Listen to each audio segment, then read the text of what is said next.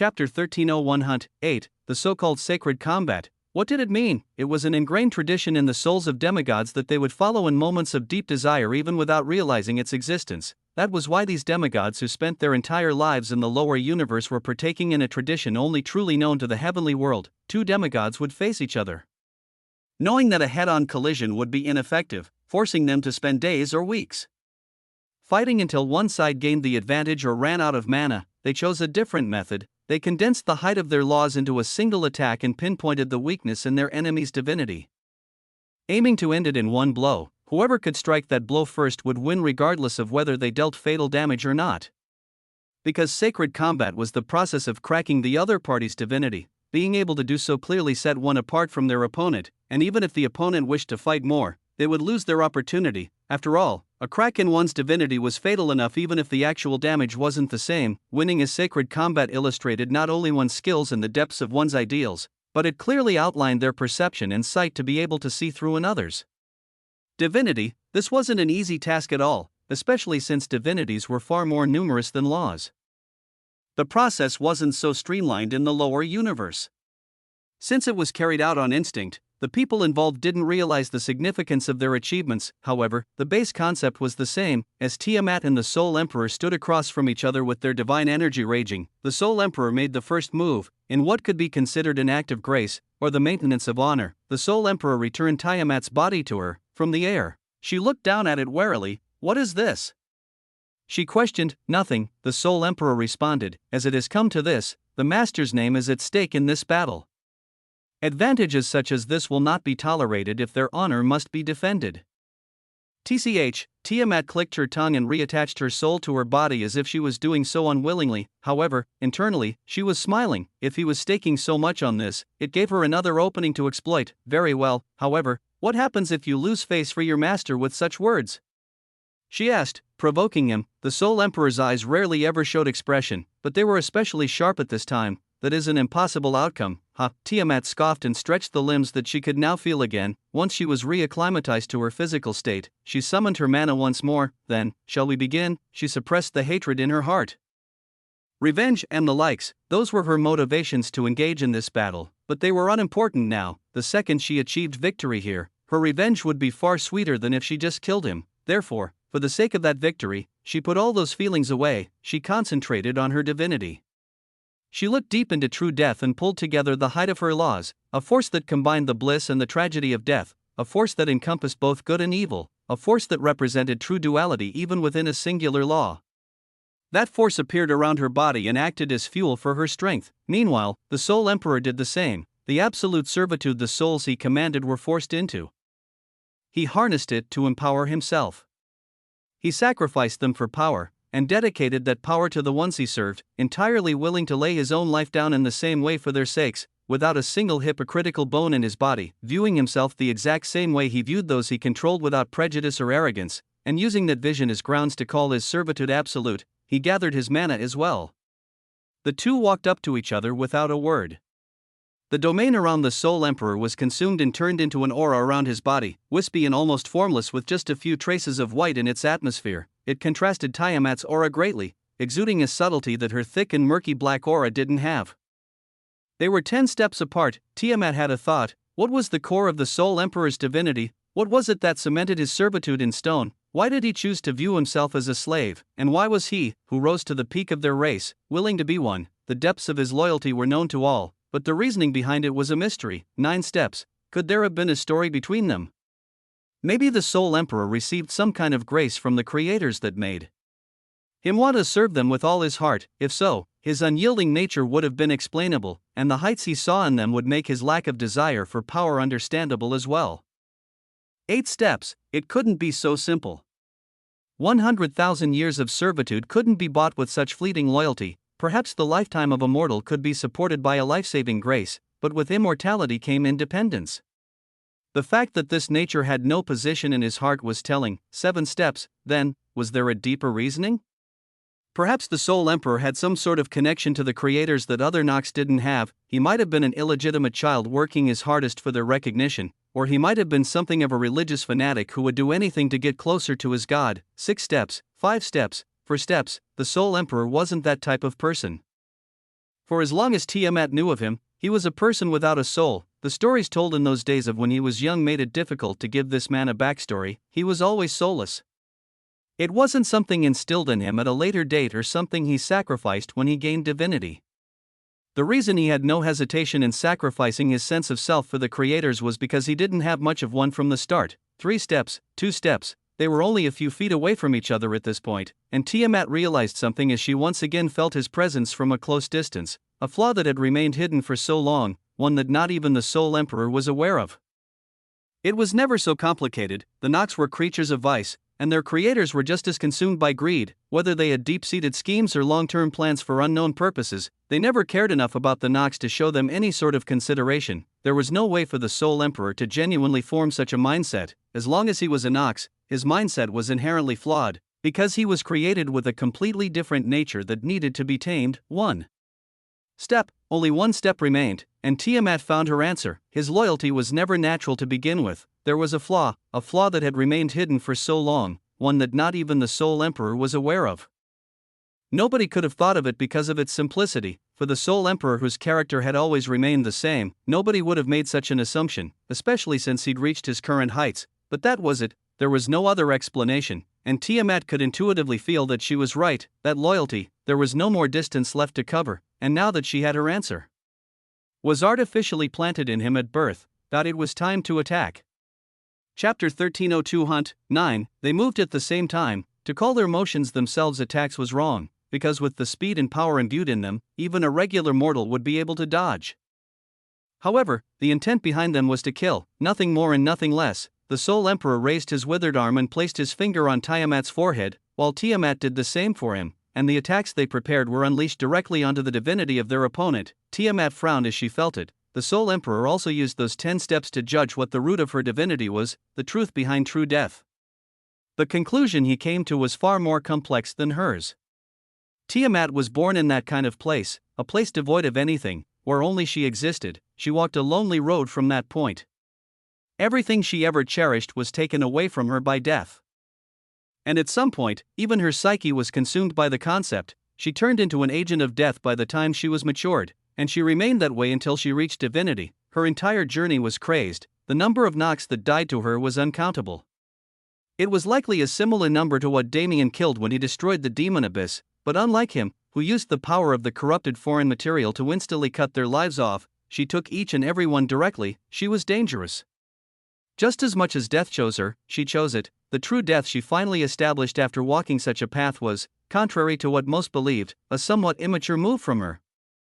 It was innocent, because while the side of her that wished for her enemies to be erased in totality, to lose any presence in this world and be forgotten, silently receiving the worst of punishments by their lonesome, she wanted those she cared for to experience only bliss when they entered its embrace. There was nothing wrong with this.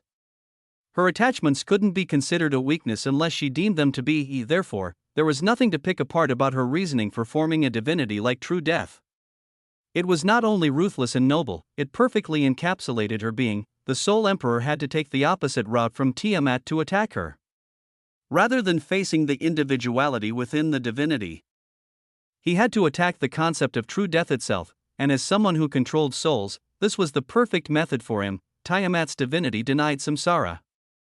It put death above life and disallowed their harmony. While the universe functioned with the wheel of samsara governing its dead, that didn't mean other beliefs were discredited, whether it be the afterlife, non-existence, or the complete absence of death. The universe allowed one to hold the beliefs they did, and when their souls were reincarnated, their egos would be given sufficient reward or punishment based on their beliefs.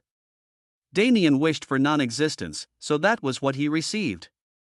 But to call it true death when it was just one of the many facets of death was wrong. This was the basis of the Soul Emperor's attacks. The souls he carried were proof. They were souls he stole from the wheel of samsara, thus proving its existence as the ultimate authority. This truth struck Tiamat's divinity in that metaphysical plane, and it became her job to fight it. Meanwhile, Tiamat's attack was already said. She targeted the very core of the Soul Emperor's belief, the fact that he was someone the creators cared for, the fact that his loyalty was valid, or that it was even his own. The truth that he was instilled with such loyalty, and it wasn't naturally bred, would utterly collapse his sense of self, which, in turn, would do the same to his divinity. However, unlike the Soul Emperor, she didn't have definitive proof of her claim. It was a gamble. The Soul Emperor's attack was surefire. Once Tiamat lost out, it had a 100% chance of piercing her divinity, even if the cut was shallow. On the other hand, Tiamat's attack was riskier and had the potential to miss, but she succeeded. She'd directly cripple him in that moment. Two different paths and two different strategies clashed, and as the two remained standing silently on the ancient battlefield without a hint of movement, they partook in the most direct and deep battle they could possibly have. At some point, Iris appeared above them with a frown on her face. Seriously, even if the main enemy is gone. Is it normal to leave yourself so unguarded? She complained, but it wasn't an unworthy complaint. Even though she'd finished taking care of the rest of the Nox Lords remaining, leaving only the Soul Emperor and Saint Emperor alive, the war wasn't necessarily over. There were still traitors hidden in the ranks, people with the same goal as the Soul Emperor to keep their allegiance with the Grand Heaven's boundary side for the sake of survival. People like that were the reason their universe was so fractured in the current era. During the last war, the ancient battlefield didn't open, so those people had a chance to fester over thousands of years, now that they were stuck here until the last two emperors met their ends.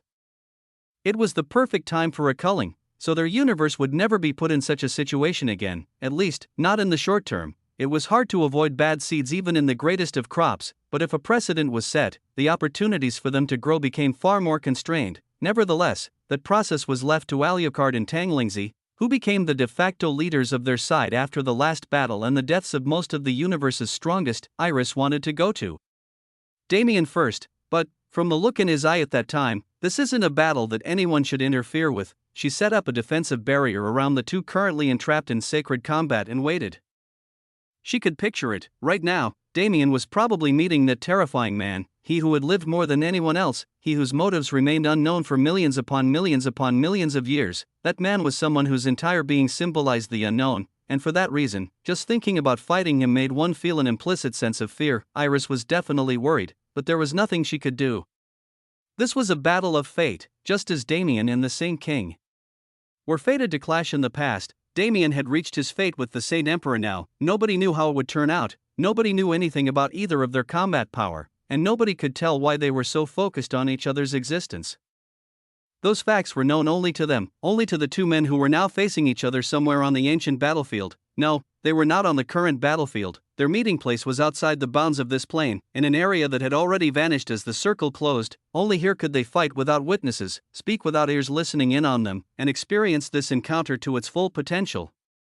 Only here would they be able to sever the twisted fate between them, and so, they met. It was time to begin the battle that would make or break the universe's destructive fate. 1303 Saint Emperor. 1. Do you know how long I've lived? The Saint Emperor stood with his back turned. When Damien appeared behind him, he didn't turn to look at him, but he immediately started a conversation. Damien looked at that back silently. Even now, with his newfound power, he couldn't see through this man at all. That back was opaque. It was so fully packed with experience and defense that nobody could see through it, even if they were far stronger. Damien wasn't here to converse. He wanted to start fighting as soon as possible and end his fate with this man, but for some reason, he felt obligated to answer. I have a rough idea, he said slowly, lowering his hostility. As of today, it has been 999,999,999 years. Quite coincidental, isn't it? Despite how long I have been chasing you and you have been chasing me. The day of our fated encounter occurred on this instance. The Saint Emperor smiled lightly. It was a very long time. I cannot properly remember the beginning anymore. However, even then, I was curious about my existence. He started to tell a story. There are many of us who were born with this question in our hearts. However, the majority of our race lacks it. I was the first. At that time, only I had the ability to truly possess a sense of identity, and as I watched my people, I realized how pathetic they were. I realized the truth behind our existence early, and I was crushed by that realization. What was I to do? Submit? Live in silence, allowing myself to be controlled? Resist? The answer I found was none of the above. The Saint Emperor turned around. His eyes were like that of a snake, but for the most part, he was a handsome man.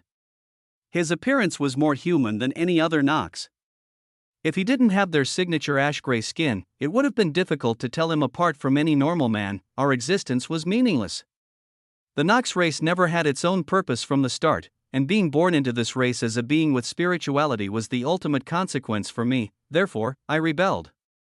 I rebelled by forsaking my race entirely and acting only for myself. Damien frowned. He didn't know why this story was being told, nor could he understand its significance. The weight of the Saint Emperor's words was heavy. It weighed down on his mind as the man kept talking, allowing him to understand the darkness that brewed in his heart during those ancient times. Everyone was so weak, the Saint Emperor continued. We did not know how to use mana properly. We did not know there existed a realm of gods above. We fought between ourselves as if the entire world belonged to us, when, in reality, we were nothing more than specks of dust in the true expanse of existence. And that, the Saint Emperor's eyes sharpened, was just too boring. Boring, Damien replied subconsciously. It wasn't the word he expected to follow such a story. The Saint Emperor seemed to understand his confusion. It is unexpected, right? In normal cases, when an individual becomes disillusioned by reality, they lash out in anger or despair. I felt neither. No, I do not think I am capable of those feelings in the first place.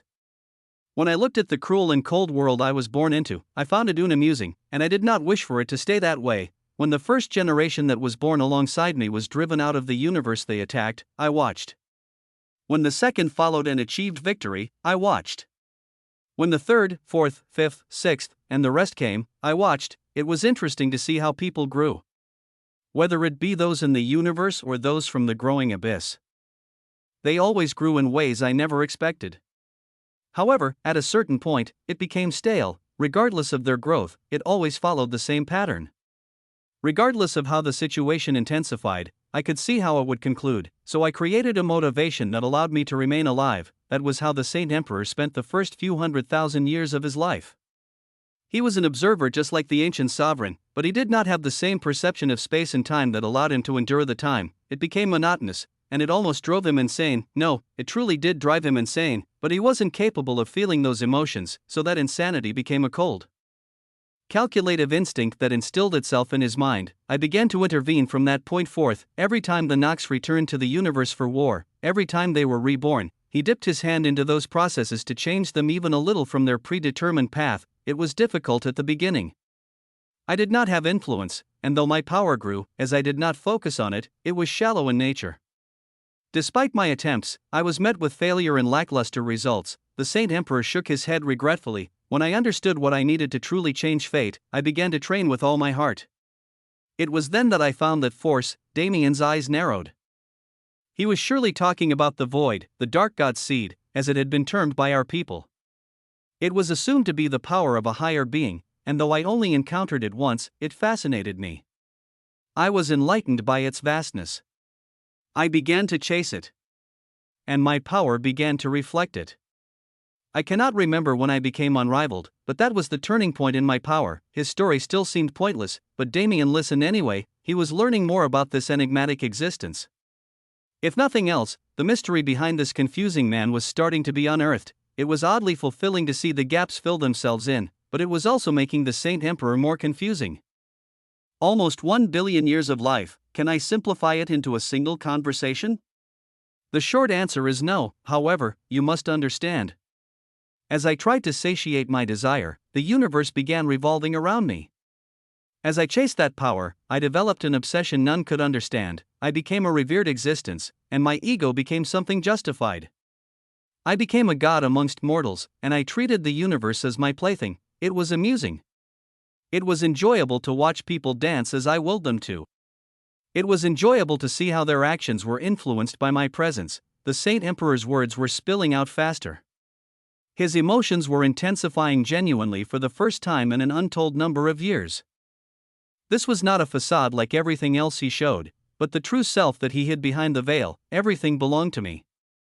Everything except the thing I truly desired. His voice began to shake. I was the main character of the story I wrote through my actions, and as that story became the history of the world, I became the main character of existence. His eyes locked with Damien's, or, that was what I believed. Until I met you. Chapter 1304 Saint Emperor 2, Damien Void. You were an anomaly. The Saint Emperor skipped countless hundreds of millions of years of his story and entered the current era. I first became aware of your existence when the fifth primal sovereign died and watched you from then. Our meeting on Calypto was entirely calculated by me, because I could no longer watch. I wanted to interact with you. Those words were scarier than he made them out to be. A man who had been watching him for several years, a man who could so perfectly understand the flow of the universe that he set up the entire invasion of Eden as a stage to meet Damien, that was the man the Saint Emperor was. You exceeded all my expectations. When I finally saw you, I could not believe my eyes. You truly held that power I'd been powerlessly chasing for eons. You were someone blessed beyond belief, a man who was destined for greatness. I craved your power. I believed that once I plundered what you had, I would become whole and achieve the fate I decided for myself. I influenced everything. All of your conflicts from that point forward had a hint of my hand in them. Whether it be the Black Dragon clan or Immortal Blood Azura, I made sure they would target you and serve as stepping stones for your growth, so that one day, you would become worthy of me. Life had become dull. Even influencing the world had become dull. I led countless universes to their destruction and raised countless others up. I allowed the Nox to become a race somewhat worthy of my name and watched as their influence outdid the universe in every way, yet, it was all meaningless before you. That day finally came on Alcatraz. After you magnificently utilized the foreign material and caused a scene of myths and legends, I finally couldn't hold back anymore. I killed you that day, so I could finally harvest the seed I'd been ripening for so many decades. The Saint Emperor clenched his fist until his palm bled. However, I was wrong. For the first time in my life, I was wrong. I did not gain anything from that day. I did not steal anything, and as we see now, I did not even succeed in killing you. It was devastating. What was I to do?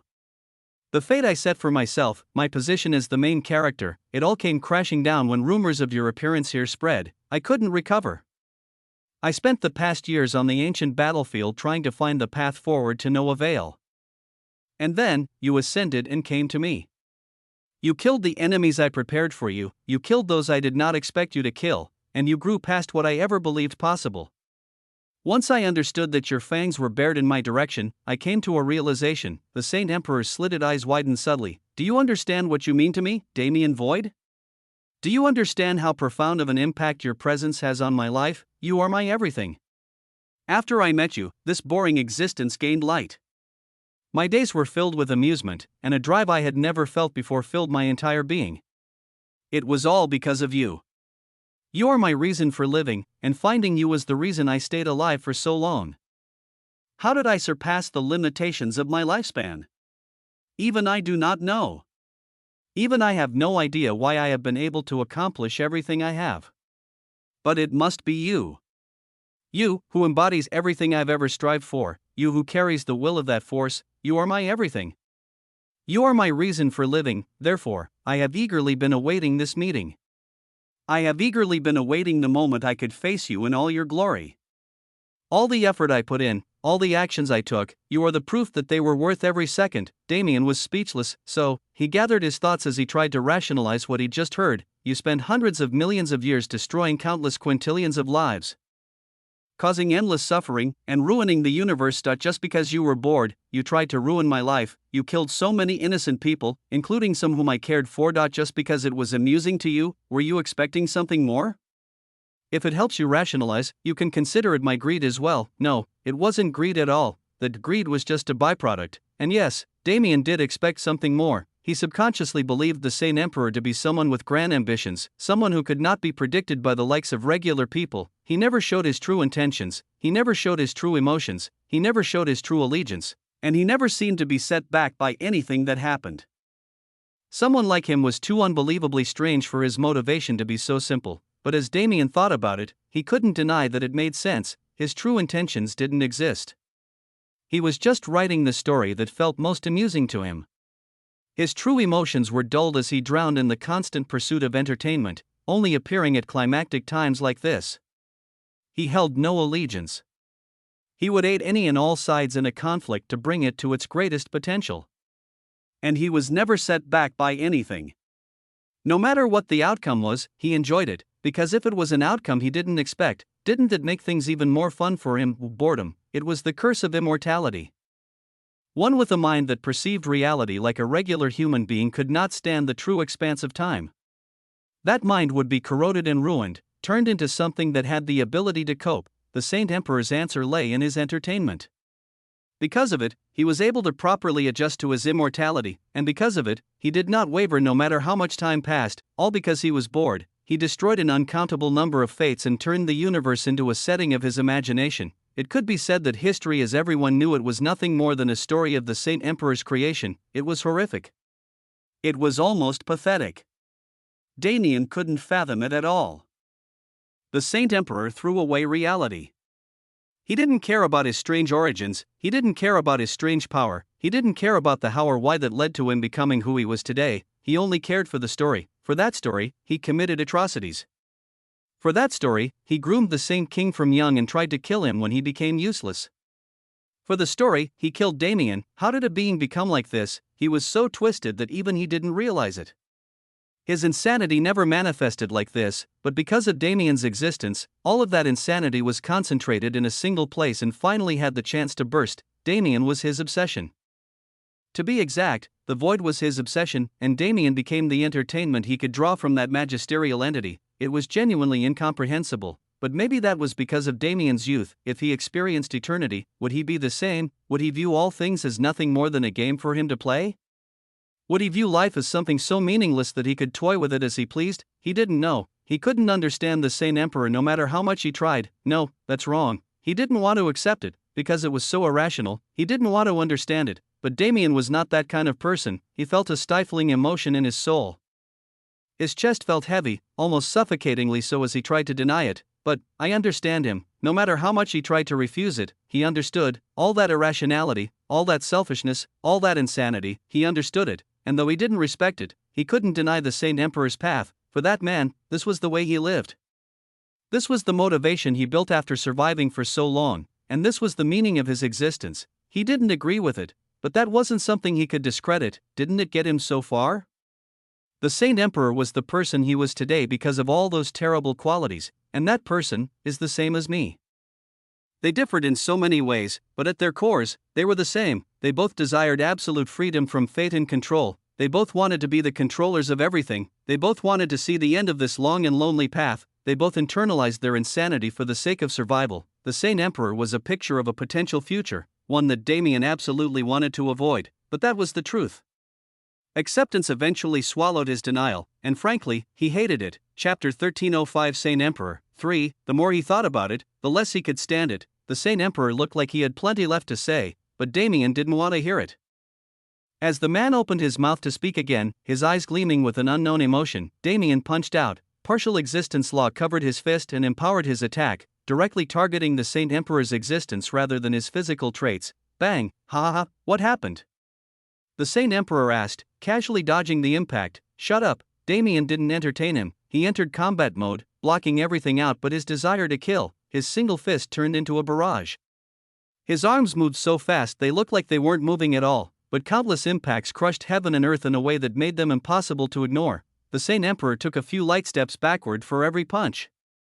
He didn't try to attack back, but merely dodged and parried everything Damien threw at him. Are you angry? Why?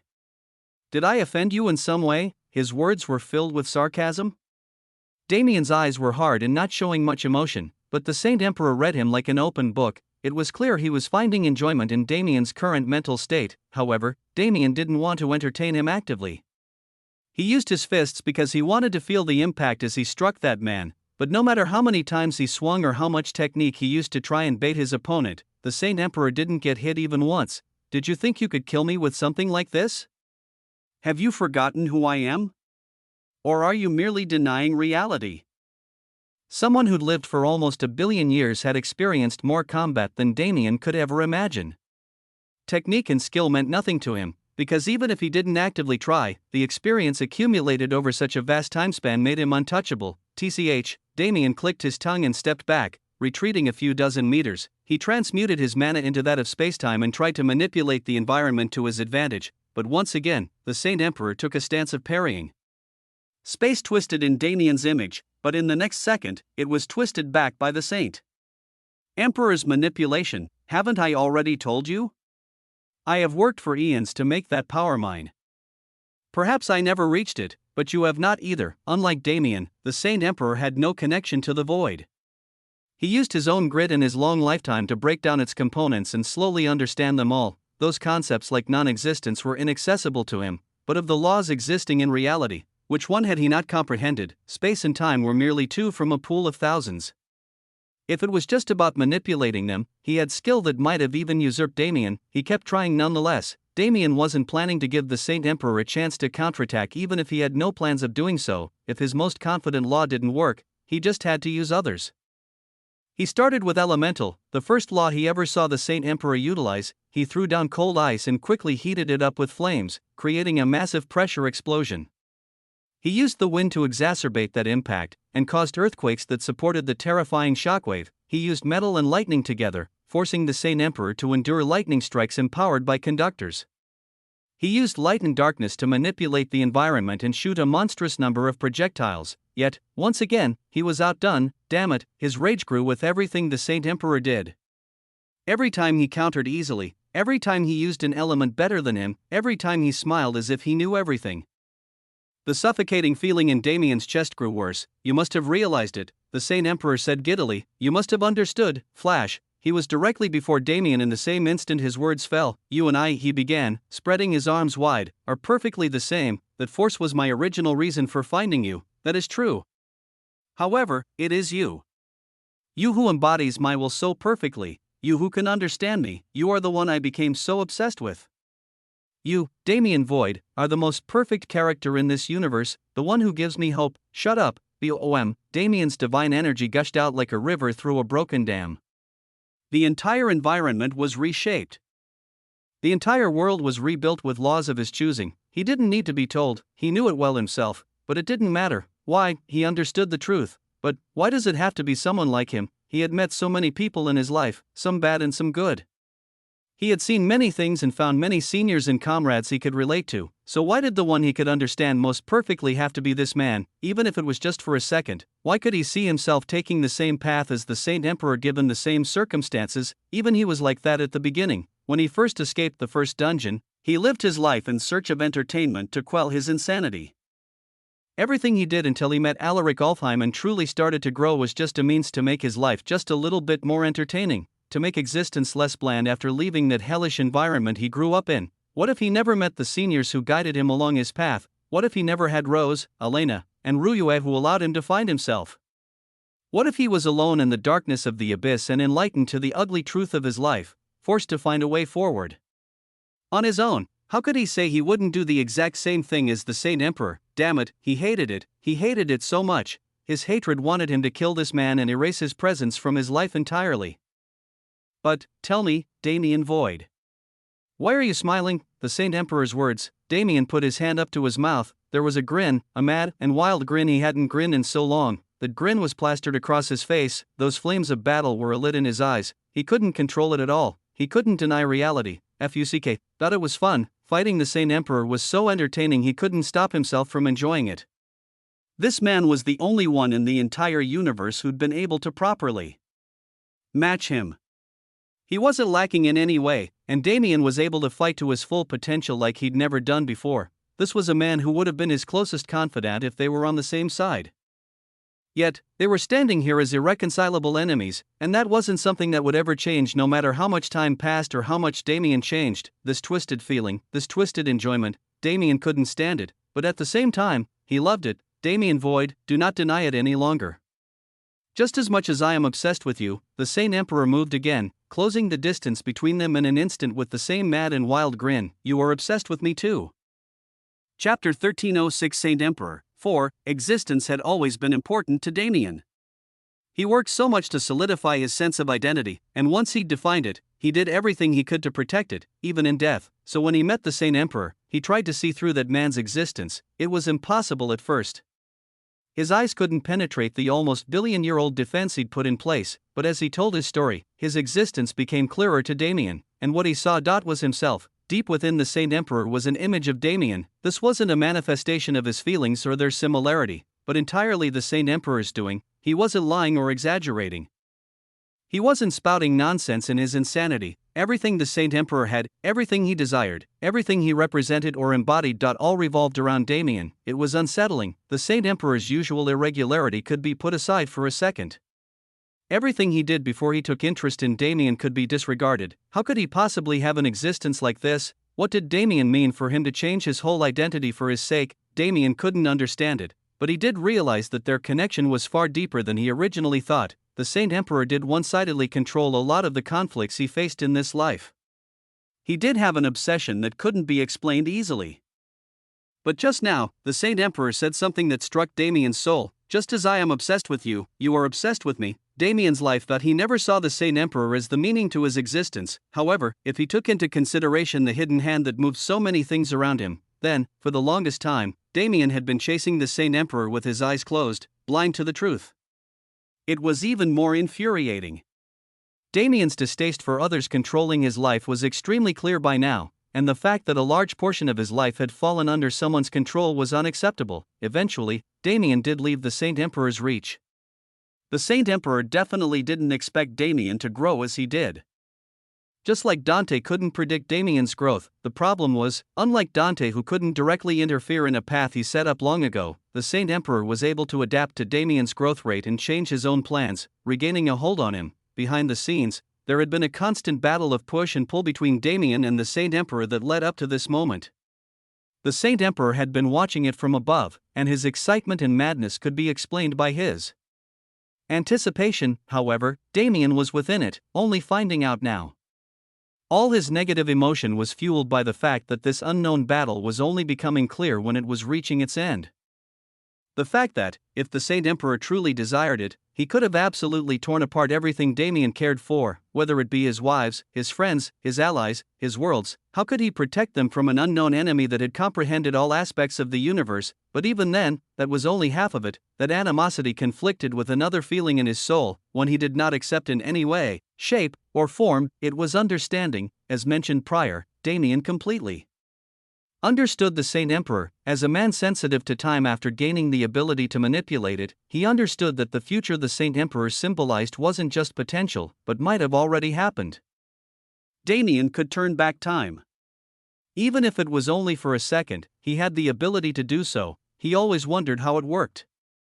Since the time he rewound was localized, did it superimpose on the current timeline? Or was a separate timeline created to accommodate his actions? The existence of a split timeline couldn't be ignored, because when space-time first presented itself to him, it did so as a river. Streams flowed into rivers, and rivers flowed into the ocean.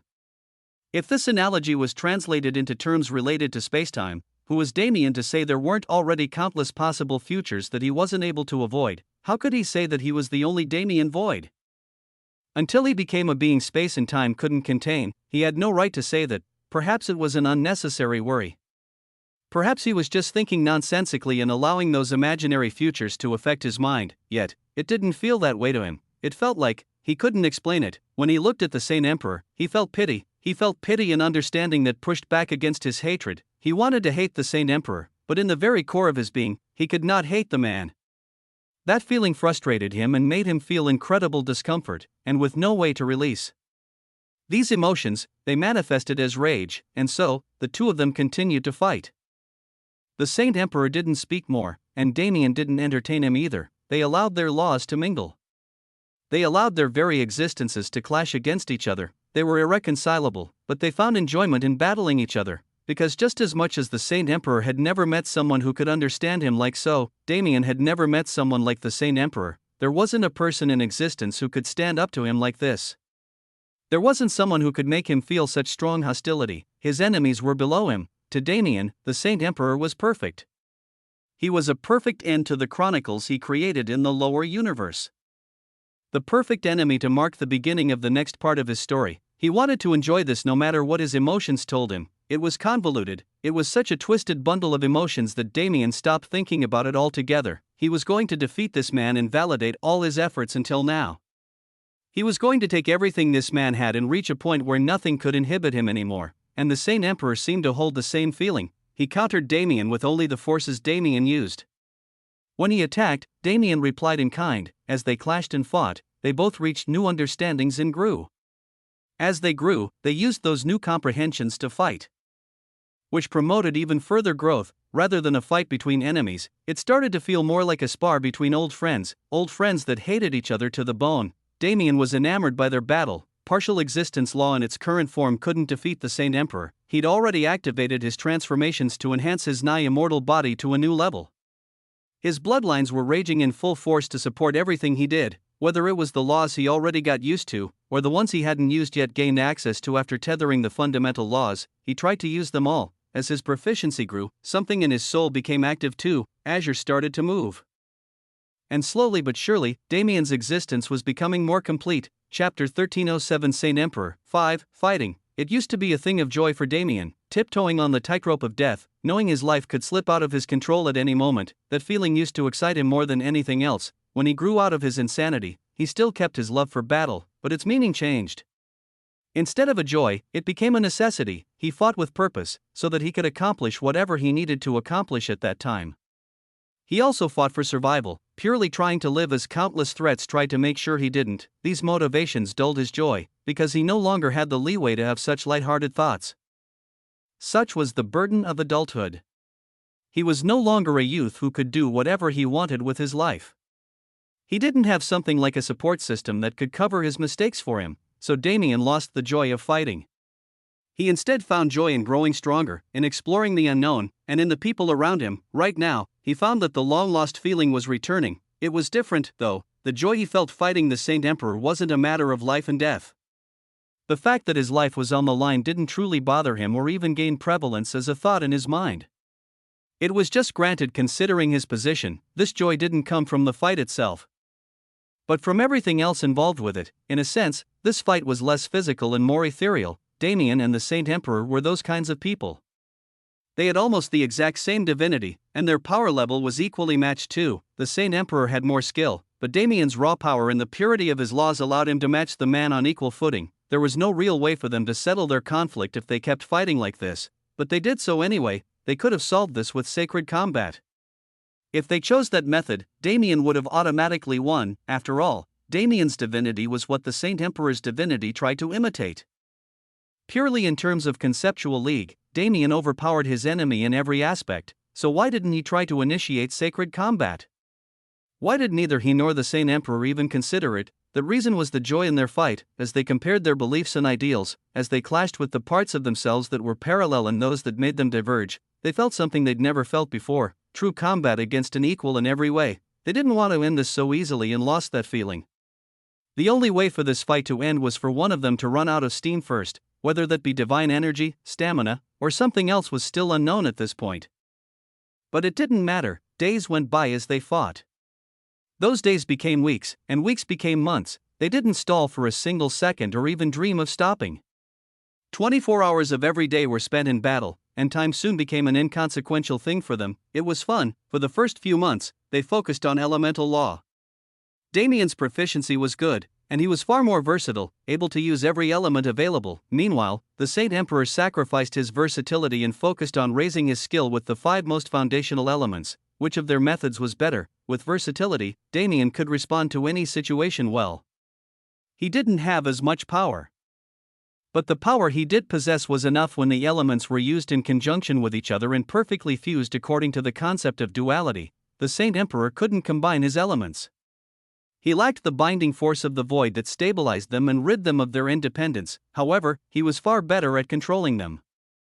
He could use fire in ways that resembled water or earth, and he could manipulate air as if it had the properties of fire or wood. It was a mystical thing to accomplish without any support, and Damien learned a great deal from it. He still believed his method superior, especially since his final aim was to control every aspect of existence.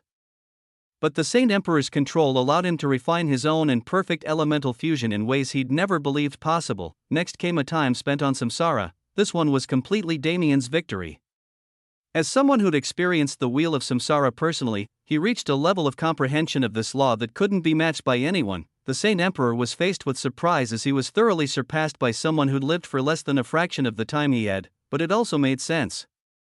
The samsara he'd comprehended came from the lives and deaths of those who existed and ceased existing during his lifetime. He's watched them for eons and come to the perspective he held. But as someone who never experienced life nor death, he couldn't quite reach a standard of perfection. They only spent a month on this aspect of the fight before the Saint Emperor changed their method to spacetime, and surprisingly, while it was Damien's main specialty, they spent over a year on this fight. They flashed through the desolate Earth, moving in and out of the spatial layers. They moved back and forth through time, treating its rivers as nothing more than a means of transportation. Damien was grinning the whole time. The Saint Emperor also focused on spacetime more than most. He couldn't just use space in the ways Damien could, he expanded on the concept to a new level. He could use the concept of distance to create entire galaxies in a mere few meters worth of space and use them as attacks. The explosions were capable of exuding as much force as a true exploding galaxy, a mystical phenomenon that even demigods couldn't survive easily. Naturally, Damien was different. He also showcased the height of his laws, severing spacetime and shifting its place in reality as he pleased. The Saint Emperor's explosive force was surely powerful, but as Damien altered the layers of space and time to displace its coordinates, it couldn't even reach him, which made it irrelevant. He was learning. Every time they exchanged attacks, he learned more. The elements of existence law that remained tethered yet separated slowly started to come together, closing the distance between each other. At the end of the process, he'd reach his goal far earlier than he ever expected to, and though both of them had the ability to, as years passed, neither replenished their mana, it was a matter of honor, or maybe it was just a risk they took to maintain the enjoyment of their fight. After all, they were almost there. Once they compared creation and destruction, the time would come to choose a final winner. Damien gritted his teeth. He was feeling more complex with the passing of time, but he decided to push it down so he could focus. Why was the Saint Emperor doing this? Yes, Damien was supposedly everything to him, but still, the Saint Emperor was someone who wanted to become the main character of his own story.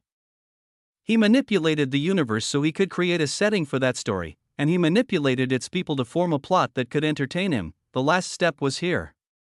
The second he killed Damien and came out on top, he would take his position as the main character and rule existence as its sovereign. So, why was he doing this? Why was he teaching Damien? It was impossible to understand. The only way to get that answer was to win. Damien's eyes hardened. It's been fun, but, he sighed to himself, from now on, I'll be serious. Chapter 1308 Saint Emperor 6. At the end of the day, this was also that type of battle. Damien had the subtle urge to keep the Saint Emperor alive. Not due to any misguided sympathy, but from sheer curiosity. This kind of character couldn't easily be created, and he wanted to explore the true depths of this strange man to satisfy his own interest. However, he was a man with responsibilities. He had a duty to end the Saint Emperor and usher in a new era for the universe. And while he did have that slight urge, his desire to finally end this and move on was far greater. Therefore, this was also a battle Damien needed to win no matter what. Creation, destruction, and a final round where they used everything they could to come out on top. The Saint Emperor was acting strangely, but even he didn't want to just die. He wasn't making it easy for Damien to win in the slightest. Until now, he'd used just enough force to match his opponent, but the control he exercised while doing so made it clear he had much more power that he kept hidden within him. The second Damien stopped playing by his rhythm, he would surely bring that power out. That time was now. Damien summoned the forces of creation and destruction on his palms as he looked at the enemy. The ancient battlefield, or rather, this area outside its bounds was completely wrecked already. The mountains and dense earth were torn to shreds, and the atmosphere through which they clashed was already showing signs of collapsing. There wasn't much time left before the entire area was swallowed by the chaotic void. And until then, they would fight. Damien took a deep breath. Focus. He put aside everything else. All those useless feelings that were dredged up as he faced the Saint Emperor were thrown away. The Saint Emperor was the reason they came into being. He was doing everything he could to perturb Damien's mental state, but Damien was the one who allowed those emotions to exist. As long as he disallowed their presence, such feelings wouldn't invade his mind anymore. Feeling them was like understanding him. My curiosity made me want to keep them, but if I want to win this battle, understanding him is meaningless. There was no need to sympathize with the enemy. Everybody had their own story. In most cases, the people he fought had their own desires and motivations and couldn't be considered evil one-sidedly. The Saint Emperor was the same, no matter who he was or how similar he was to Damien, no matter what value he held elsewhere. In this moment, here and now, he was an enemy to be killed. That was all Damien needed to know. He closed his eyes for a second and stabilized his mind. When he opened them again, he was already shooting forward. Creation and destruction were his newest attainments, but he felt far more adept at them than others. After all, despite being complex, they were the easiest for him to use. He had a foundation built by the laws that made up these two supreme concepts. So when it came to using them in their true form, he really only needed to focus on their most basic definitions. To create and to destroy, he began with creation, as Iris did. Damien had to learn how to use this law offensively. There was the obvious method of controlling constructs he created, but that was too plain for him. Damien wanted to make an attack style worthy of the law of creation. Iris took the route of energy creation. Not only did she create different forms of energy like universal law, she learned to create her own reality to influence at will. The path Damien chose was different. The best way to describe it was realization. He was a man with quite the imagination. And due to his upbringing in a mortal world like Earth, that imagination was filled with things that didn't exist even in this fantastical world. The path he took in creation was bringing these imaginary concepts to reality, and on top of that, using his legacy as a celestial universe creation was something he wanted to try his hand at. He saw the Saint Emperor do it earlier. All he had to do was mimic it, focusing his energy on the divine energy in his body. He infused his will into creation law and brought his imagination to reality. VOM, a shadow blanketed the entire battlefield. Oh, the Saint Emperor made a sound of interest as he looked up. It was hard to see it in its entirety. It simply did not fit on the plane they were on and was forced to exist beyond it, but its pressure could be felt clearly. Lame. Damien gave the command. A strange sound whirred through the atmosphere, like a heap of matter being collected into a single, minuscule point. Is this your declaration of war? The Saint Emperor asked, the expression in his eyes much colder than before. Damien nodded. This battle must end somehow. There doesn't exist a universe where you and I can coexist. So be it, then.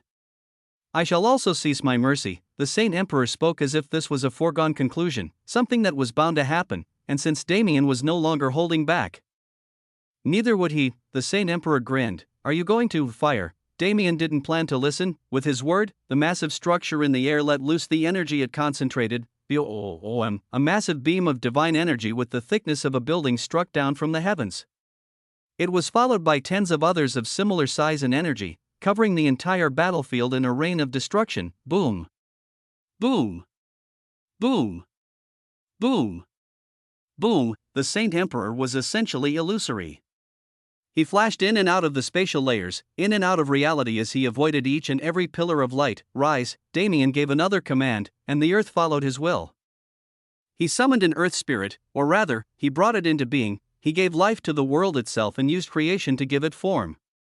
The spirit of the ancient battlefield that he birthed rose from the ground amidst the raining light and slammed its fists through the air. The Saint Emperor couldn't avoid it. He was powerful and extremely agile, but avoiding such a concentrated impact without being struck by an energy beam was impossible. Damien made sure of it. The Saint Emperor's body was sent flying, but no blood leaked.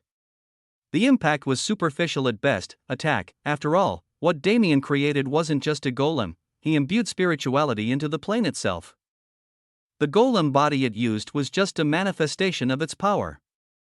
In reality, the entire ancient battlefield became Damien's weapon. Bang! Bang! Bang!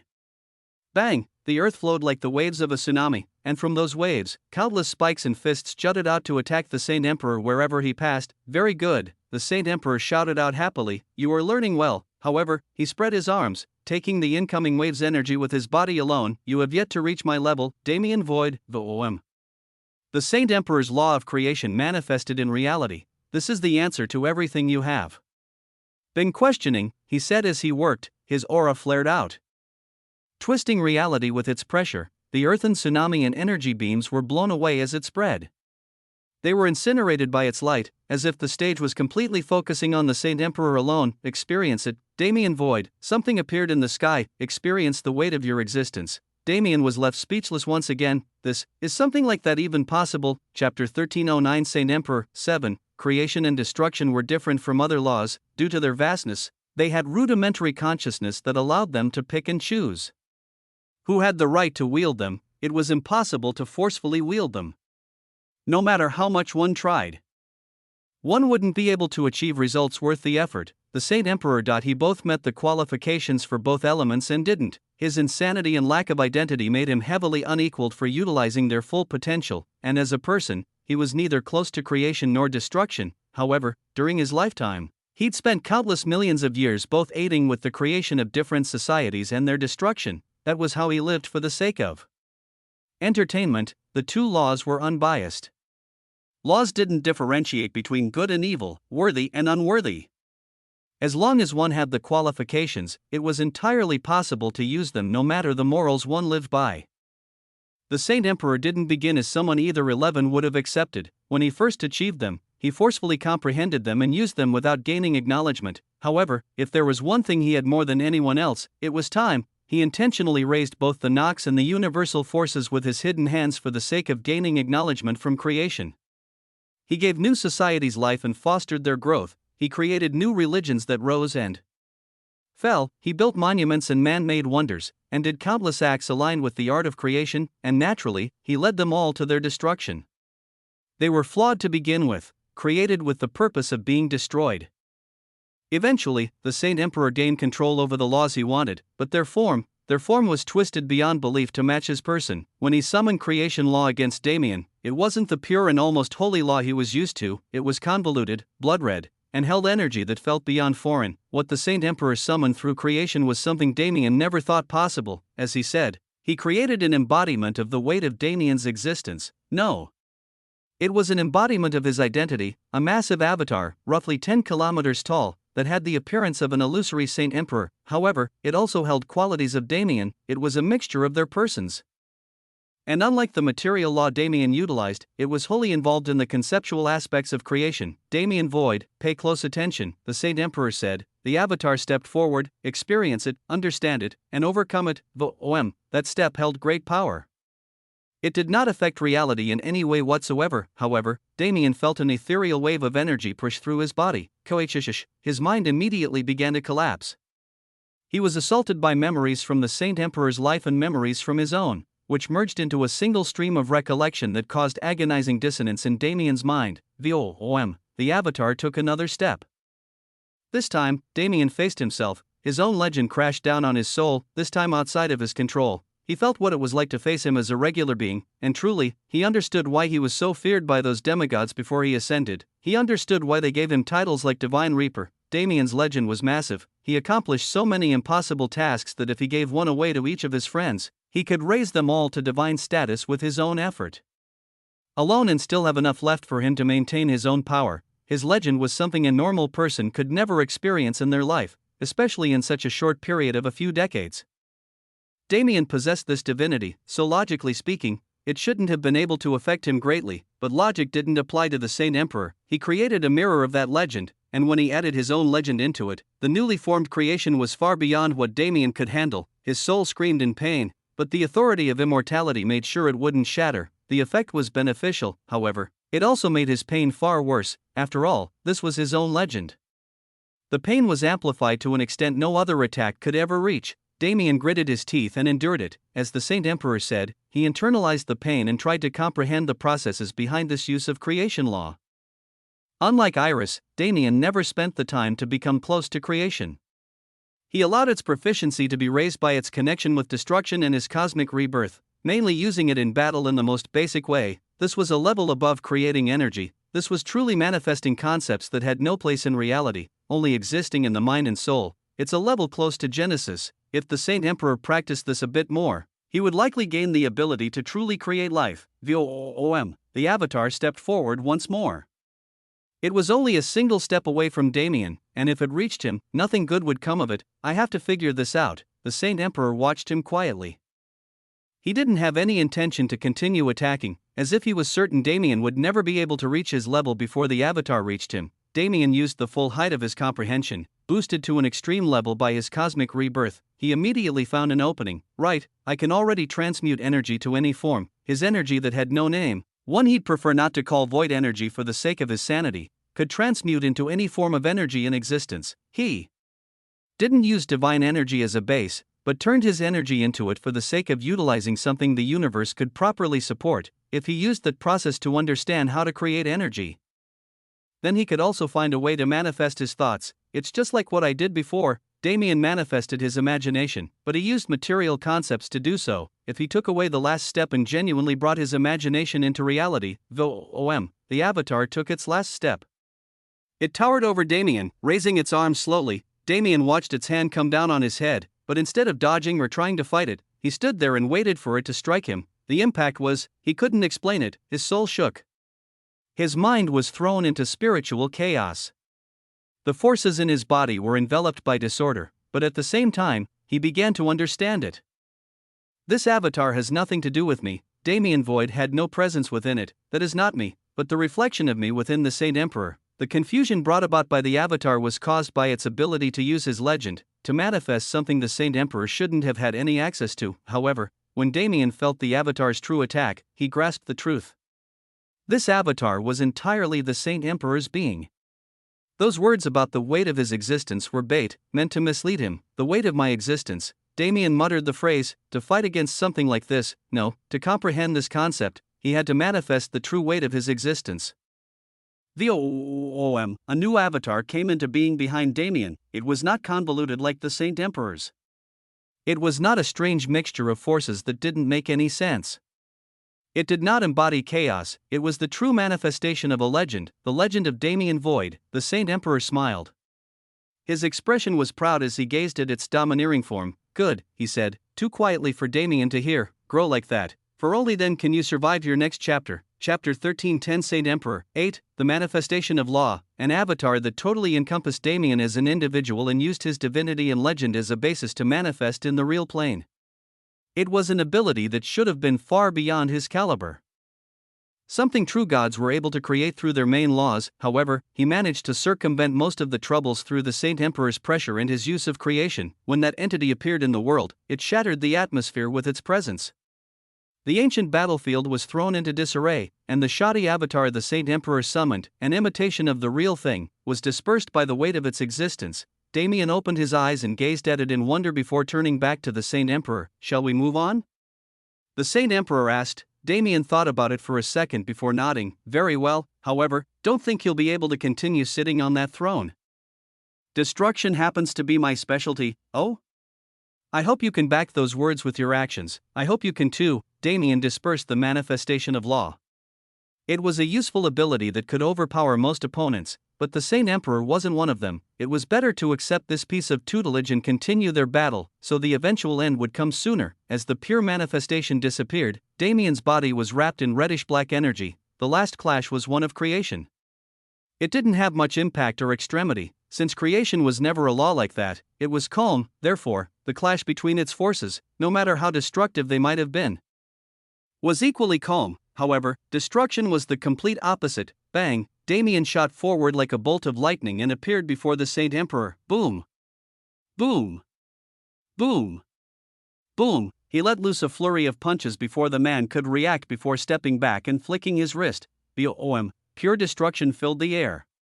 It was a mixture of several destructive laws that couldn't be described any other way. The actual processes were drowned in chaos, and as long as the intent to destroy was present, anything was possible. That was the nature of destruction. A reddish-black cloud of energy rose through the atmosphere and enveloped the Saint Emperor. However, he was more than prepared. Boom! His body mirrored Damien's, turning into a reddish-black flash as he escaped the cloud. He moved his arm in a diagonal motion, and before Damien could react, space itself was cut in half. The vacuum formed by the gash attempted to draw him in. At first, he tried to resist the normal way, but that was impossible. This was the ancient battlefield. Just as space was far stronger here, the chaotic void existing beyond it was far more deadly. Destruction, that was the answer. To sever concepts, to use destruction to its full potential. Damien mimicked the Saint Emperor's motions and cut diagonally through the air. He didn't sever space, nor did he sever energy, he severed the vacuum itself, destroying the concept that supported its existence. Ha! You are indeed skilled. The Saint Emperor applauded him as he approached. He initiated a bout of close-range battle, showing expert skill in hand-to-hand combat. His fists were blurry because of speed. He struck left and sent an uppercut, forcing Damien to dodge before revealing it was a feint to hide the true attack coming from below. Bang! Bang! Bang! Damien's body was assaulted with blunt impacts. Each one had the power to puncture planets, and when they made contact, arcs of destruction law were passed through his body, running up his systems and attempting to cease their function. Damien grinned. This kind of strategy won't work on me anymore. That was the benefit of the void physique superimposing on his physical body. All of his extraordinary systems, such as the Ananta Matrix and Mana Heart, were ingrained into his vessel. Their physical forms disappeared, but their effects remained. The most the Saint Emperor could destroy was his physical system, his organs, and other fleshy parts. However, to even do that, he had to break through the subspaces that protected those organs first. He'd done it once before. When he attacked Damien in the lower universe, he was able to directly punch through those defenses as if they didn't exist, but they were on the same level now, and Damien learned a lot from that experience. His current internal defenses couldn't be broken so easily. Bang! Bang! Bang! Bang! Bang! There was no way for the Saint Emperor to know all of this. He continued to assail Damien with punches and kicks, filling his body with foreign destruction mana, and that was an opportunity for Damien. There was no need to think about how to use destruction, that much was true. However, Damien did put some time into it, because to use it to its fullest potential, one needed to throw away what they knew about reality. Destruction was a law birthed along with creation. If one excluded existence and non-existence, which were only laws by technicality and stood as concepts above the concept of law, destruction was half of the first law to ever exist. It had the potential to alter reality with its power. To use it purely in its most basic form. Wasn't it a shame? The question Damien asked himself was simple. What did he want to destroy? The answer was just as simple. Everything that stood in his path, right now, that was the Saint Emperor, and to destroy the Saint Emperor, he first had to destroy himself. Reddish-black energy filled the air as the two of them clashed. The plane could not hold their presence anymore. That was why they originally came to this place that shouldn't have existed, but even this place couldn't hold them. Tears formed in space and time, in reality. And the chaotic void began to bare its fangs. Damien let loose his energy to counterattack. Boom! A massive gash formed in the space between him and the Saint Emperor and quickly spread for millions of miles in every direction. The two of them retreated to get away from it before acting in tandem, using destruction to eradicate the negative effects of that gash and charge at each other. Boom! Their laws collided. Damien aimed for the very core of the Saint Emperor's identity, the image of himself within the man. However, what did the Saint Emperor aim for? What did he want to destroy? The answer is fate. The Saint Emperor said it directly instead of making Damien ponder it. I want to destroy this twisted fate that made me who I am, the twisted fate that forced reality onto me and disallowed me from experiencing the story I created. I want to absolutely destroy anything and everything, but at the same time, what I want to destroy is completely different, something I am unable to explain in words. Boom, his destruction law spread, and Damien experienced it. Whatever it was that he wanted to destroy, his desire to do so was so extreme that it influenced Damien, who was actively suppressing his emotions. I don't know what that thing is, but Damien put forth his own determination. This clash would decide it. Which of them was worthy of destroying the object of their desire? This clash would determine it, and the other. It didn't need to be said. Damien concentrated his energy. Since the Saint Emperor was showing him something real, something from the very core of his being, something nobody had ever had the opportunity to see before, he decided to do the same. Everything Damien used to run from, everything deeply embedded in his psyche that changed him into a different person, everything negative that he rejected so he could become absolute. Damien put those feelings, and the will to destroy them, into his attacks, a battle where they bore their true selves to each other, where they could completely let loose the things they hid from others. That was what this battle had become. And still, despite the passing of years and the end approaching soon, in their hearts, this battle had only just begun. 1311 Saint Emperor. 9. What did it mean to destroy a concept? It was different for everyone, but to Damien, it meant breaking a shackle. He was prone to destruction, but he wasn't a slave to it. He never destroyed anything meaningless, and even when he did cause mass destruction, it was always purposeful. Intent mattered more than the action to him. The things he wanted to see broken were inhibitions. Whether those were physical in the form of enemies or barriers, or ethereal in the form of emotions or bottlenecks, what shackles did he have to break now? Not obvious ones like the Saint Emperor, but ones hidden deep within the recesses of his mind, ones he thought were long exterminated. There were a few answers, but they weren't easy to find. Damien had broken through most of his mental bottlenecks long ago. It could be said that his psyche was perfected to a level it should have never reached in such a short span of time due to his countless experiences, but some of those feelings lingered. They didn't affect him outwardly or have any real presence in his thought process, but they still lingered. He remembered those times of the past, and no matter how strong he grew, he always held the worry that he'd return to that pathetic person he used to be. He had an amazing support system. His wives grounded him in a way he could never achieve by himself, and because of them, he always had the motivation to continue improving even if everything else abandoned him. However, he sometimes wondered what would happen without them. He always wondered if, in a situation where his support system disappeared, he would become a monster who couldn't differentiate between friend and foe, someone who lived for the purpose of destruction. It was an unreasonable worry. Damien was never someone who caved on his values so easily, even if he was left alone for millennia or eons. Still, he couldn't stop himself from questioning it, because despite his stalwart nature, he did have that nature hidden within him. He had the capabilities to become a monster if he was put in the right circumstances. He couldn't allow that. He was a man with impossible abilities. Even if everything was taken from him, as long as he stayed true to himself and reached the heights of his potential, he could regain it all. So straying from that path and becoming an avatar of destruction was something he both feared and absolutely disallowed himself from doing. The will Damien put into his mana reflected this. It reflected both the monster within him and the determination to make sure it never appeared in reality, to slay it and completely make its power his own. It contained all the doubts he once held, and everything he used to overcome them. In short, it contained his will to cut off weakness and become absolute. He swung a sword of destruction that perfectly embodied this desire, and clashed against the Saint Emperor who did the same. The spatial tears around them grew worse. It was impossible to see any semblance of the ancient battlefield anymore. The duo was thrown into the chaotic void, unable to find ground to stand on anymore, but the rampant destruction law emanating from their collision pushed away any crushing force the space had, creating an oasis for their battle. It was enlightening. When they used creation, they destroyed, and when they used destruction, they created. Their wills were too strong to overpower each other, allowing both creation and destruction to showcase their duality without being overshadowed. Damien pushed his sword forward with all his strength. His determination wasn't something anyone could compare with. That flimsy and weak man he used to be no longer existed. That man grew into someone who would do anything and sacrifice even his own life for the sake of success, but for some reason, he couldn't overpower the Saint Emperor. What do you want to destroy? He asked, his voice quiet yet traveling perfectly into the opponent's ears. Are you curious? The Saint Emperor asked in return. It was a question he was fond of. There was no way he just wanted to sever fate. Yes, this desire was powerful. It was an almost impossible task for most, so the absolute desire to crush that ruling force and come out on top was indomitable. However, the Saint Emperor wasn't like them. He might not have been able to gain the Void's acknowledgement, but that was by no fault of his own. Even Damien didn't know what conditions made the Void choose him as its apostle. The Saint Emperor was both powerful and influential enough to challenge fate with what he had. As long as he didn't covet the Void, he could have anything he wanted, and no matter how much he tried to portray himself as a lunatic, he wasn't one at all. He wasn't someone who would single-mindedly focus on the Void knowing it was an impossible goal. After all, when he tried to kill Damien and failed, he didn't fall deeper into lunacy.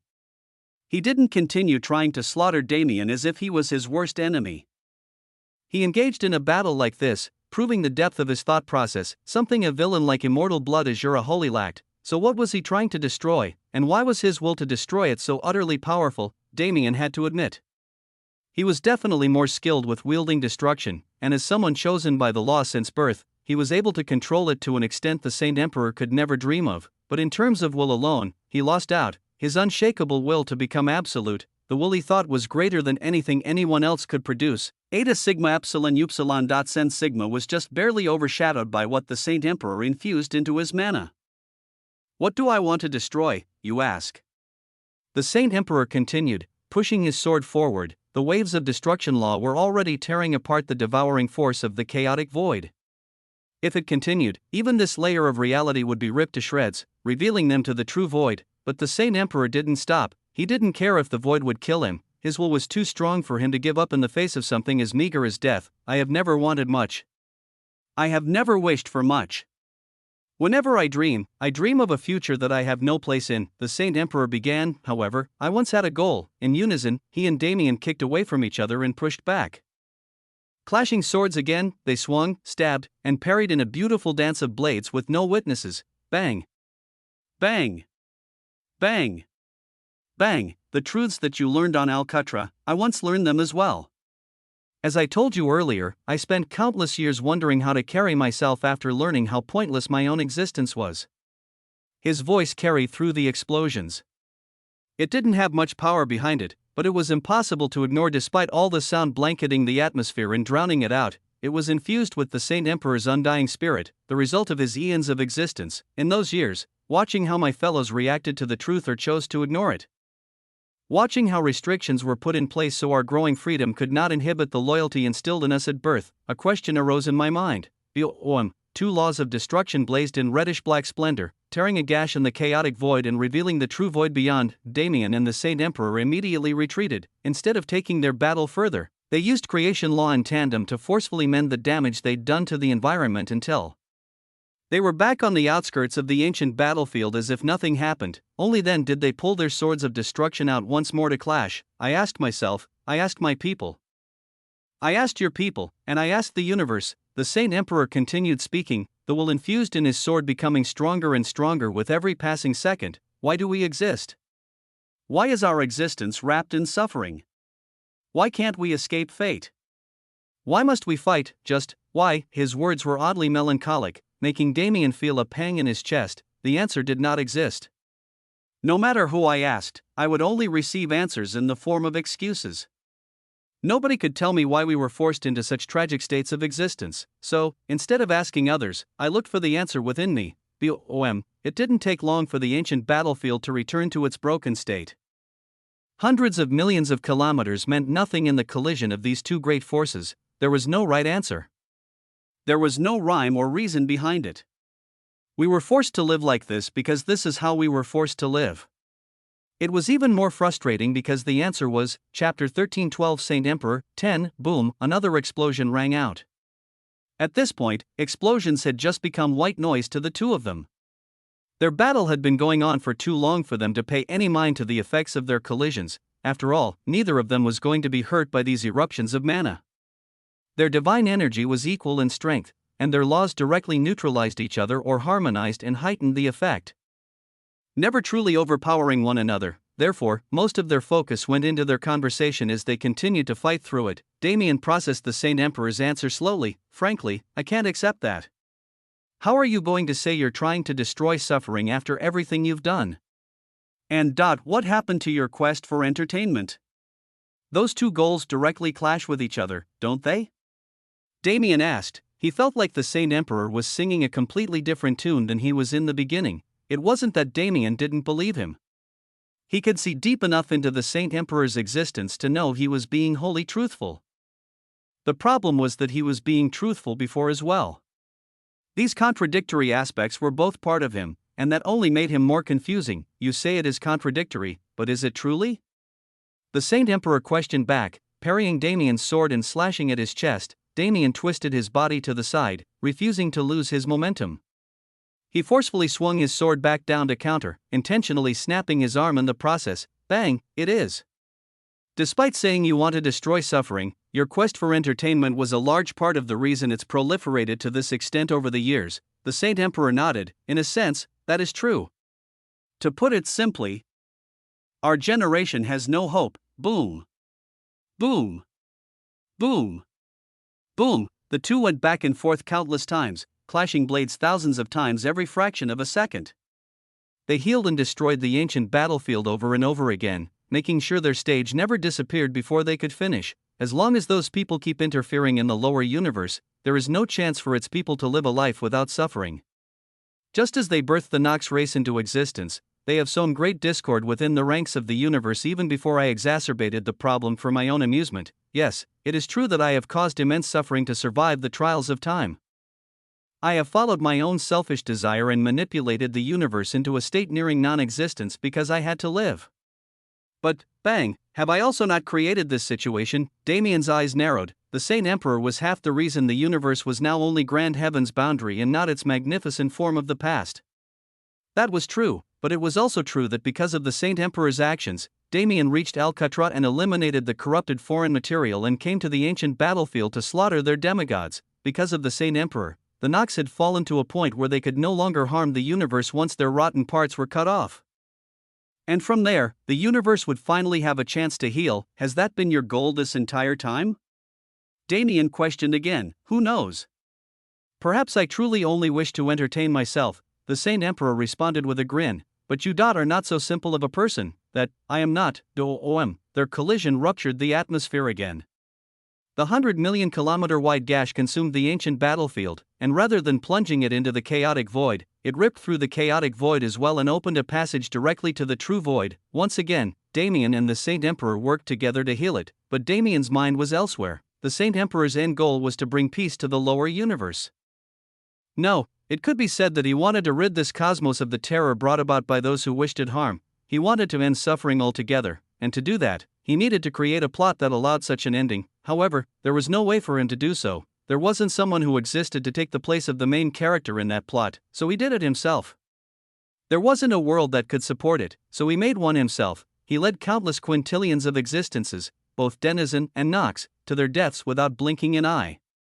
He ruined universes, ruined families, and destroyed hope for the sake of creating an ideal world. He believed his actions were justified. If the future generations could live on in a world free of suffering, if he could prevent another sane emperor from being born and facing the same tragedies he didn't care about what happened to those sacrificed in his pursuit of that goal. That was how much he didn't want to see another version of himself recreated by fate and circumstance. Do you hate yourself? Damien asked. I do, the Saint Emperor answered without hesitation. I believe I am an integral part of the plot I've created. However, I abhor what I have become. Rather, I abhor what I have been forced to become. I do not wish this fate on anyone else, and for that purpose. Damien muttered. Even if it means ending all life and birthing a new universe, I shall do so without hesitation. The Saint Emperor finished his sentence. The difference in their moral standpoints couldn't be overcome, but Damien also couldn't say anything about the Saint Emperor's motivations. How much did he have to suffer? How far did one have to plunge into the depths of despair to feel such animosity towards their own twisted existence that they'd be willing to end the world itself so future? Generations wouldn't suffer the same fate. Yes, the Saint Emperor was irredeemable. Yes, he had committed atrocities by his own will, but who could say it was completely his fault, and who could say he was completely wrong?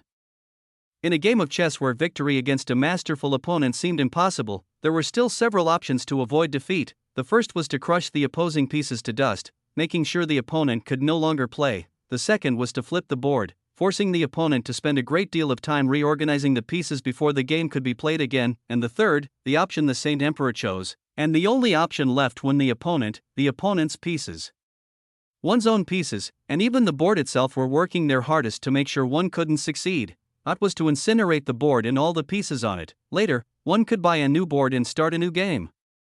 But that game would not be influenced by the first in any way. It was extreme to an incomprehensible level, but when one had been playing the game for hundreds of millions of years with no chance of success, it would eventually start feeling more and more reasonable as an option. The Saint Emperor kept trying and kept failing, and thus, the only solution he found was this.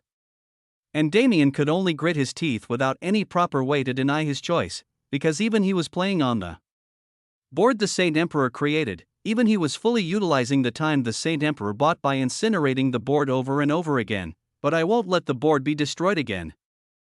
He was resolved regardless. At this point, we can at most consider the board flipped. Half of our pieces have been taken, but the opponent still has all of theirs. Still, we have a wild card, and that is me. Damien's eyes were firm with a newfound light of determination, so I will choose the first option. I will save this board and find the opponent. I will reduce his pieces to ash and then sever his hands and rip his throat out so he has no chance of playing ever again. I will not let you destroy this board, because while it may just be a board to you, it is my home, and those pieces are my people. Until the day I, Damien Void, no longer exist, nobody can touch them.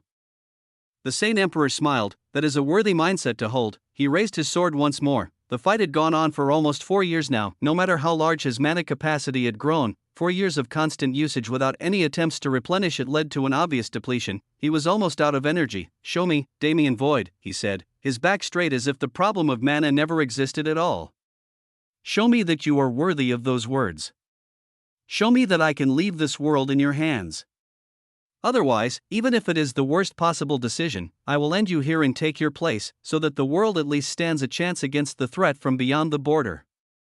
Chapter 1313 Saint Emperor 11. Fighting with destruction any longer would be pointless. Instead of focusing on a single law, since they'd come to the end of this battle, it was time to stop placing such restrictions on themselves. I will now use everything in my power, the Saint Emperor said. Survive until the end, or there is only one fate awaiting you. Damien's eyes narrowed. He was clear on what was happening.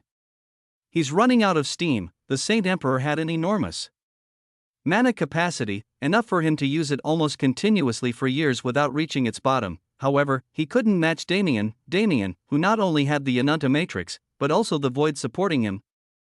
Wasn't someone who could ever run out of mana. It didn't matter if he never replenished himself.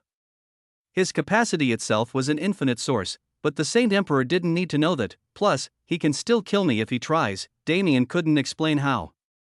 He wasn't knowledgeable enough to understand it, but his intuition told him if the Saint Emperor really used everything he had, he could still kill the nigh immortal Damien. An enemy like that, I can't let my guard down. He prepared himself, silently circulating his mana in preparation for a boom. The Saint Emperor was already upon him, space and time constricted, and creation formed a space with unique rules that suppressed Damien's laws. Destruction ran rampant as the Saint Emperor landed a punch on Damien's chest, pushing through his body and soul to force him into pain. The Saint Emperor already understood that he couldn't kill Damien with destruction. Instead, he used the law to destroy Damien's senses. His perception was cut off, nearly blinding him, and in that moment, the Saint Emperor continued his attack. Bang! Bang! Bang! Bang! Lightning struck down from the heavens. It was wrapped in flames from the sun, and when it struck the earth, rather than dispersing, it arced along the ground as if the earth itself was a conductor. Damien was barraged with the elemental forces, and his movements were slowed by the laws of ice. As he tried to dodge and avoid everything coming at him, he slammed into the electrically charged earth and experienced the shock of his lifetime.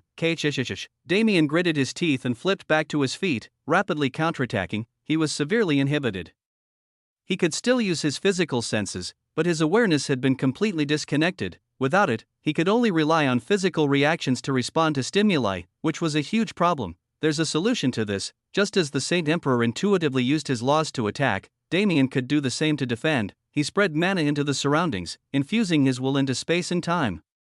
Those two forces that maintain reality became his eyes and ears.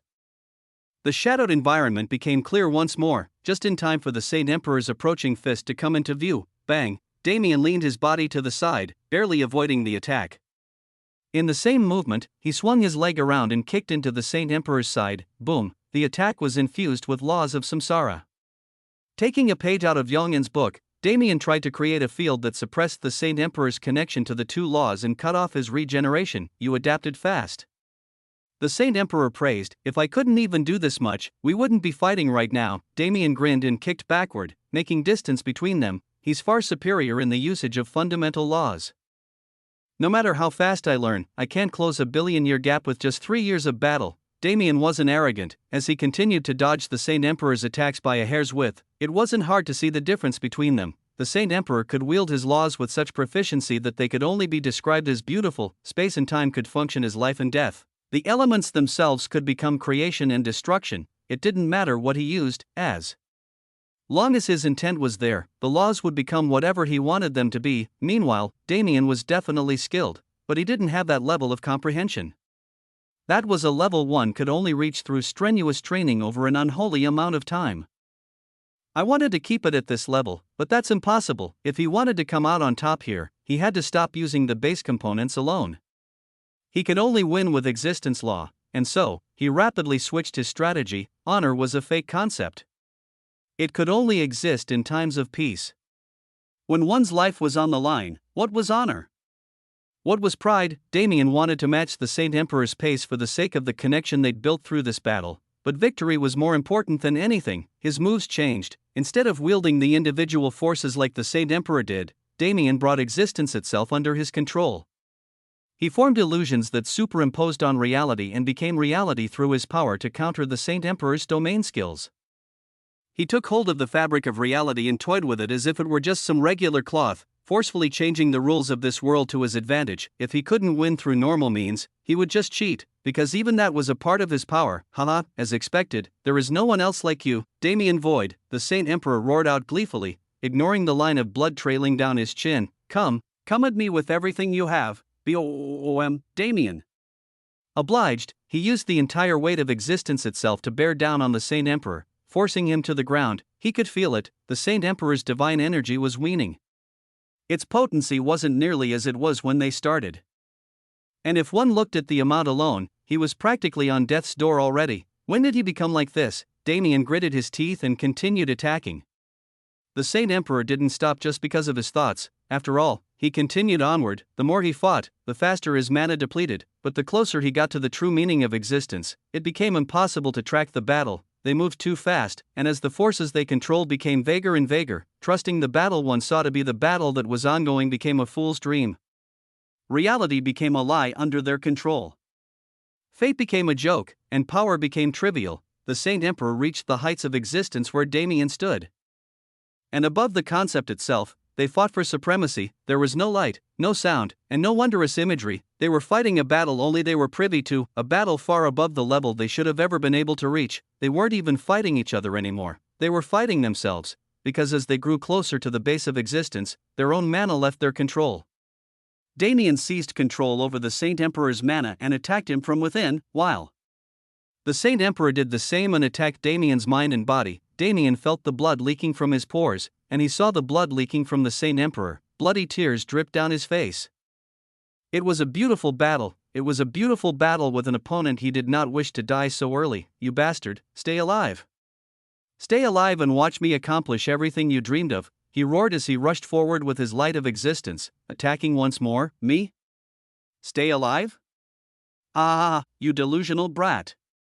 The one you should be worried about is yourself. He talked big, if anything, he was good at talking big, but what did it matter if he talked big? He didn't have mana left. Even now, he was fighting with his life force as collateral. There was no way for him to avoid death. There was no way for him to continue fighting. The wounds on Damien's body piled up as he refused to let himself heal.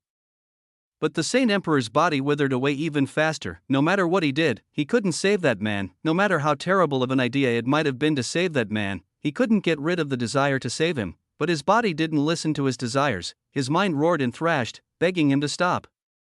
His heart beat wildly as it pleaded with him to halt his movements. However, nothing could stop the wheel of fate that the two of them rolled down the hill. The only way for it to stop, a sort of existence stabbed through the withered Saint Emperor's chest. The only way to stop this twisted fate was to see it through to the end. Tears of blood dripped down Damien's face and onto the Saint Emperor's shoulder as the two stood in silence. The Saint Emperor rested his head on Damien's chest as it became difficult for him to keep his eyes open. It was an honorable battle, child, the Saint Emperor spoke weakly. He hardly had the energy to speak. His existence was being swallowed by the sword in his chest, and his remaining life force was already exhausted after he used it as a medium to control existence itself. As expected, you were the one, he said, forcing out his last words. You were the protagonist of my story. Damien gritted his teeth. He clenched his fists hard enough to dig holes through his palm. Just a little more, he said, forcing the energy of heal and life laws into the Saint Emperor's body. It was impossible to save him. There was no meaning in this action at all. But, please, let's just talk a little more before you go. Chapter 13-14 Saint Emperor 12. It was quiet. The pieces of existence slowly put themselves back together, and the ancient battlefield returned to its dull and dreary appearance. It was beautiful, that scene, where reality itself was pieced together like glass shattering in reverse, where mountains rose and valleys grew, where the sky itself found its place in the world, was beautiful. However, nobody was there to see it. There were two figures in the midst of the great restructuring, but neither of them paid it any mind. It was lonely. Damien felt the Saint Emperor's body turning colder in his grasp. Unlike other knocks, he didn't liquefy upon death. The energy of heal kept flowing into his body. Damien was doing everything he could to give the Saint Emperor even one more moment of life. He already knew it was impossible. Please, he said, his words reaching no ears but his own. Let's just talk a little more before you go. The Saint Emperor smiled slightly, his expression hidden as he had no way to raise his head. He wanted to speak, to say some words to this child who was acting unlike himself, but he couldn't. No matter what Damien did, he wouldn't live. It was not a matter of fate. He resented fate to his very core. And he had no intention of letting fate take his life, so he chose this place as his grave. He chose to die here, and with that decision, he made absolutely sure he wouldn't live no matter what was done. But how was he supposed to tell Damien? He didn't even have mana left to transmit his thoughts, let alone a mouth that could speak. No, in the first place, there was no need for him to say anything. Damien already knew, he just didn't want to accept it. He was a man who experienced a lot of death.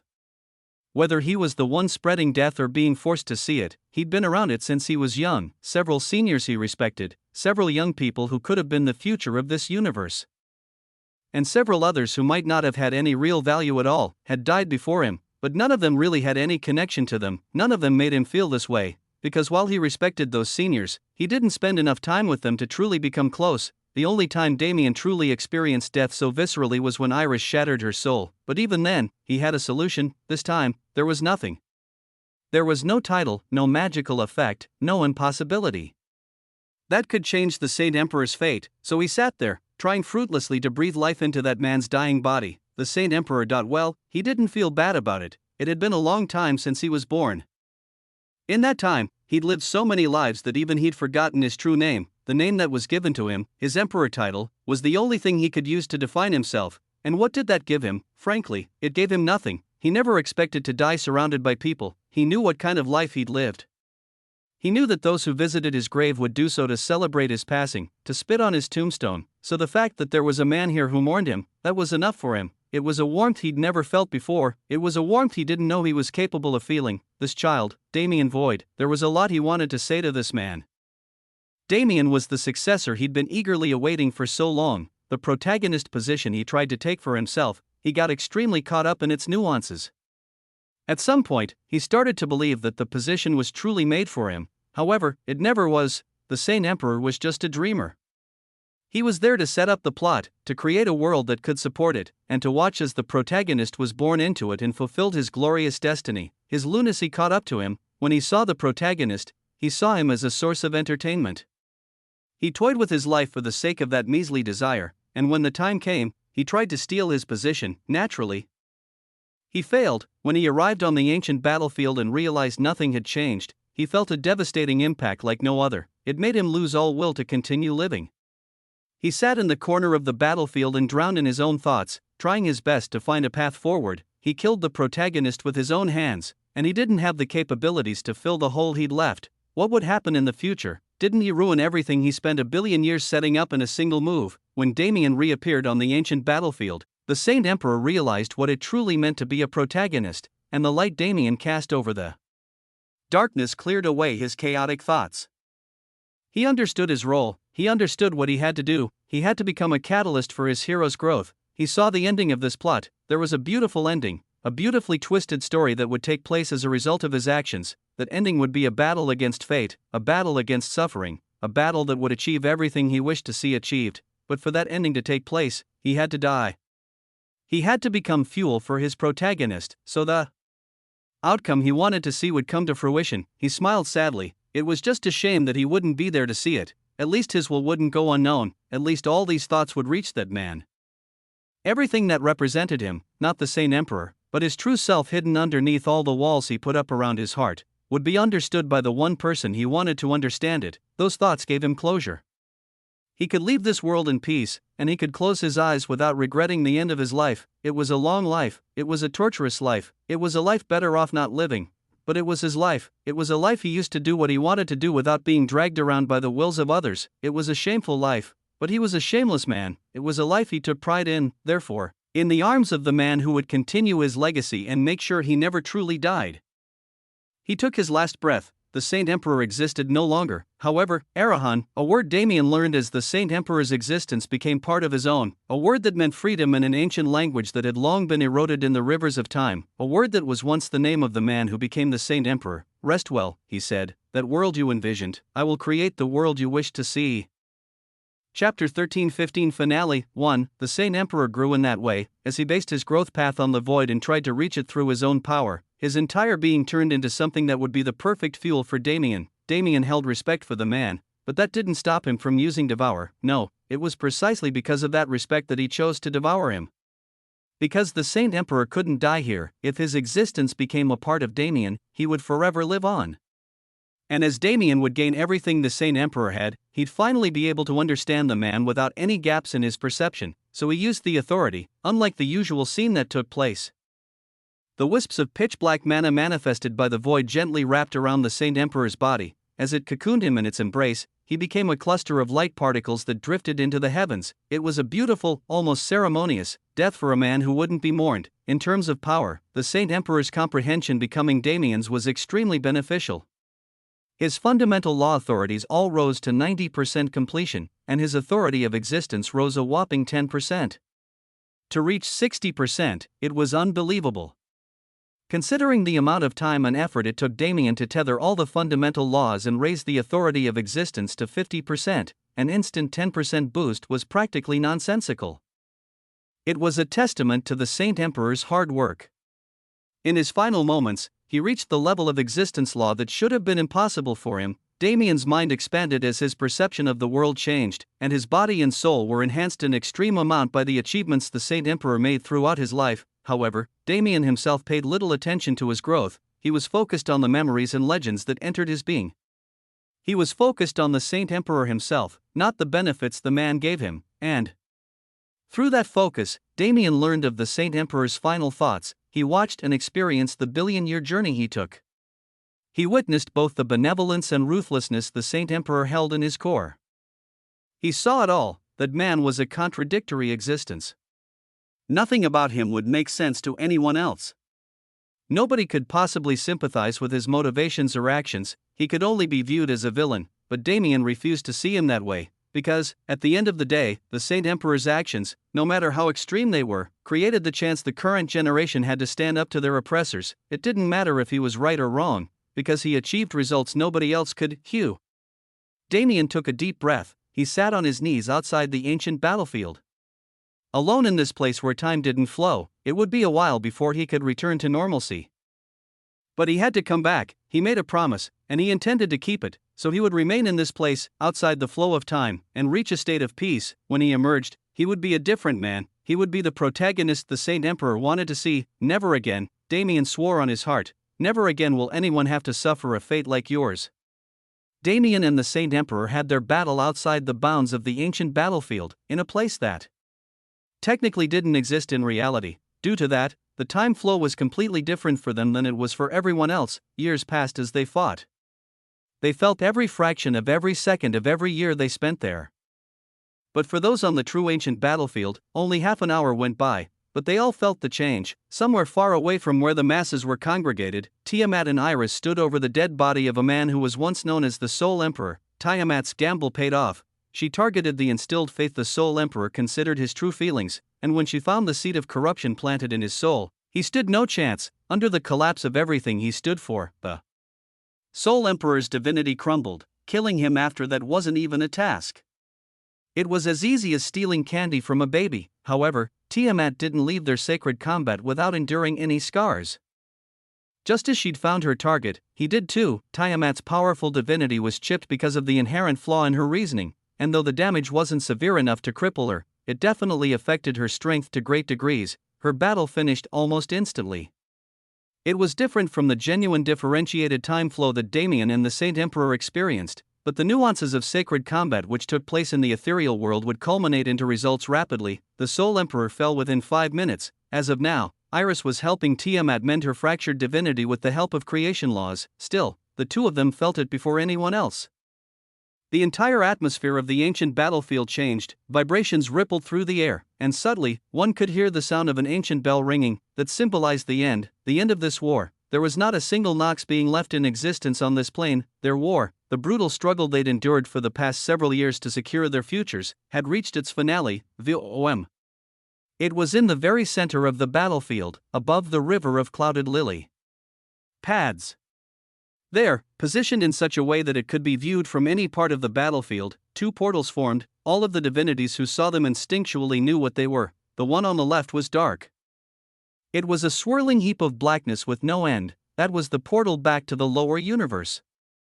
If one walked through it, they'd be able to return to their peaceful lives as they remained ignorant to the grand sights of the beyond. As for the portal on the right, its center was filled with the same blackness, but its border was lined in gold. That was a portal that contained an aura all of these demigods had felt at least once in the past. It contained the aura of the heavenly world. Walking through it would signify a new beginning, an eternal race for power, and the opening of a new world for them to explore. The choice was theirs to make whether they wished to aim higher or settle for what they had.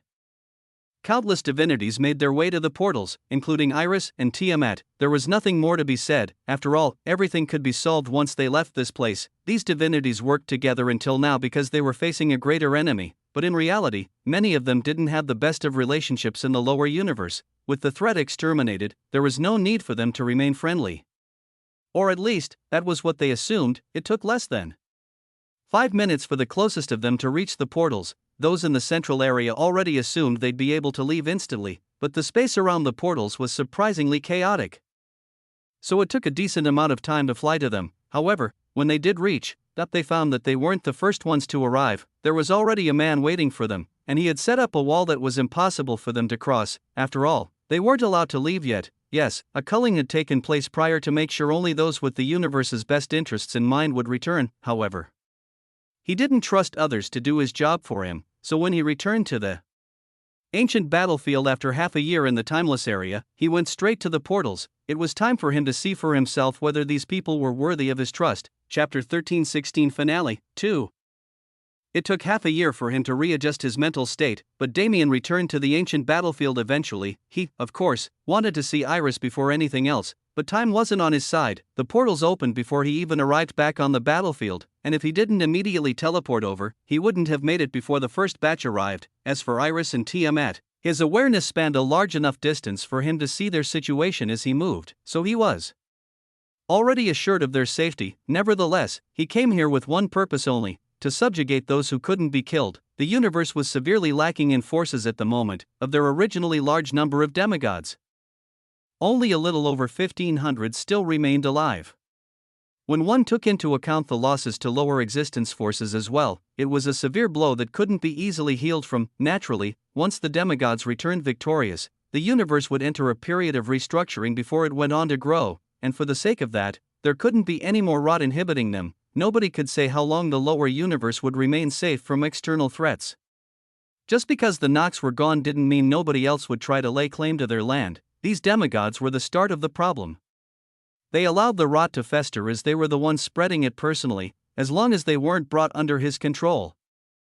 The problems that tore the universe apart from the inside would continue to persist until it was pointless to even dream of it becoming whole again. Damien couldn't allow that. Disregarding any sort of desire for justice or righteous intentions, the lower universe would be his as soon as he got the opportunity to claim it, and he wouldn't allow these kinds of people to pollute his property. However, he also couldn't kill them, because the universe was already lacking divinities as it was. The solution was simple. Damien waited as more and more demigods arrived before him. Some had complaints, but most saw what he did when he came out of cosmic rebirth and shut their mouths when they recognized him.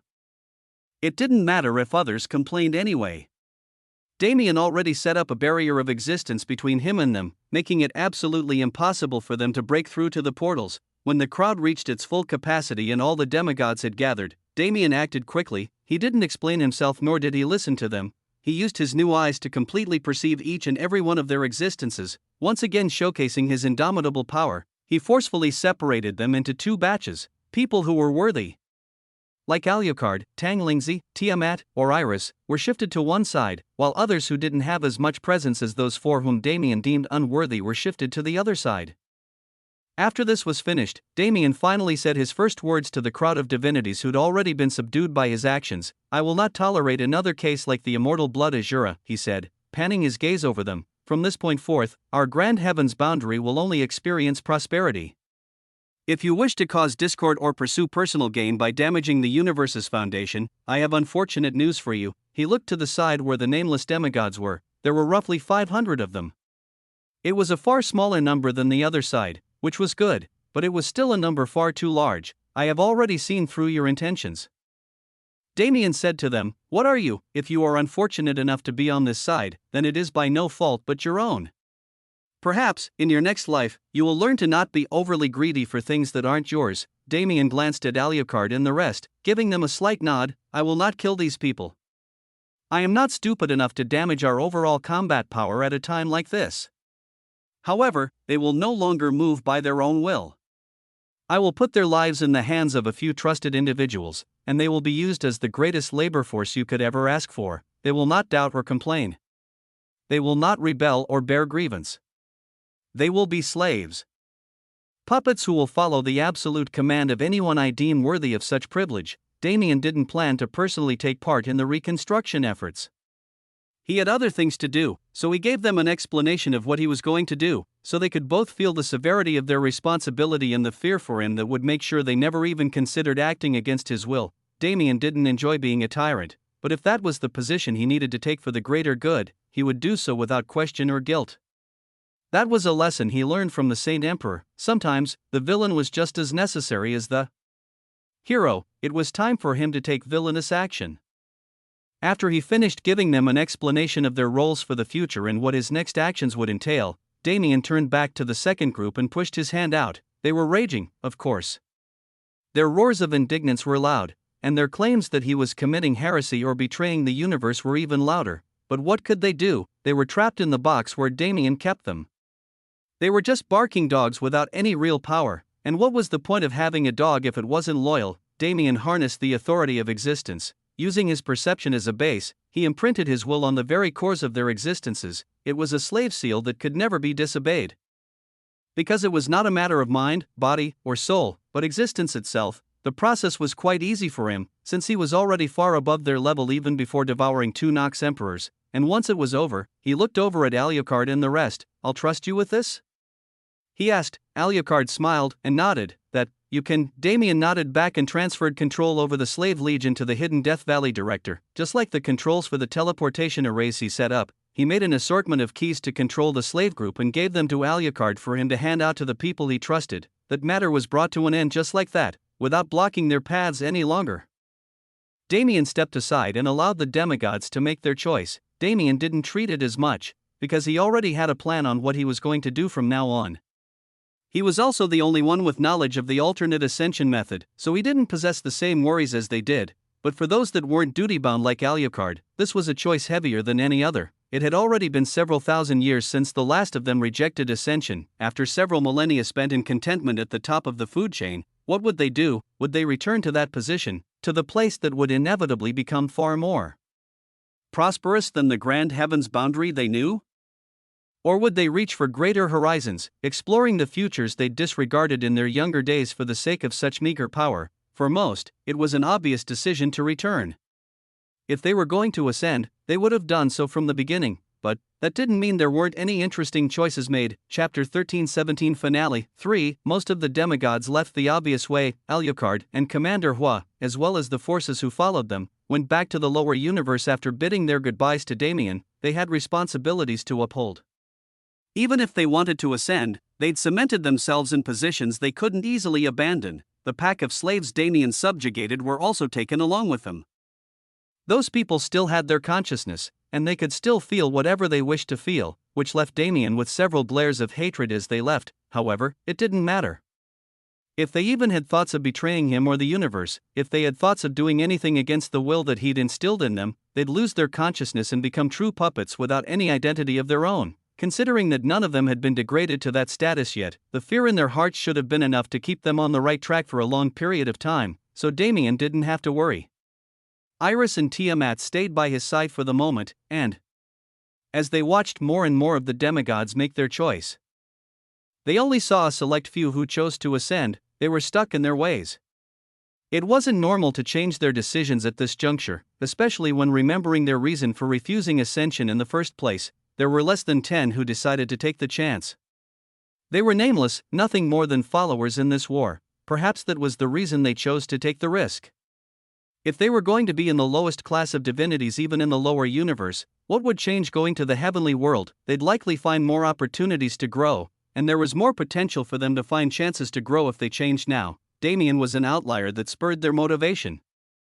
And the risk that was once considered far too great became manageable. Now, left in this place, there was only one person who hadn't made their choice. Tanglingzi, what are you going to do? Damien asked.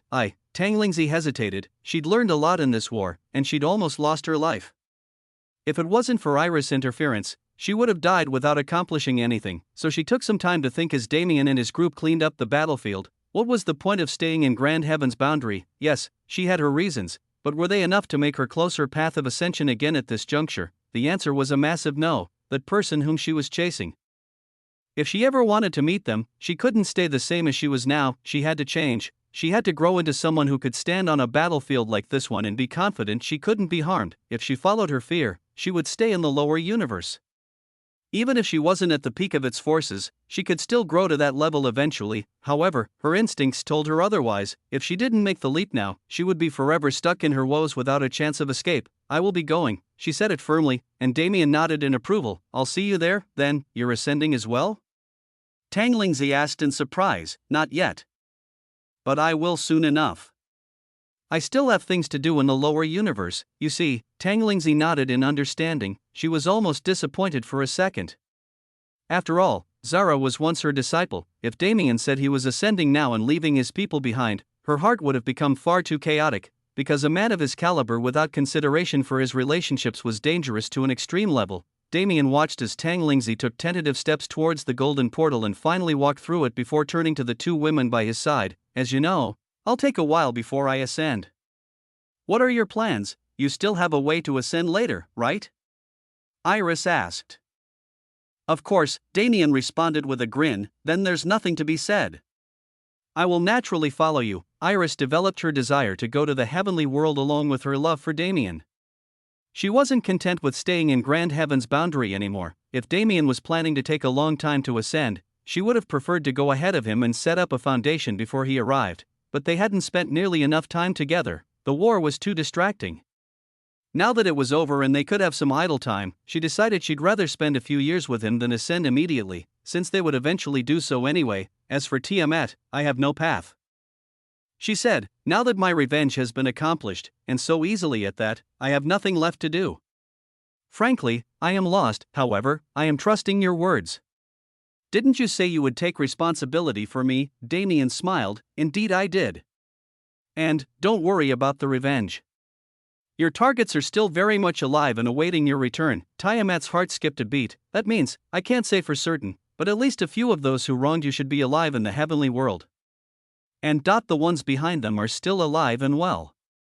Instead of getting rid of the weeds alone, wouldn't it be more satisfying to cut the roots as well? Tiamat nodded without a word. Her heart was beating out of her chest. The revenge she wanted to get, it wasn't satisfied at all. She felt a void in her heart when she realized only the Soul Emperor remained for her to kill. Hearing that there was a possibility for true closure made her feel hopeful in a way she wasn't expecting, and the path forward after she truly achieved her revenge. She was getting a vague idea of it as well. Nevertheless, for now, she was set on following Damien. Mainly because of the debt she felt towards him, but also due to his monstrous talent. Staying next to someone like him would always bring benefits. With all of them in agreement, there was nothing left to say here. Together as one. They walked through the black portal. Damien's eyes were alight with flames. This was the end of his saga in Grand Heaven's boundary. He was just going through the motions from this point. Since there wasn't anything important left to do, he was prepared to take a few years to rest and recuperate before setting off on a new journey. After all, aside from all the conflict that needed to be put to an end, there was only one thing he wanted to do. It's been far too long. He hated leaving them behind, but his life seemed to move in ways he never expected. He was dragged around by fate and forced to move on without them. As long as it was possible, he wanted to stay with them as much as possible. And since he was going to take control of his own fate from now on, he would make sure he didn't have to keep worrying them like this. But if I really think about it, as he stepped through the portal, his body shook unnervingly. I'm going to get my ass beat, aren't I? He forgot for a second, but he really died a while ago. Thinking about their reactions when he came back alive, well, maybe it would have been better for him to not go back at all. Chapter 13-18 Painting 1. The fluctuations of the return portal contained aspects of space and time that revolved in quite the interesting fashion, since it was a product of the universe itself and not a practitioner's skill. It was far more complex, yet far more ingrained in nature than anything a living being could produce. That was why Damien didn't feel strange as he stepped into it. As usual, space and time warped around him. With his unique senses as a space-time practitioner, he was able to sense the corridor that was transporting him, as well as the others being transported by it, the smooth breeze of space brushes across Damien's face. He looked around and saw the various spatial phenomena taking place outside the bounds of the corridor and marveled at them. This sight was always something he could appreciate. It was the true strength of space and time, that which existences within it could never reproduce.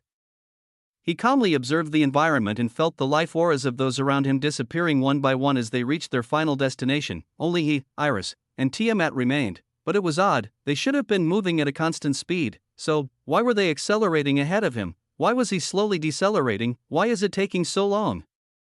It was true that he could perceive the journey in real time because of his abilities, but that didn't mean the journey would elongate. The concept of speed should have been constant within the corridor. Those who entered together would exit together, and the gap between the exit times of those who entered first and those who entered last should have been consistent with their entrance times.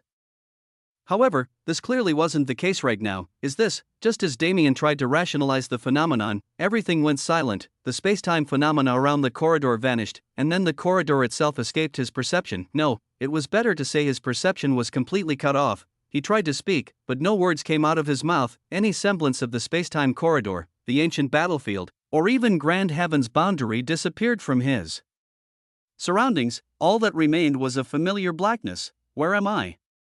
He wondered. He never expected something to go wrong at a time like this, but he also didn't panic. He knew his current state couldn't be the work of enemies. Since there were no enemies left with enough power to do something like this, let's think for a second. Damien calmed his mind. He was already used to blackness like this, and since Iris and Tiamat weren't with him, it meant this wasn't a product of the portal either. They must have arrived safely in grand heaven's boundary like the rest. Why was I the only one separated? He tried to move his body, and found that he did indeed have the capability. He wasn't separated in consciousness, nor was he in a state where he was completely disconnected from reality. He waded through the darkness cautiously. I feel like I'm moving, but I also feel like I've been stationary this whole time. This kind of feeling, Damien frowned as a memory appeared in his mind. Yeah, this is what it was like back then. The only difference is that this time, I've retained my sense of self. It was back in the space-time river, when he was almost swallowed whole by the concepts he wasn't strong enough to control yet. If it's like that, then shouldn't there be something else here? Damien quickly adapted to his circumstances and started looking for a way out. He was in no mood to struggle more right now. But, strangely, it didn't feel like he was trapped. No, he felt rather at home in this environment. The only thing I can do is search until I find something. He wasn't able to tell exactly where the familiarity came from. Even after waiting around like this, he tried to spread his awareness, but he soon found that he lacked that capability. Is my strength inhibited? He raised his arm and tried to manifest divine energy, but that didn't work either. Then, instead, he used his energy in its base state. As expected, the so-called void energy with the capability to transmute into anything could be used without a problem. He had an inkling of what was happening. This darkness was different from the rest. It blocked skills that had to do with finding its identity, and it blocked skills related to reality. Anything else, anything involved with the void, and even existence law, was still usable. Damien stopped moving and truly immersed himself in the surroundings. He stopped thinking, he stopped acting, and he simply became one with it. He allowed everything to leave him besides his identity as Damien Void, and that was when it appeared. A painting, a beautiful multi-layered painting that couldn't be described with words and existed in at least 10-dimensional space. Was it even right to call it a painting? It was massive to the point where size became irrelevant, absolutely dwarfing Damien like a universe compared to an ant. It was ever-changing, and its content couldn't be easily distinguished. To an unlearned viewer, it would look like a chaotic mix of brush strokes made by someone with no intent or purpose whatsoever. The nature of this painting, its existence in 10-dimensional space, would likely shatter the minds of any who tried to understand its contents. Naturally, Damien was excluded from this. He gazed upon it, and instead of feeling confusion, he felt his mind becoming clearer. The individual brush strokes came to life in his eyes, each manifesting into a scene unlike any other on the canvas of blackness. As he focused on a single brush stroke, he saw many things. One stroke could be the life of a man, from birth to death, filled with trials and tribulations as well as moments of cherished happiness. However, when he looked at the stroke next to it, he'd find it unraveling into a complexly structured law. An ethereal force with no material presence in reality. Each and every stroke had its own meaning. While they looked identical at first glance, when they were deciphered, one would find a true myriad of scenes and concepts that shouldn't have been able to exist on the same canvas without conflicting with each other. How could they be equal when they inherently were not? Or, in the eyes of the painter, are they all equal? Damien's fractured perception started to return to normalcy. He started to understand the nature of this painting, and as a result, the identity of this space. That was the trigger. The painting unraveled, contained within a sphere with no real end or beginning was that painting. And standing outside the sphere in the blackness was Damien, that painting. His eyes narrowed. Is reality? He took a deep breath. It was the first sound he heard since arriving here, and that means, his heart beat wildly, his mind ran in circles in both excitement and a hint of fear. This place, he understood where he was, he knew why the blackness felt familiar, and as he understood it, his entire being changed. This place is the void, chapter 13:19. Painting, 2. As the realization settled in, Damien's mind entered a completely different state of existence. The painting of reality before him unraveled into its true form, and Damien, for the first time, saw what someone like the ancient sovereign saw. The past, present, and future were meaningless. They were merely a single entity with no true distinction between them. The lives of so many people overlapped and intertwined that it seemed impossible to single out any one person from the picture, and the laws that upheld the fabric of reality formed the spherical container in which the painting was housed. It was amazing. Every process and mechanism that allowed reality to function was present before him, and he felt like if he just reached for it a little bit, I can change it. Damien was baffled by his position. He didn't think he could return to the universe like this. But if he had the capability to alter reality even in the slightest, he had to try it out. His perception slowly became accustomed to this new view of space and time. As it did, he focused in on various sights, finally becoming aware of the happenings of the recent past and present. He saw them. He saw Rose, Ruuet, and Elena from the point just moments after his death to the current day. He saw how they drowned themselves in the delusion that he was still alive and fought on the front lines to lead the universe to victory against the Nox. He felt their pain viscerally, and he almost couldn't stop the tears from streaming down his face. It had been decades since they last saw each other. Just how much pain did they have to endure? Rose, Ruuet, and Elena rapidly ascended the ranks of the 9 revolutions and reached the supreme level within 5 years. After that, they became the figureheads that led the entire army. With Lucille acting from the back line to support them, they were able to attain victory after victory, corralling the Nox in the universe so they could make sure not a single one survived. That much was consistent no matter what part of the painting Damien looked at. But there's more. There wasn't just the one timeline. He saw a myriad of potential pasts and presents, as well as the potential futures resulting from them. He saw the entire universe shatter. He saw everyone except those with the Void's protection die. He saw how even with their advantages, the universe lost everything. In contrast, there were other timelines where the universe was able to solve everything with minimal causalities and damages, as if the heavens themselves were aiding their rise. Which timeline was true and which was false wasn't easily discernible. No, rather, they were all true to an extent. Besides a few factors that remained constant, each of them branched on their own paths as designated by fate. Damien frowned. As long as he was in the void, all of these timelines were absolutely true, and he couldn't choose which one would be reality when he returned. Then, his eyes hardened. I know what I need to do. Damien tested it on some factors that didn't have any worth, such as the lives of a few street thugs in dead worlds without life. He realized that he had the power to alter their fates, albeit only to an extent. However, I can't directly intervene. He was an outsider looking in. He was nothing more than an observer. Now I understand why the ancient sovereign is the way he is. Damien perused the various timelines to find a starting point. He had to choose one that wouldn't completely ruin the universe's causality while also not choosing one that was too tragic to save it all. As he looked over them, he allowed his instincts to show him the timeline in which he was currently residing. The one he would have experienced after leaving the ancient battlefield. Found it. Iris and Tiamat were a perfect anchor point. There was only a single timeline where they returned to Grand Heaven's boundary together and had Damien's influence radiating from their bodies. Damien took a moment to look over this timeline. There were countless deaths. Lucifer died, Atticus and Aisha died, Fallen Star Holy Land collapsed, Tefid died, Legurian was lost, several members of the Judgment Order fell, Priscilla Adelaire died, Rose became the inheritor of the demon-sealing pantheon, and the universe was forced to sustain several setbacks for the sake of victory. However, they did experience boons as well. These were mainly due to Yong'an's presence. He seemed to have recruited a great deal of Nox to his side, and along with them, Xing Tan and Huafeng, 2 people Damien had practically forgotten about by now. When he combined his forces with the Judgment Order and cooperated with them to take down the main players of the Nox side, countless victories were taken with minimal sacrifices. Overall, it was an even war. It was just the right playing field for Damien to start interfering in. Unfortunately, he couldn't do it with his own hands, so, now that I've finally become a divinity, isn't it time to do this properly? He was a bit excited. He'd been wanting to do this for a very long time. And he always had plans to do it differently from most. Looking at the current timeline, he scrolled with his eyes until he found the coordinate he desired. With this much time, it should be possible. All I need now. His senses honed in on a single world amongst the hundreds of thousands that inhabited the divine realm. It was a smaller world without much development in terms of power structure, but it was more than enough of a foundation to eventually grow into something great if it didn't encounter setbacks. In that world, there was a certain family that didn't stand out too much. They were commoners fated to give birth to a stillborn son. They would succeed in having a child roughly a decade later.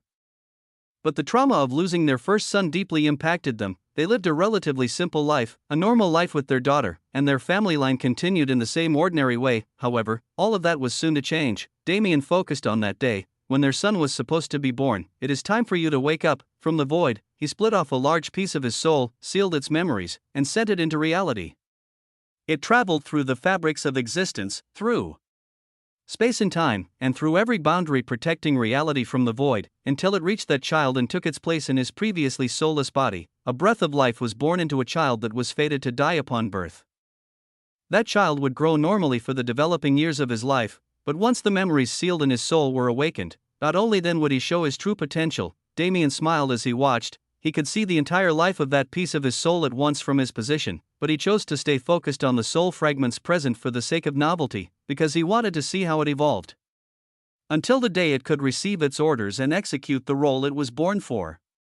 Grow well, my avatar.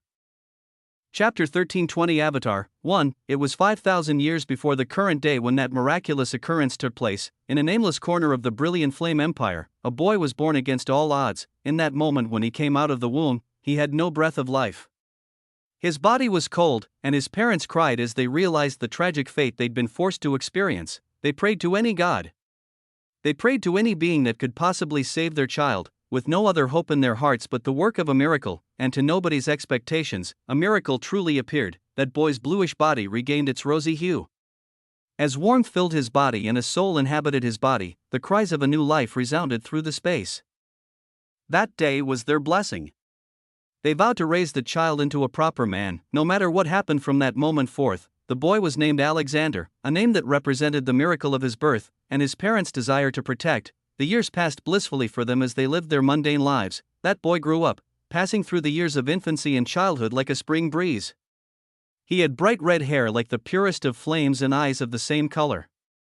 Whenever he graced their small village with his presence, the atmosphere lit up, filling everyone with joy. He was a blessed child, and though their village had no real contact with the brilliant flame empire they were a part of, they didn't encounter much difficulty at all. They were far separated from areas bandits frequented, and they made most of their money through trading. The village bordered a forest, and just like most of the other men who grew up there, the boy became a hunter. By the age of 10, he could hunt grown hogs and boars with his own strength.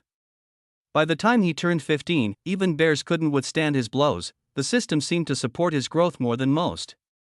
The adults in the village usually couldn't make it past third class. They rarely even reached the middle stages of that rank. However, he was able to become a third-class existence before the age of 18 based on nothing but his physical strength.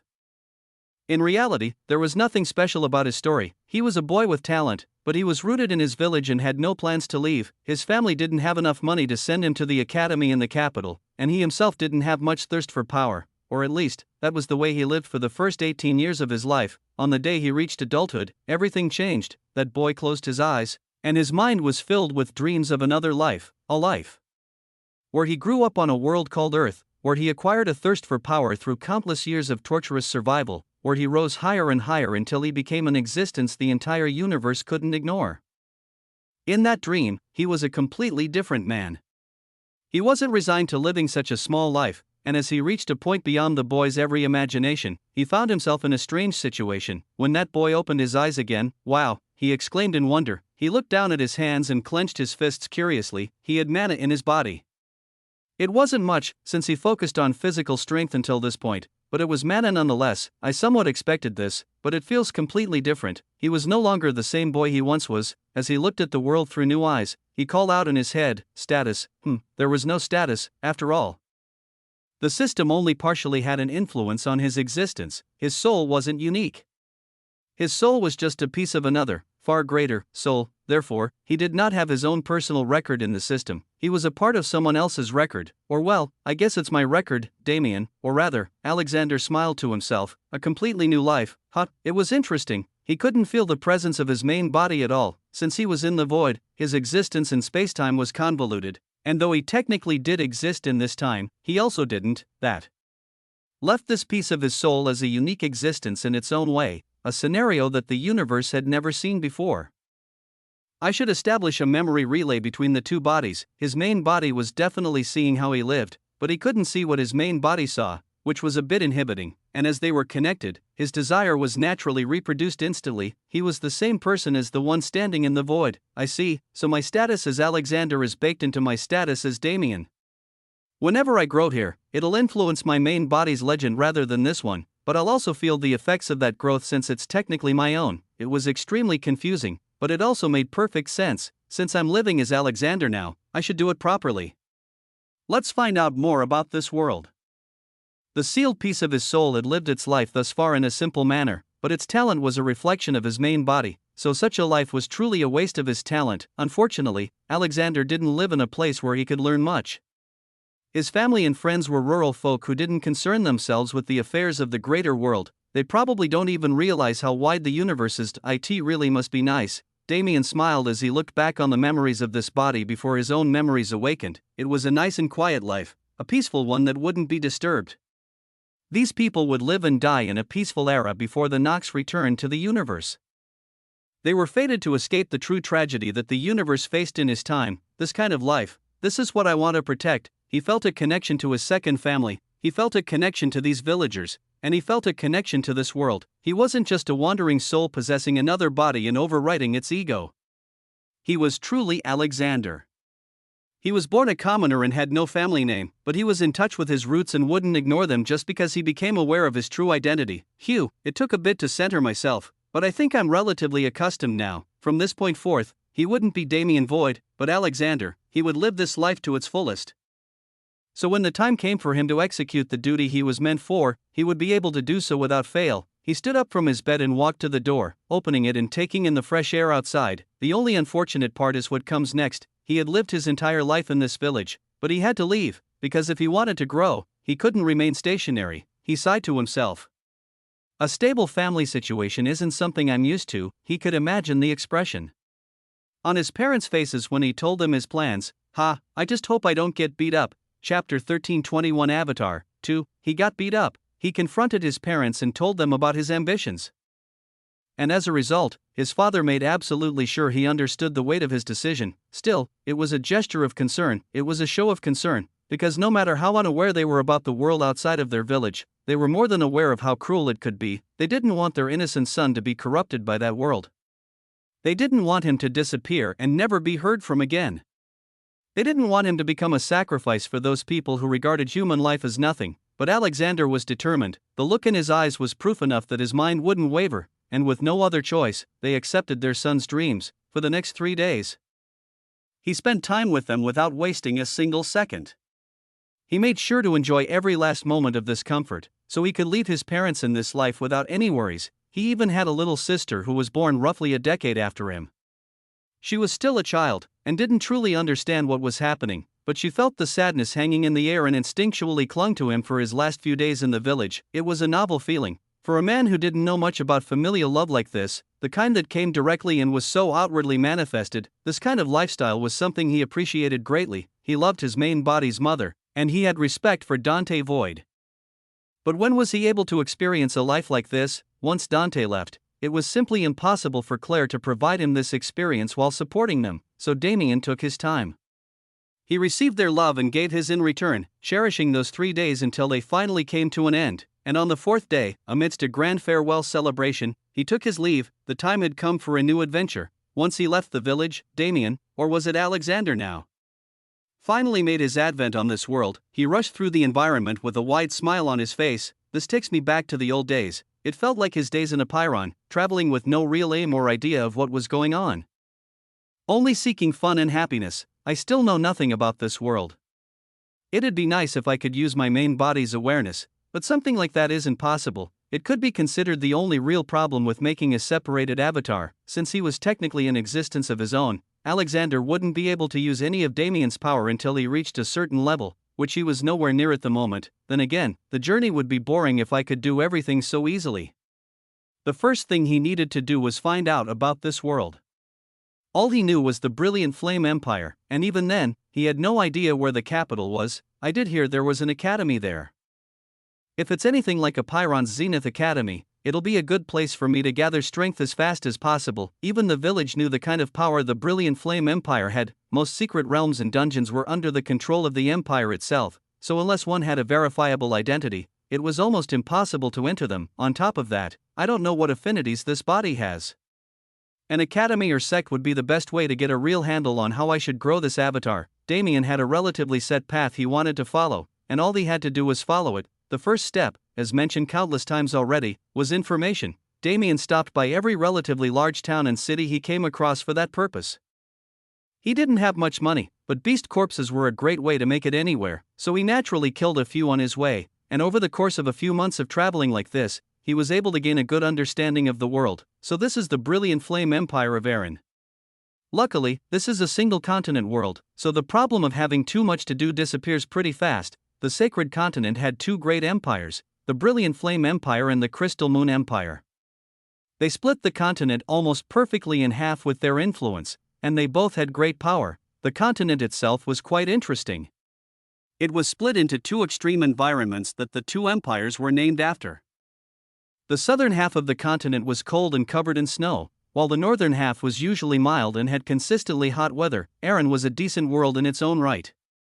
Its greatest experts were late-stage fourth-class experts, those on the cusp of the 9 revolutions. There are most likely a few weak first or second revolution masters in seclusion as well, but I won't be here long enough to concern myself with them. The brilliant flame empire didn't permit the organization of separate forces like sections.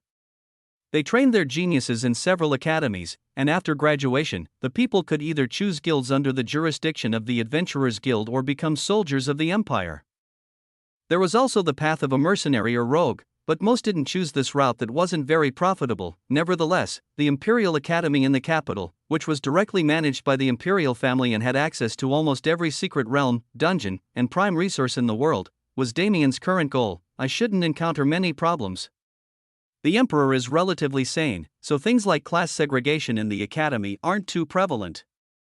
Discrimination is pretty much impossible to avoid, but as long as commoners have the opportunity to enter the academy, I don't have to worry about anything else. Damien smiled to himself. He was quite amused imagining himself getting into altercations with kids who were several decades younger than him. If they really have the ability to piss me off, that's a skill they should be proud of. Nevertheless, he didn't have much else to think about. His current strength was around the same as an entry-level third class, and from the experiments he performed during his journey, his growth potential was far greater than anyone else he'd seen. The journey to the Imperial Academy would take another few months, but he had half a year left before the admissions period began. Since I have time to waste, I might as well explore what my soul was up to before I gained consciousness. He had trained as a hunter along with the men in his village. He had fighting techniques ingrained in his bones, and a unique method of mana utilization that was both primal and somewhat refined at the same time. Damien was interested in all these mundane things, because it had been a long, long time since he was able to experience the mundane himself. In a sense, these days at the beginning of his story as Alexander were a vacation for him, and Damien, as a man who learned to cherish vacation days during his time on Earth, had absolutely no plans to waste it. Chapter 1322 Avatar 3, Alexander's days at the Academy could be considered lackluster. Damien wasn't planning to attract attention to his avatar. There would come a time when it needed to hide away from the universe until the time was right. And for that to be done properly, he couldn't be someone with a great reputation or impact. The timeline was also something to be worried about. Seeing just how many branching timelines existed in the painting of reality, Damien realized the dangers of influencing time before he was completely free of its grasp. Therefore, he made sure to keep a low profile. He didn't have many connections among the students, nor did the teachers particularly favor him. He took part in the secret realm expeditions and dungeon clearings just like any other student. However, the results he got were nothing more than average. That was the facade he put up, though. A facade was just that, anything Damien did solo, he did to the best of his capabilities, achieving results that were impossible for even the instructors, and, as he grew more powerful, his connection to his main body grew as well. Slowly but surely, the prowess Damien possessed was reflected in Alexander, exponentially enhancing his growth speed. After spending 4 years abusing the Academy's resources and reaching the middle stages of third class, he took his adventures to the rest of Aaron. He explored the volcanic sea beyond the brilliant flame empire and discovered the hidden society below. He killed the magma giant that controlled the massive volcanic ring below the sea and caused it to erupt so frequently, and even formed an accidental relationship with the imperial family when he ended up saving a few of their princes and princesses during one of his expeditions. Once he felt there was nothing left for him in the brilliant flame empire, he went south to the crystalline moon empire and thoroughly reaped the rewards present all over the sacred continent. It was amazing. The hidden moon realm in the southern empire was majestic and contained a power of stars Damien didn't expect to feel in this body. Just as the north had the magma giant, the south had an ice phoenix that was the cause of the drastic weather difference and snowfall that covered the southern half of the continent. However, Damien didn't kill that ice phoenix. Since he had a strong relationship with the 3000 Beast Mountain Range Ice Phoenix clan, he instead spent 5 years with the beast, earning its trust and teaching it techniques so it could become a protector of the continent that raised this body. And, as if it was fate, he naturally made acquaintances with the Crystalline Moon Imperial family as well. He was truly a princess magnet, but with his attitude, even the emperors were aware their daughters had no chance. It was a great time. He spent roughly 2 decades afterward refining his techniques and protecting the continent from dangers. Both internal and external threats were quelled as the citizens of Erin learned of the existence of the greater universe, but the identity of their hidden protector was a closely guarded secret known to only a select few. Damien enjoyed the time.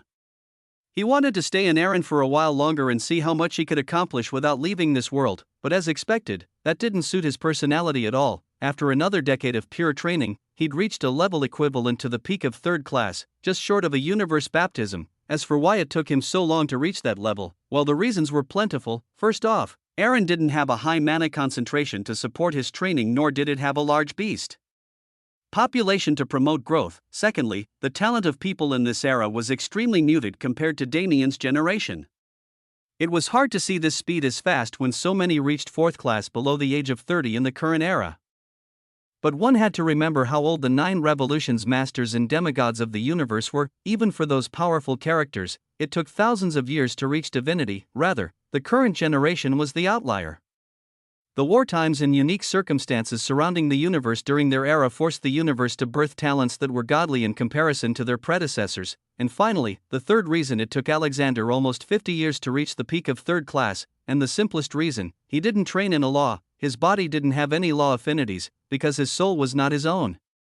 He used all his mana to enhance his muscles and body, so his internal systems were practically godlike in comparison to any other practitioner.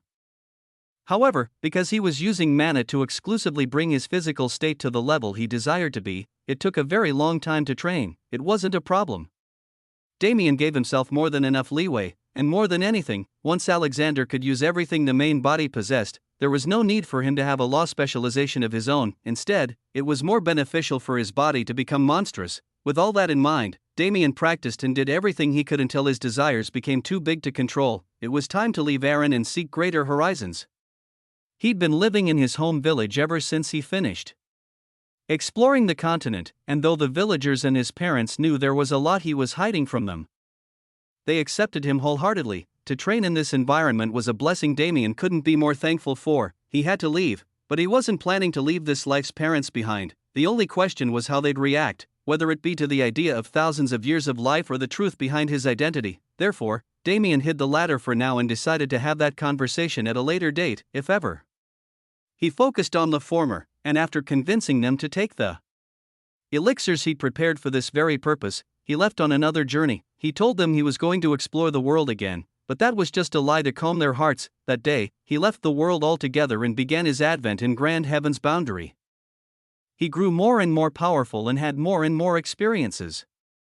He met more and more people until he became someone that quite a few would remember. To his chagrin, universe baptism was, naturally, not available to him, but his strength continued to soar, and among those at his same level, he was indomitable. Decades became centuries, and change became the norm. Erin disappeared from the divine realm one day as it was placed in the sanctuary, and Alexander's parents were finally told the truth of his existence. Unexpectedly, they reacted quite well. Maybe it was because Alexander always treated them as real parents, or maybe it was because Alexander lacked a soul from the start and Damien's intervention was precisely what gave him life.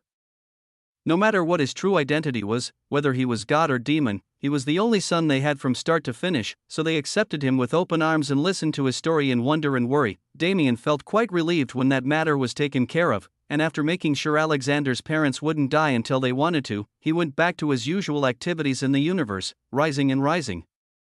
It was a mundane existence, really. It was a far simpler life than what Damien led, and he realized why it was so difficult for regular practitioners to build their legend and progress through the 9 revolutions. After all, even after all this time, he was still only in the late stages of 4th class. And as he continued living this common life, preparing for the future, an unexpected encounter took place. In a nameless secret realm somewhere in the divine realm, Damien met a group of men adventuring together with the same goal as everyone else: power. However, these men, I never expected to see this. Lucille, Lucifer, Alucard, Commander Hua, and some others Damien didn't know. They were young, nothing like the versions of them Damien had grown used to. He smiled as he watched them from afar. Shall I take a little break? He thought to himself. He knew he had a lot to do, but he couldn't help but be curious about the stories of these people who would become great existences in the future. Chapter 1323 Avatar 4. The group composition was a bit strange. Lucille, Lucifer, and the other two whom Damien didn't recognize were around his level, while Commander Huo and Alucard were already at the supreme level, making one wonder why they were traveling together. It was obvious Commander Huo and Alucard were caretakers for the rest, but the question was, why? All of them were of different races, sectors, and influences, so logically speaking, there was no reason for them to be traveling together. However, they were, and that made Damien curious. I'll just follow them for now. He didn't want to attract too much attention as Alexander right now. He was powerful. Yes, but this power belonging to someone unknown would be even more suspicious to people like Lucille or Alucard who had high positions. He definitely wanted to know what they were doing in a secret realm like this, but he didn't approach them needlessly. After all, this was a labyrinth. It was a place that constantly changed its shape and structure, filled with traps and beasts with great power, and an amount of treasure that was equivalent to the risk. Even Alexander didn't know what lay at its center. Damien's spatial abilities didn't nearly manifest to the extent that he could ignore the restrictions of this place and perceive its entirety. The treasures I've found from just walking around randomly are already enough to create a small sect for myself. Why didn't a place like this exist in my era? He shrugged.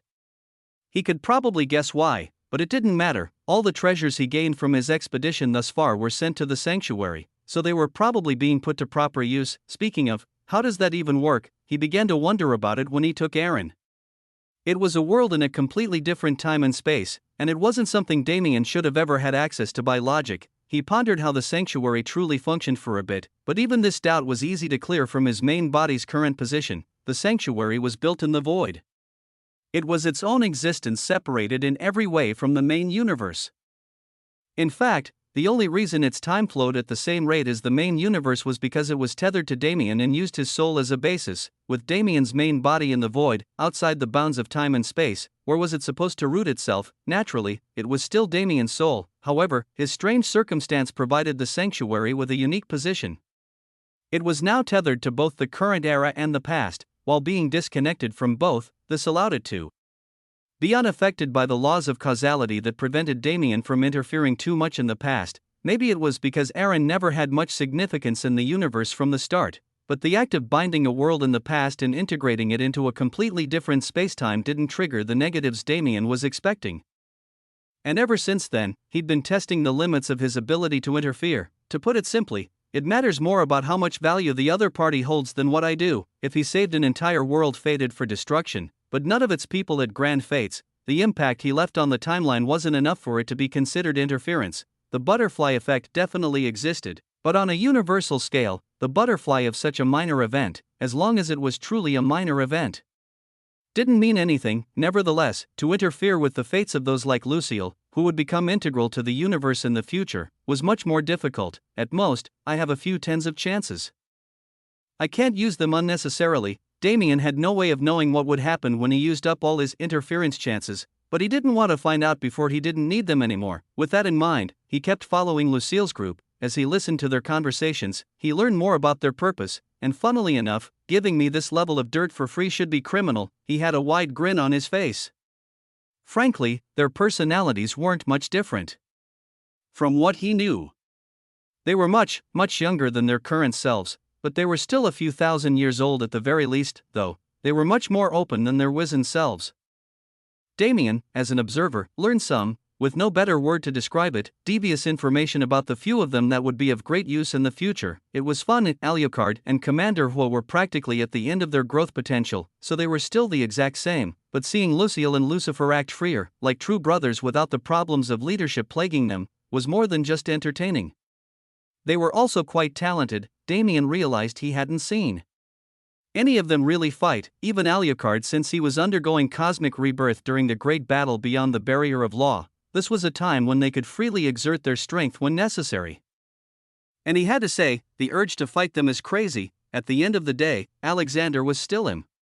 The experiences Alexander had before his memories awoke were Damien's experiences, experienced by his soul, not by any other. Therefore, even the unaware Alexander possessed traits he did when he was young. He was a battle maniac, an instinct that was still somewhat present, especially since he used his physical strength rather than laws, whenever a strong opponent appeared. Damien felt the rush of fighting them that he'd been lacking in his main body for a very long time, because unlike him, the current Alexander didn't have any responsibilities on his shoulders, even this labyrinth he'd entered for the sake of battle.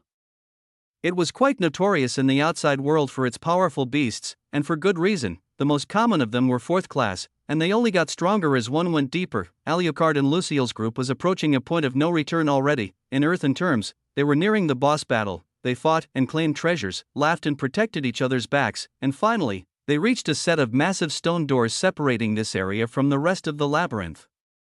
"This is a first," Lucille said, brushing his fingers across the etchings on the doors. Indeed, the rest of the labyrinth didn't have anything like doors.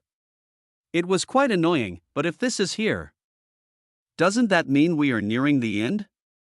Lucifer continued. The two of them looked to Alucard for answers, and he nodded to satisfy their curiosity. The owner of this labyrinth, or someone associated with him, should be beyond this door.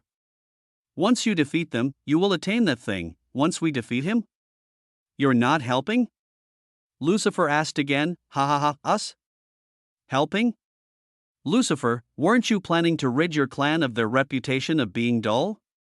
Commander Hua replied, laughing boisterously. TCH, it was worth trying. Lucifer clicked his tongue, sulking somewhat as the others joined in and teased him. They conversed for a few more minutes, making guesses as to what they were going to see and what kind of strategies they would use. Before finally pushing open the door, in the shadows behind them, Damien's eyes sparkled. He wasn't expecting to see one here, just like his first experience in a secret realm, all the way back on a Pyron. It was chained there, sealed beyond countless layers of debilitating barriers. A Nox, Chapter 1324 Avatar, 5, the group was silent as they stared at it. Unlike the weak lesser Nox Damien and Rose faced back then, this one was a fully grown fourth class that had at least entered the 9 revolutions at some point. I thought we drove them all out? Lucille said icily. We did, but not all of them could be driven away, Alucard answered. The reason our party was put together like this was for the very purpose of hunting this Nox.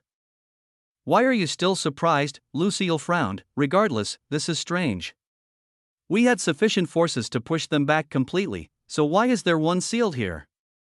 It cannot be as simple as he needed to be sealed. There was only a single Nox in a room large enough to be called an amphitheater. He had the same ashen gray skin as the rest, but his body was covered in strange archaic tattoos, concentric in design as if they were made for ritualistic purposes. We do not have much information on this being, however, it is certain he is not as simple as the ones we faced. He might even have connections to an emperor. An emperor, the exclamation was shared by the entire younger half of the group. Some of them had experienced the war while others were born near or after its end, but none of them had ever met an emperor. The Nox emperors were elusive figures like that. While their identities were known, they never showed their faces, not even the inhuman emperor who was said to have an incredible thirst for blood. Regardless, all we need to do is kill, right? Funnily enough, that's my specialty. Lucifer brought the atmosphere back to normal, right? They only came here to kill. They didn't need to know why this Nox was sealed as long as they could kill him before the seal was released, and so, they started moving for that purpose. The 2 men who remained nameless to this moment stayed back to guard the entrance. Commander Hua stood on the other side of the room to prepare for any unforeseen circumstances, and with Alucard's help, Lucille and Lucifer were able to get through the barriers and approach the Nox being directly.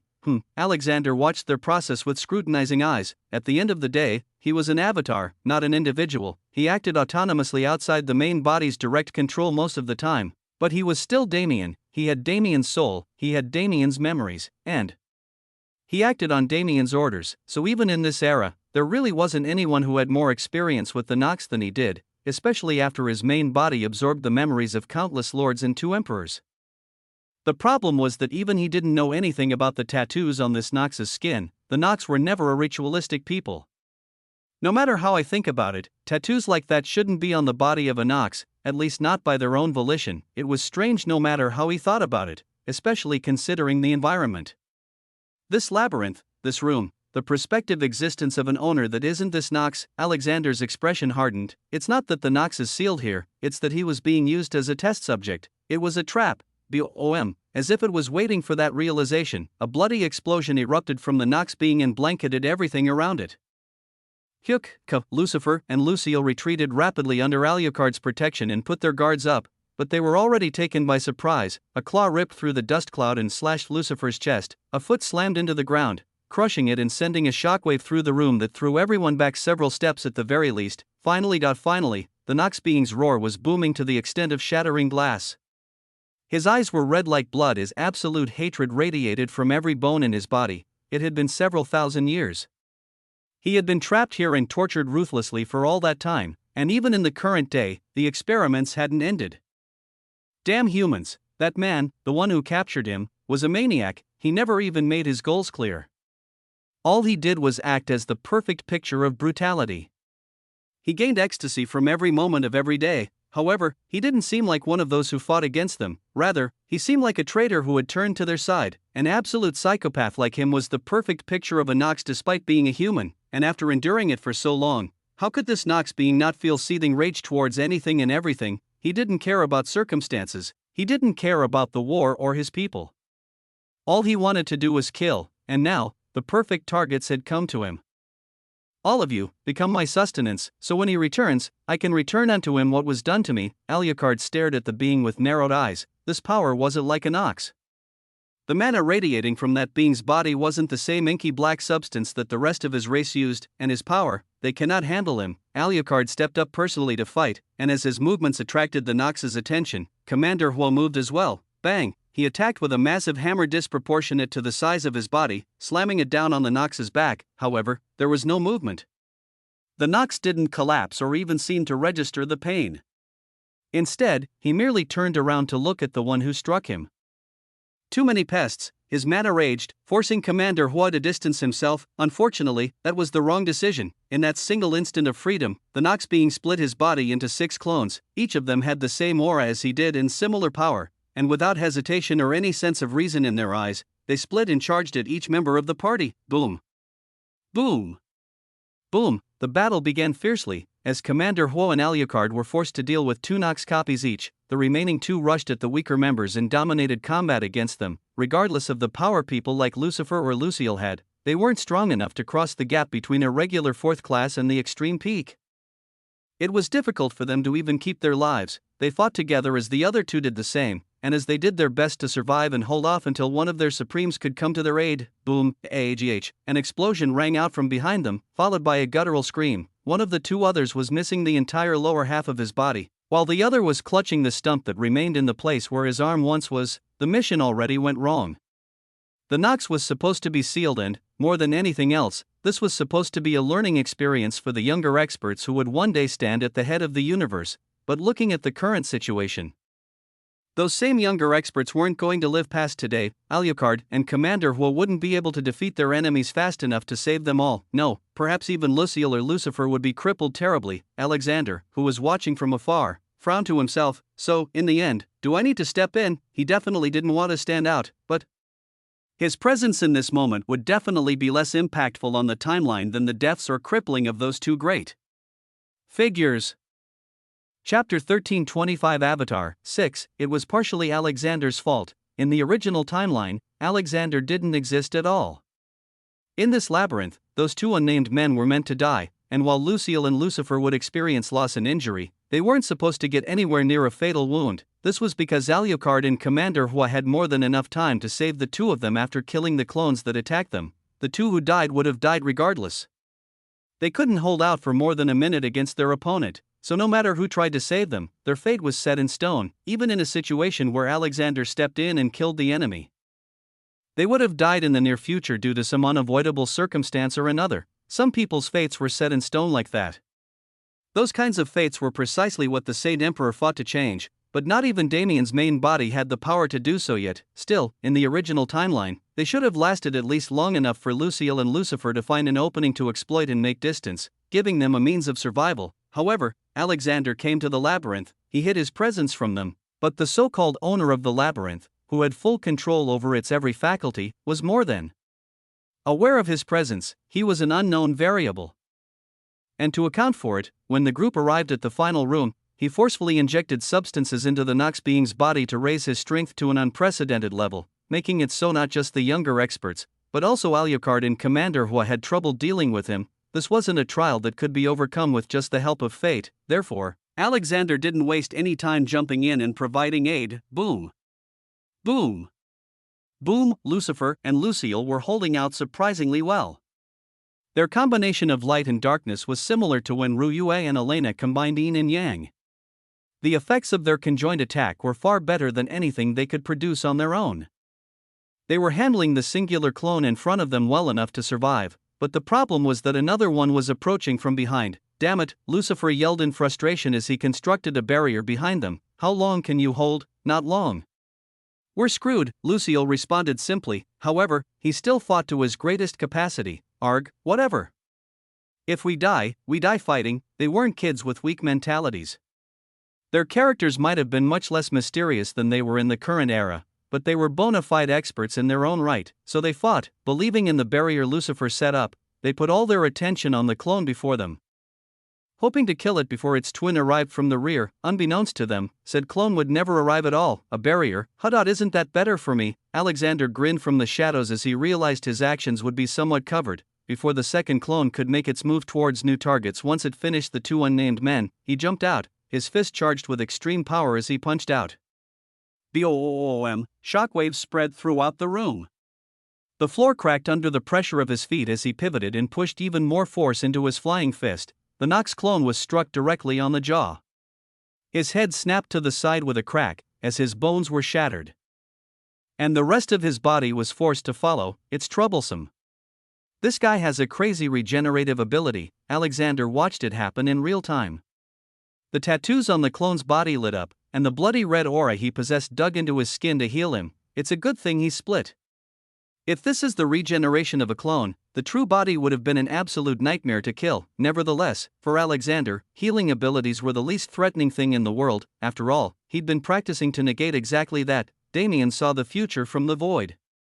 He knew what stood at the end of Alexander's growth path, and to prepare for the day he could directly shatter divinity. He first practiced shattering similar concepts like regeneration, or rather, immortality itself. Since it was an authority he himself possessed, he could study the concepts with his main body and transmit the knowledge to his avatar to help with comprehension. The lack of space and time in the void made this incredibly convenient. Bastard, you think you've won, don't you? Alexander said arrogantly. The Nox clone was currently grinning with a haughty expression, as if begging Alexander to hit him again and see what happened. Naturally, Alexander obliged. Allow me to show you something more terrifying than the guy who gave you these abilities. He grabbed the Nox clone by both sides of his head and injected mana into his skull. Through that mana, he showed the clone a vision. It was an incomprehensible sight. It was the sight of reality from outside the bounds of existence, precisely what his main body was currently looking at. Light's novel. That sight, perhaps only Damien, and maybe the deceased Saint Emperor, were the only ones who could look at it and keep their minds intact. The clone had no idea what he'd seen, but even trying to rationalize it a little bit was too much. His mind shattered into a million pieces, and the sentience he possessed was torn to shreds. Now then, I think you deserve a little beating. A mindless Nox was far easier to deal with than an intelligent one, with Alexander's fists. This kind of creature didn't stand any chance, no matter what its strength level was. Bang! Bang! Bang! Bang! Fist after fist, kick after kick, struck the Nox being from every side. His body was thrown around like a rag doll as every single one of his bones was broken from head to toe. The tattoos on his body flared up as they tried to heal him. However, Alexander's mana property suppressed that power and disallowed its existence. Regeneration was not possible under his jurisdiction. Boom. How does that feel? Alexander grinned as he slammed the Nox clone's broken body into the ground. Well, I guess you wouldn't be able to answer regardless, so it's pointless to ask. He raised his leg into the air and stomped down ferociously. Boom, his foot crushed the Nox being's head and splattered black ink across the ground. The remaining force dug into the labyrinth itself and further cracked the already broken floor into dust. Boom. Boom. Boom. Boom. With a few more punches, the Nox being's body was completely obliterated. That's the only problem with prioritizing physical abilities. When it came to the Nox, he had to do a lot more work than a normal person to prevent their complete regeneration. Maybe I should train a law too.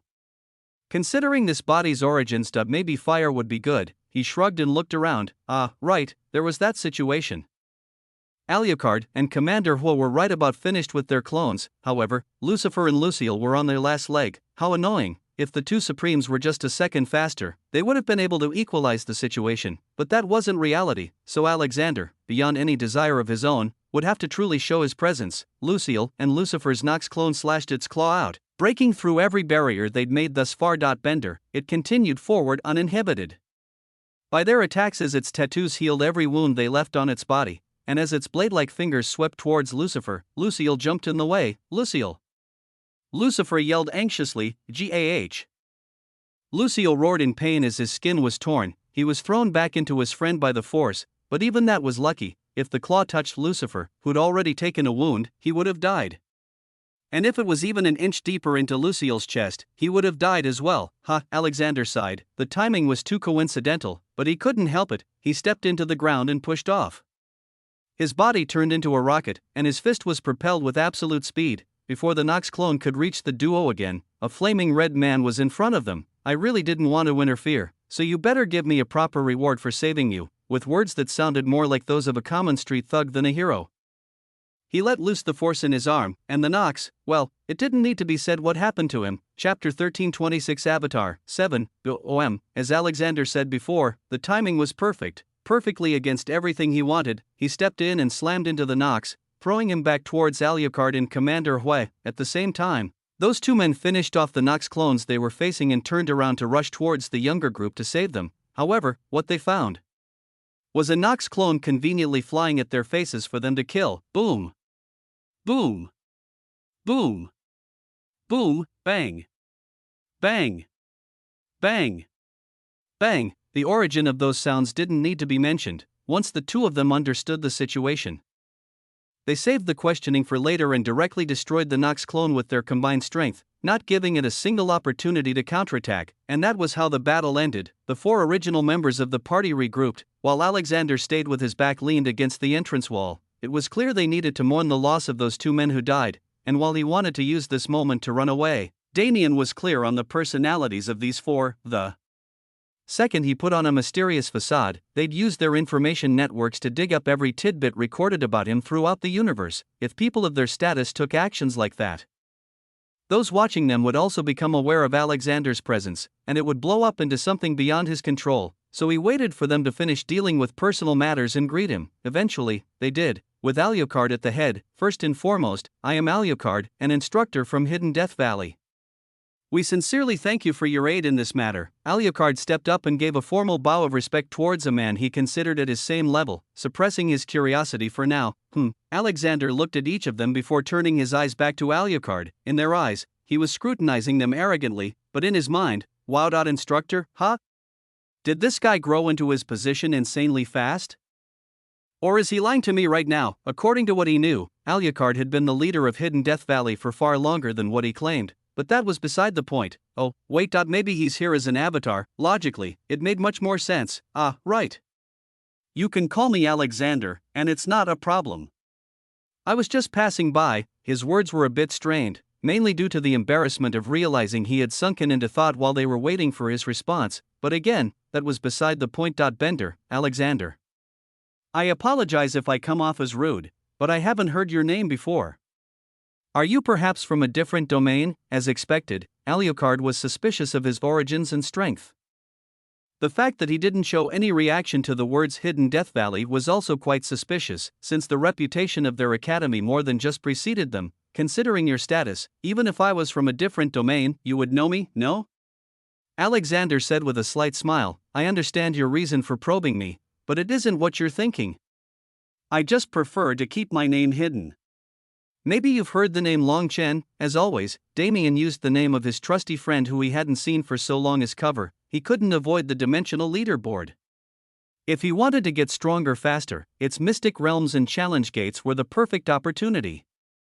It was entirely possible for one to be registered on the leaderboard as a title instead of their true name, just as the Saint King was, but 99.99% of people didn't do this. For one, the dimensional leaderboard was a way to get one's name recognized on a universal scale, which, in most cases, would give way to many paths that would otherwise be impossible to someone without status or reputation. Secondly, there was no way to verify if one's accomplishments were truly theirs if they were registered under a false name, since the dimensional leaderboard didn't possess any sort of account system. And thirdly, the most amusing reason, was that giving oneself a title was quite embarrassing. Light's novel, to come to fame with a title one created personally and be forced to endure the shame of that act once one was known, wasn't something anyone was willing to do. One could imagine if Damien had to introduce himself to every new person as Heaven's Wrath or Demon God, because that was how he presented himself when he was unknown, to understand just an inkling of that embarrassment. For Alexander, however, it was a matter of convenience. He didn't use something embarrassing like a title, but instead chose a pseudonym he could pass off as his own name. This way, while he steadily climbed the rankings at a pace that didn't make him stand out, he had a way to back his identity in the case of a situation like this one.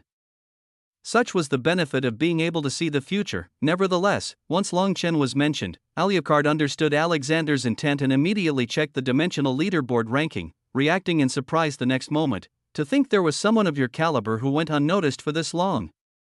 He exclaimed. It was intentional, so it's not that surprising, Alexander responded in a dull tone. Regardless, it is a ranking in the top 1,000.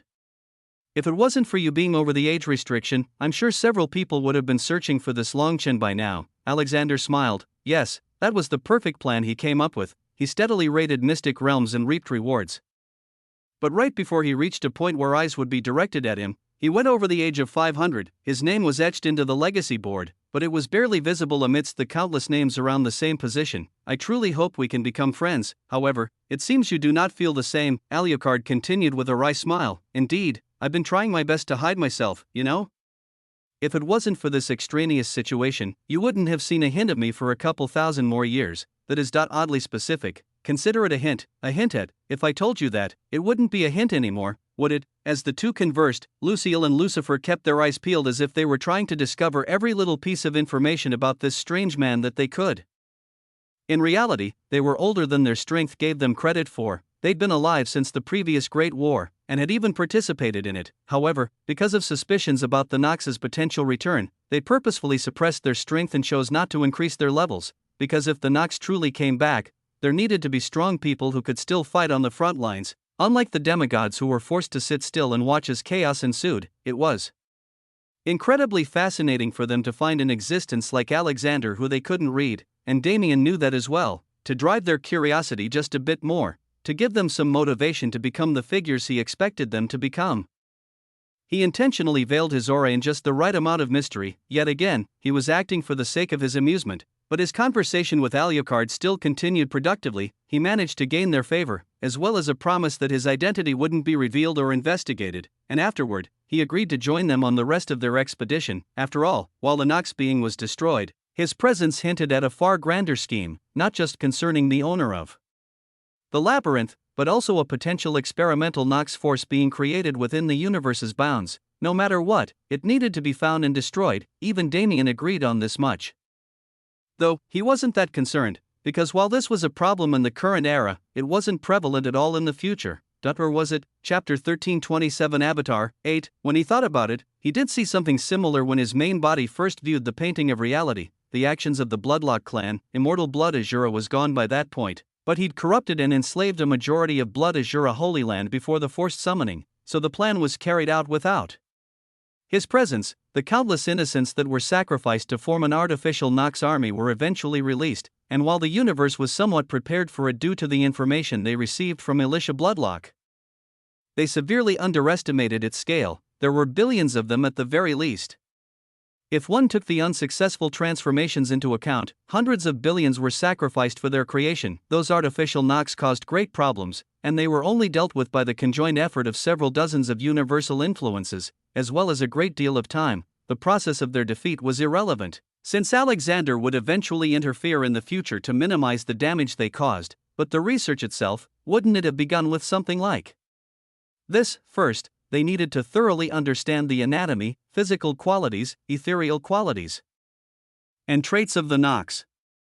The next step was to do countless experiments to transfer those qualities to humans, such as what was being done in the human domain in Eden, and once they found some success in their formula, they could take it out of the concept phase and use it like they did in Blood Azura Holy Land. If this was the first step of that process, if the notes of this researcher and many others just happened to survive through the extermination that was currently being carried out and were found by others who wished to succeed their cause. Wouldn't obliterating those findings now crush the plan before it even started? That was Damien's thought as he watched Alexander travel with the Alucard group to find and kill the owner of the labyrinth.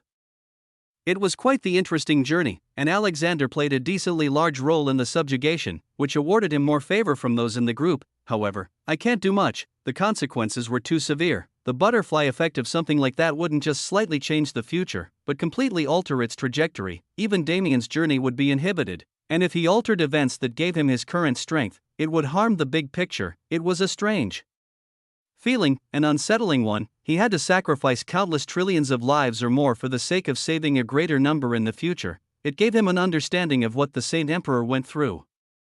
Because no matter how righteous he felt at this moment, no matter how much he wanted to take just the slightest action and save all those lives in the process, he couldn't. It wasn't just planning for an ideal future, it was a matter of responsibility. Damien had an oath to uphold, an oath that he would bring an end to the suffering future generations would have to endure.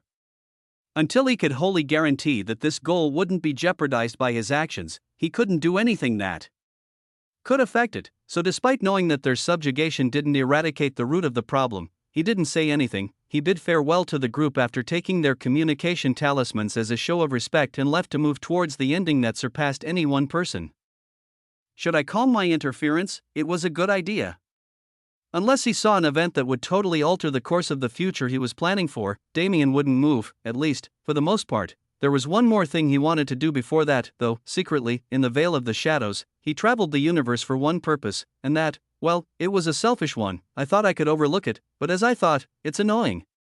He was currently in an era where Iris was being suppressed by countless things and targeted by lustful demons in human skin. Light's novel, he didn't really care if she knew what he was doing, since he didn't do it for recognition in the first place. He just wanted to blow off some steam by beating up those bastards who didn't know their place. Several years were spent on that task.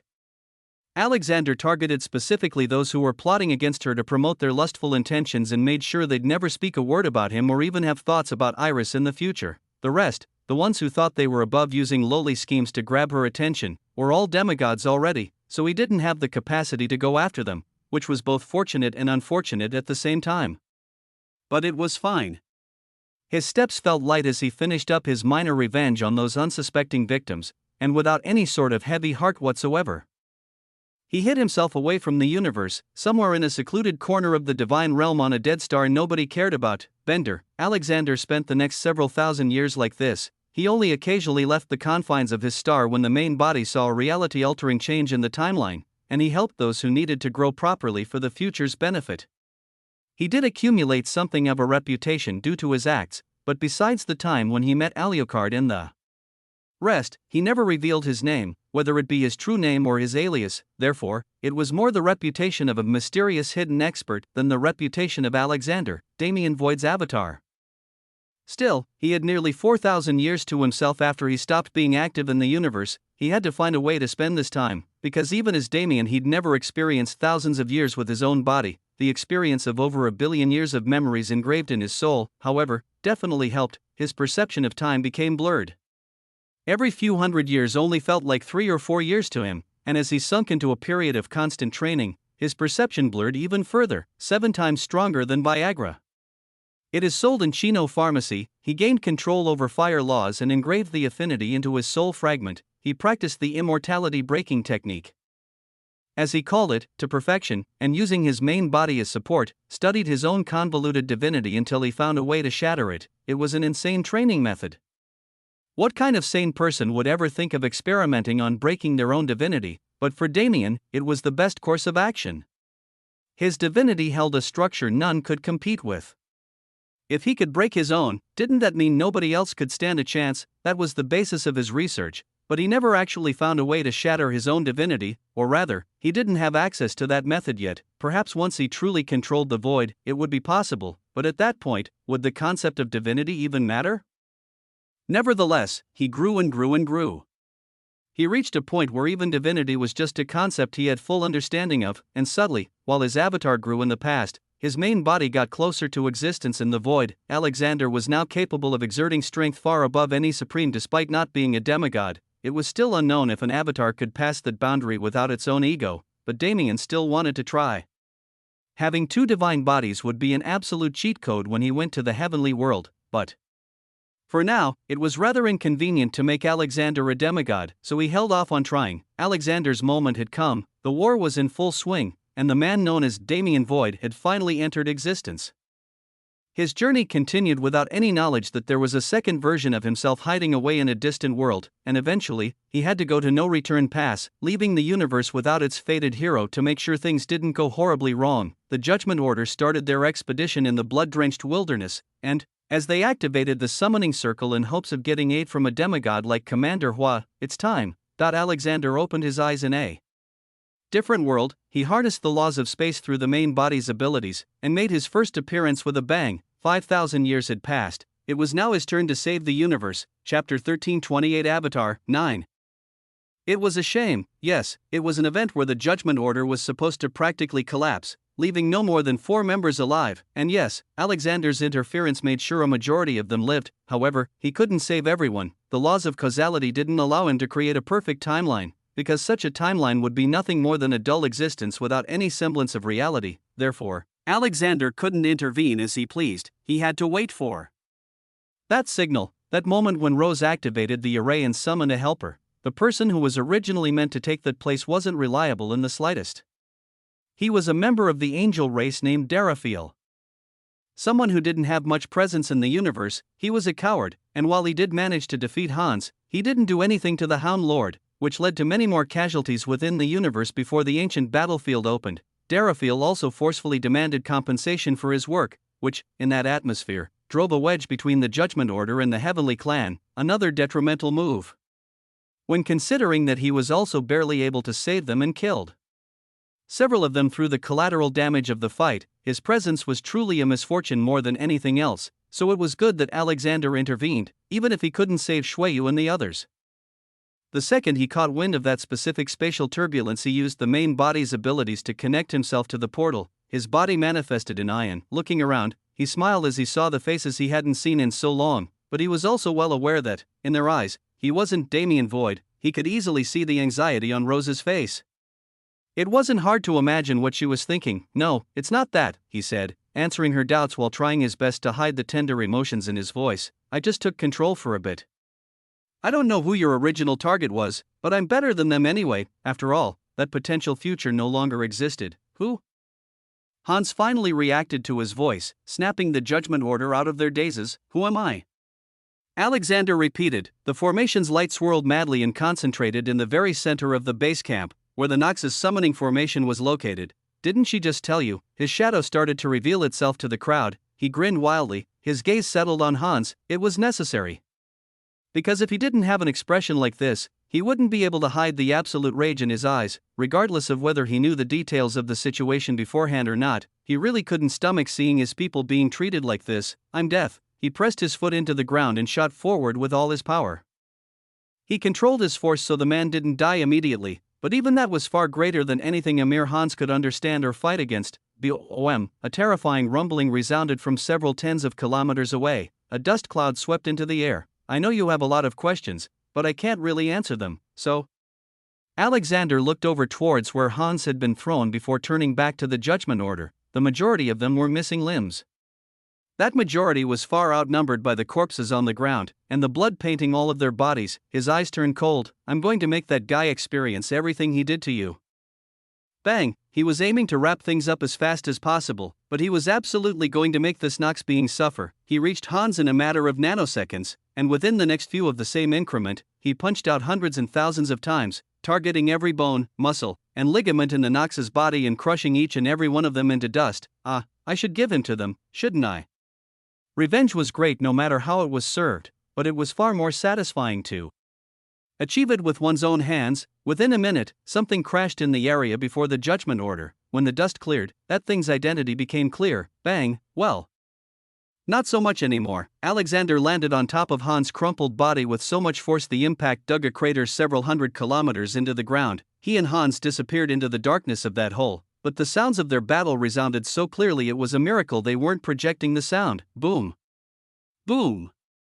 Boom! Argh! Bang! Stop! Bang! This! Bang! Now! Boom! A black blur shot high into iron sky, a red one following soon after. Bang! Hans' body was slammed into the ground again, and Alexander once again followed. However, this time, he didn't make such a powerful move. He landed next to Hans and pushed his arm out. Bang! Bang! Bang! Bang! All four of Hans' extremities were torn from his body. It was an injury even Nock's regeneration couldn't heal. He practiced just for this moment, so. Alexander looked around the Judgment Order group. Didn't you want revenge? They were immediately spurred into action by his words.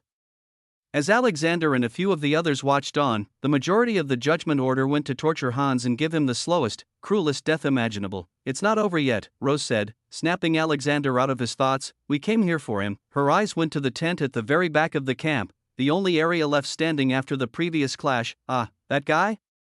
He said.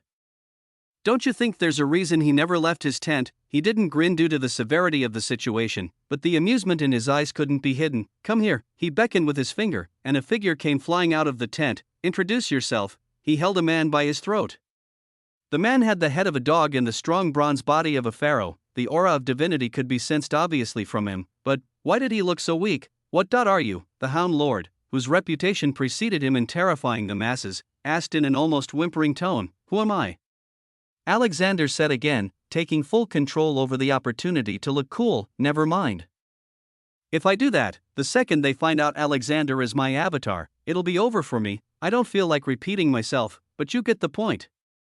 Just shut up and die. You can't. Oh, but I can. Alexander gripped his fist, a motion mirroring Hans from a few moments ago. Crash. The sound that echoed through the camp was not an expected one. It was like glass shattering. After 400 years of training, not just regeneration or immortality, but the very essence of divinity could be shredded by his power. This is quite the useful skill, Alexander said nonchalantly. Ah, you must be curious. Well, it's nothing much. I just shattered his divinity, but in the end, he couldn't stop himself from trying to act cool. Hans was not dead, but he might as well have been. His death was only a matter of when the Judgment Order was finished enacting their revenge. As for the Hound Lord, his body wrinkled and shrunk. He looked like someone who hadn't had a proper meal in decades. Alexander had done his job splendidly, and the time to make a stunning exit had come. The Judgment Order still had plenty of doubts against him, and while seeing his wives question him so suspiciously was definitely painful, it couldn't be helped. He couldn't reveal his identity just yet, so as they tried to understand his intentions, he could only say one thing. Well, let's just say the Judgment Order's biggest fan sends their regards. He grinned, and before anyone could ask another question, he vanished. There was still much more to do. Chapter 1329 Avatar 10. As the war continued, Alexander continued to show himself at the most critical moments. He appeared on Beast Emperor Star to save the Judgment Order once again, used his power over existence to heal Tian Yang and the Golden Dragon Emperor's divinities, and much more. He couldn't just concern himself with the Judgment Order, he saved Fallen Star Holy Land, and saved Atticus and Aishia in the same event. He went to the center of the Divine Realm and aided in the defense of Luxurion, taking care of most of the major threats that caused it to fall. He saved the Judgment Order 3 more times, and while none of their main players were in trouble, he did manage to save a large number of their lower-level members. In the process, he found out something interesting. There was a man named Beast among them. He always wore a mask, and while he gained the trust of his teammates over time, he was still someone none of them knew the identity of. But when Alexander saved him, it was a situation where that mask was torn off. What lay underneath it was a mutilated and almost disgusting face that had endured countless tortures and horrors. Yet, it was still a face Damien recognized, a face from the deepest recesses of his mind. It was Ethan, the first friend he made on a Pyron. After reading his memories, he saw just how tragic Ethan's life was after Damien left. His thirst for power led him to leave a Pyron behind and seek greater horizons. And while he was growing properly for almost a decade, he ran into great misfortune and was kidnapped by an evil sect. There, he endured treatment worse than a slave, treatment that could only be compared to how the Nox handled Hassan for far too many years before the sect was eradicated by an enemy force. When he escaped from that circumstance, he was forced to travel the universe alone, slowly regaining his humanity as the war got fiercer, and when the Judgment Order was created as a sanctuary for members of the younger generation, he joined without hesitation, feeling even more at home when he saw those familiar faces among them. It was a tragic story, but luckily, he had found his way home. It would only get better from here, especially now that Damien knew his identity. Naturally, Damien healed the scars and wounds on Ethan's face before sending him to safety, and as he awaited the day they'd meet again face to face, he returned to his duties. He participated in the subjugation of the artificial Nox Force blood Azura Holy Land created and the eradication of the Holy Land itself which followed, freed Qing Tan and Huafang from their imprisonment and led them to Yong'an, and continued helping the universe continue on the right path. Even Tefet's death was prevented, and he and Bai Yuxuan were returned to the sanctuary to heal. However, Damien wasn't a god. He couldn't save everyone. Lucifer still died, just as Lucille sacrificed himself to protect him all those years back on the labyrinth. Lucifer stood in front of him this time and took the attack that would have killed him. He lost his life for the sake of someone he considered far better than him, and while Damien wanted to change that fate, he found that even Alexander's interference couldn't do anything about it. It was the same with Priscilla Adelaire. According to the truths learned during her last moments, she and Rose were indeed of the same bloodline, and the demon-sealing pantheon was always meant to be passed on to the blood successor. It was just assumed that there were no blood successors left in this world. For the sake of the continuation of the pantheon and the event fate deemed monumental for Rose's growth, Alexander's interference was banned, quite literally as well. As if to prevent his interference in any way, shape, or form, fate forced the events of the artificial Nox extermination to occur at the same time as that event, and he couldn't take his attention away from that raid. Since it was far more integral in the grand scheme of things, Pontius still died, and while nobody else was paying attention to them, another person died in the war. His name was Thaddeus Church. He was the Plague Lord's son, but he was different from his father.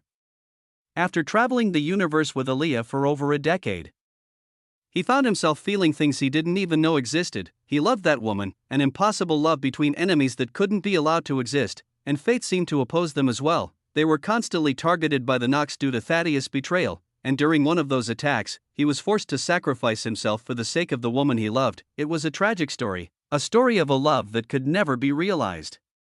It was a story that was mirrored in countless relationships all across the universe, and while it went unnoticed by most, it would always be remembered by the only person who mattered. War was not a good thing, it was an obvious fact, but it had to be mentioned. In a place where honor and achievements were praised and war was seen as a place to gain these things quickly, it often went unnoticed how much suffering was hidden behind the rose-tinted goggles warriors viewed the concept through. The common people went through hell, and on an individual scale, suffering was far more prevalent than honor. One could talk about lives saved or righteousness, but it could never outweigh the tragedy. Damien also knew that. It was the burden he bore, and he didn't shy away from it. Even though nobody else saw Thaddeus' death, he did. He led Aaliyah to the judgment order so she could hopefully find warmth to keep her sane. He watched the common people suffering from his place beyond reality. He watched the warriors who struggled and survived with all their strength to protect their families behind them, and he watched all the sights nobody else would ever see, so those who suffered would at least be remembered by one person. Just as he told the ancient sovereign in days past, this was the duty of an observer, to record their stories, so no matter how insignificant their existences seemed, they would never truly fade. He didn't interfere too much using Alexander. He showed himself where he was necessary, but he didn't try to change things that shouldn't be changed. Therefore, as the universal war was guided to the most realistic conclusion, he was left with only 3 things left to do. The first of which being a meeting with an old friend. He went to the abyss for that purpose. He followed the guidance of his main body who could see all of reality from an outside perspective and reached a place no man had ever been able to reach without an invitation. There, he met that man. He didn't even have to explain himself. The second Alexander appeared in the vicinity, he was greeted by the one he came to see, young and stood there with a wide smile on his face and proclaimed as if he'd been waiting for this moment. I knew you didn't die. Chapter 1330 Avatar 11, you knew. Alexander's eyes widened in surprise. It was less about Yong'an's belief that he was alive, since most of his other associates felt the same, but how did he know Alexander was Damien? How could I not know? Did you forget where we are? That, Damien smiled. The abyss was definitely a fantastical force. If Yong'an could read the nature of his soul fragment within Alexander's body, it meant he'd reached an unreal level. It seems you've gotten much stronger since the last time we met. That is natural, however, my growth cannot compare to yours in the slightest. Was death so beneficial? Surprisingly, yes, but I'd prefer we don't joke about it, Damien responded wryly. He was glad his friend could still act this sarcastic about a serious topic like that, but still, he didn't want to remember it more than he had to. Putting that aside, Yong'an continued, noticing Alexander's awkward expression. You must have a reason for visiting me this time. No, of course, he did want to make personal visits, but there was a time and place for that. The war would be over soon enough, and when that happened, he could take all the time in the world to relax and spend time with the people he forgot to cherish. I know you've already made contact with the Judgment Order, but I'm not here to talk about that this time. Yong'in's eyes widened. That was unexpected. He didn't know what else Damien could possibly be talking about, but the Saint Emperor is dead. His heart skipped a beat. What did you just say? I said the Saint Emperor is dead. I killed him. Wah, I know it's confusing, but it's the truth. Damien didn't explain anything about the battle. By the current timeline, it hadn't happened yet, but because the ancient battlefield was disconnected from the lower universe, he could still talk about it. The causality wouldn't be touched by something like that, since his actions here couldn't impact the ancient battlefield. Yong'in naturally had a load of questions about the event, but Damien did his best to avoid the ones he could while answering the ones he couldn't. He had gained respect for the Saint Emperor, because he understood the Saint Emperor's actions. However, Yong'in was his friend. Yong'in was someone whose life was ruined by the Saint Emperor. He was raised as a sacrifice so Damien could grow, so the plot could progress, and while the Saint Emperor might have had a just cause for doing so, his actions weren't just in the slightest. Yong'in's family had been destroyed, and his life was a torturous hell from childhood until the moment he faced Damien for the second time. So no matter how Damien felt about the Saint Emperor, he couldn't let it be known. The Saint Emperor had to be remembered as a villain. That was the only way his desires could be realized. It made Damien feel uncomfortable. He had all of the Saint Emperor's memories, so he was well aware of how the man felt while he took actions like he did with Yong'in. But what did that matter? No matter what he said, no matter how he tried to justify it, there was no way to redeem the Saint Emperor in the eyes of Yong'in and the rest who suffered by his hand. That conversation was difficult to have with all these complicated emotions filling his mind, but Damien eventually got to the end of it. And when he did, he was finally able to get to the main point. Do you remember that day you told me about the curse your race suffers from? He said. Yong'in nodded. He remembered very well, and he was still suffering under its influence now. I can remove it. Those were Damien's words. I can remove that curse and grant you freedom, so please use that freedom for me. I will take you and your people to the heavenly world with me, and together, we can fight against the true cause of your race's misfortune. This was his goal. The Nox were an enemy force for the most part, but at this point, Yong'in had gathered every one of them who was willing to change their ways. His followers were people who could be redeemed, and Damien was absolutely willing to aid them in said redemption. Yong'in was naturally surprised by his suggestion, but Damien was his savior. Damien was the one who offered him a chance at redemption in the first place.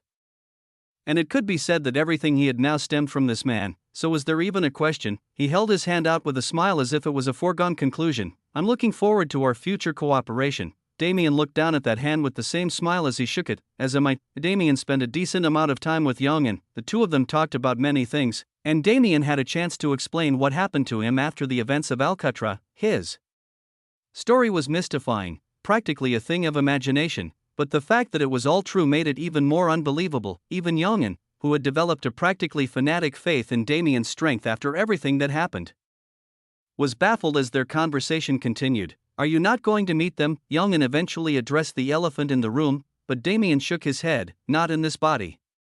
I'm afraid I won't be able to hold myself back when I see them, and I'd rather have that reunion face to face. It was a matter of selfishness more than anything else, but it was also for safety. Causality was a complicated concept that couldn't be understood easily. Damien didn't know how his presence, his true presence, in their lives right now would affect them, and more than anything else, because of how pivotal they were in the war effort, he couldn't influence their actions in a direction outside what they were naturally experiencing. Yong'in somewhat understood it. Well, he understood as much as he needed to, so, basically, you're going to use me to tell them. I'm glad you catch on quickly. This is going to be really annoying. You know they won't trust me easily, right? He wasn't wrong. His wives would already be skeptical since Yong'in was a Nox, but they would be even more skeptical if he started saying things like Damien is alive without any sort of proof or evidence. Too many Nox had tried to manipulate the universe's people for them to trust their race easily, even if they were the good kind like Yong'in. How about this? He said, his face turned redder than his hair. Something only the girls would know. Something that should have never seen the light of day ever again. Damien definitely hesitated to say it, but it was the only way to show them he was truly back, even if he couldn't see them personally, because the only way for Yong'in to know was if either they told him personally, or if Damien told him himself. He took a deep breath and opened his mouth to speak. Next time you see them, tell them this. As Damien said what he wanted to say, Youngin's eyes widened into saucers. He had a feeling he definitely just heard something he was never supposed to hear. Chapter 1331 Final Battle 1. Time passed swiftly. As the universe gradually gained the ability to stand on its own feet, Alexander's presence within it diminished. The war continued to rage on. Large and small battles destroyed parts of the infernal realm, but the Nox were being continuously pushed back. The war zone was shifting into Hephaestus, and as the dwarven domain had already been largely destroyed by the Nox's efforts to plunder world cores, the actual damage caused by the war itself was mostly lessened, though, since the reason was that Hephaestus was already ruined, it wasn't necessarily something to be proud of. Nevertheless, things were going well for Grand Heaven's boundary now that the Nox demigods were gone. Despite the great damage that it took in the past few decades that left it a shell of its previous self, it was more than enough for the people who stayed alive. The common population who couldn't fight was being protected within the borders of the human domain and the divine realm, and the warriors and soldiers felt a suffocating feeling in their hearts as they realized that the end was approaching. The total number of Nox had been cut down severely by the countless battles in the past. They were now holed up in the old Heaven's army headquarters and the areas around it, playing more defensively than ever before. Now was the time to strike, now was the time to end the war. The demigods had been gone for roughly a decade now, which meant the results of their battle would become clear soon. So before they returned, things in the universe needed to be settled. Otherwise, in the case where the Nox side won, the chances of victory would completely evaporate. Currently, a meeting was going on. It was a meeting like any other, and those present with a say in it were the same characters who'd been leading the war for the past decade: Rose, Ruyue, and Elena, who'd risen to the peak of supremes and represented the pride of the younger generation, stood at the head. Tian Yang and the Golden Dragon Emperor, two advisors who were already respected within the older generation and the only two demigods still in the lower universe, had positions with the same weight as their identities. The core members of the Judgment Order like Su Rin and Long Chen, strategists like Lucille, Elisha Bloodlock, and several other well-known individuals also sat at the main table, including Yongin, who was an unexpected face to most. Along with them, there were several military advisors and generals in the room to spectate and pass their decisions along at the fastest speed possible. These were the universe's most trusted people, those who would not betray them no matter what, because even in this time when the universe wasn't losing so badly, people still turned traitor for one reason or another. The topic of this meeting was the final counterattack. They were making plans on how to move their forces to completely corral and kill the Nox left in the universe. With Yong'an's support, understanding their movements was simple. With the brains of those like Rose and Lucille, creating strategies was also easy, and with the wisdom and experience of those like Tian Yang, any flaws in the plan could be directly picked apart and fixed. After warring for so long, the synergy between these people had grown to an unprecedented level, so such meetings were really more for the sake of appearance than anything else. Their confidence had to be made known to the lower-level troops. After all, the meeting proceeded extremely smoothly. Before some of the spectators even realized it had started, it was over, and despite the speed, nobody could say they rushed things. Their plans were far too concrete for such a statement to be true. As the various forces left to carry out their duties to prepare for the scheduled battle, Youngin stood up with some slight hesitation in his heart. I won't get killed, right? Thinking about the conversation he had with Alexander a bit ago, he figured things would be fine, but he was still scared. Damien could see Rose, Ruyue, and Elena the way he did because they were his wives. However, to anyone else, they were far too fearsome to just approach. The feats they accomplished in this war were magisterial. They, as part of the younger generation, most of whom were still just a part of the universe's forces and not key figures like they were expected to be, had become so integral to the war effort that anyone in existence, whether it be the strongest experts or the most common farmers, knew their names. Their legends were adored by all. They were the role models that children growing up in this era aspired to be, and to people who'd fought side by side with them, there were people who absolutely couldn't be offended, because when they got serious, they were terrifying. Nevertheless, Yongin made a promise to his friend, so he had to do something. He approached them before they left the meeting room and asked them for a moment of their time, waiting for those unrelated to vacate the premises before he spoke again, with just the four of them in the room. Rose took the opportunity to speak first. Was there something? If it isn't important, you know what will happen. Yongin smiled wryly. I understand why you don't trust me, but please try to hear me out on this one. Their relationship was rocky. Yes, he was of great help, and yes, he was Damien's friend, at least, according to him, But the three women couldn't easily drop their guards with anyone. This included most of the judgment order. Their attitudes were completely understandable, so despite the grievances in his heart, Youngin naturally didn't question them on it. But this time, well, if they continued to hold their prejudice, he'd die before he was able to give them the good news. Still, he steeled himself and looked into their eyes. I will make a mana oath first. I, Youngin, swear that everything I say from this point forth is absolutely true. If I lie, may the heavens strike me down. He started with assurance even though Damien already told him it wouldn't work, as Damien was in the void. Something like a mana oath wouldn't be able to sense his presence, so if Youngin spoke wrong, it would still strike him down despite him speaking the truth. But he did it anyway as a show of faith. After taking a deep breath, he continued on to the main point. Damien Void is still alive. Vumum, Youngin's eyes bulged. The air in the room cooled down to sub-zero temperatures in an instant. And something invisible was grabbing his neck with such force that it felt like his trachea was going to be crushed. What did you say? Ryua spoke first. All three of their eyes were absolutely cold. Damien's name was a taboo. Everyone knew it. The second it was mentioned, the moods of these three women would become horrifying. They had yet to accept his death, but after a decade of fighting without seeing a hint of him, they couldn't help but fear the worst. In order to push that fear down and maintain hope, they did not allow themselves to think about the matter of his life or death, because if they did, their mentalities would break down. They treated themselves like widows. Because it was the only way to survive. But Youngin, this Nox being, suddenly came and said he was alive. What was his goal? Why now? No matter what, it was better to kill him first. They couldn't allow themselves to be shaken at this time. Youngin could see all those thoughts in their eyes. He could feel their cold, killing intent encroaching on his soul. This kind of fear, he hadn't felt it since the last time he saw the Saint Emperor. W8. I cannot explain. He squeezed the word out in a panic. He had to save his life somehow. Rose glanced at Ryua for a moment, and the force crushing Youngin's neck lessened enough for him to speak. Ha. If you cannot give a satisfying answer, you will die here. Youngin nodded, catching his breath. I have evidence. I was told as long as I say it, you will not question me anymore. He knew what he had to say, but will this really work? Under their scrutinizing gazes, his face turned a shade of red one wouldn't expect possible with the Nox's natural skin tone. I have no choice. He steeled himself again. Even if it wasn't his dark history, it would become his dark history the moment he said it. It didn't matter. He had to save his life, so, as he gathered up every little bit of courage in his body, he yelled out confidently, my eye. The pain in my right eye.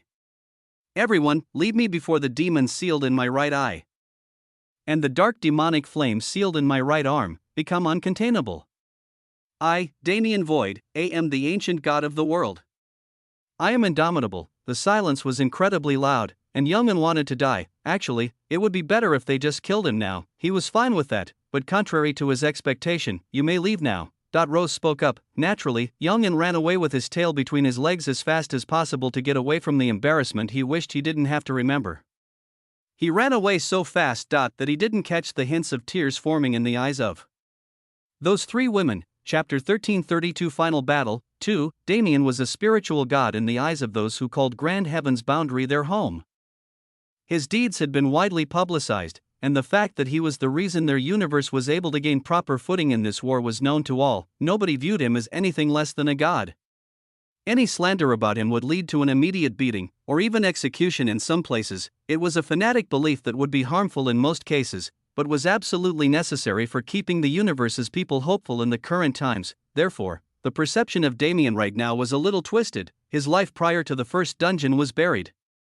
His story, in the eyes of most, began in a pyron. No, that was irrelevant. Even putting that aside, there were only 4 people who knew: Claire Watson, Rose, Ryua, and Elena. Only they knew of his dark history. Only they knew of the time he spent as a child before mana even existed, the time that even he himself still to this day considered his weakness. Damien's dark history. To hear it from the mouth of someone like Youngin meant one of two things: either the 3 of them spilled the truth, or Damien himself told him.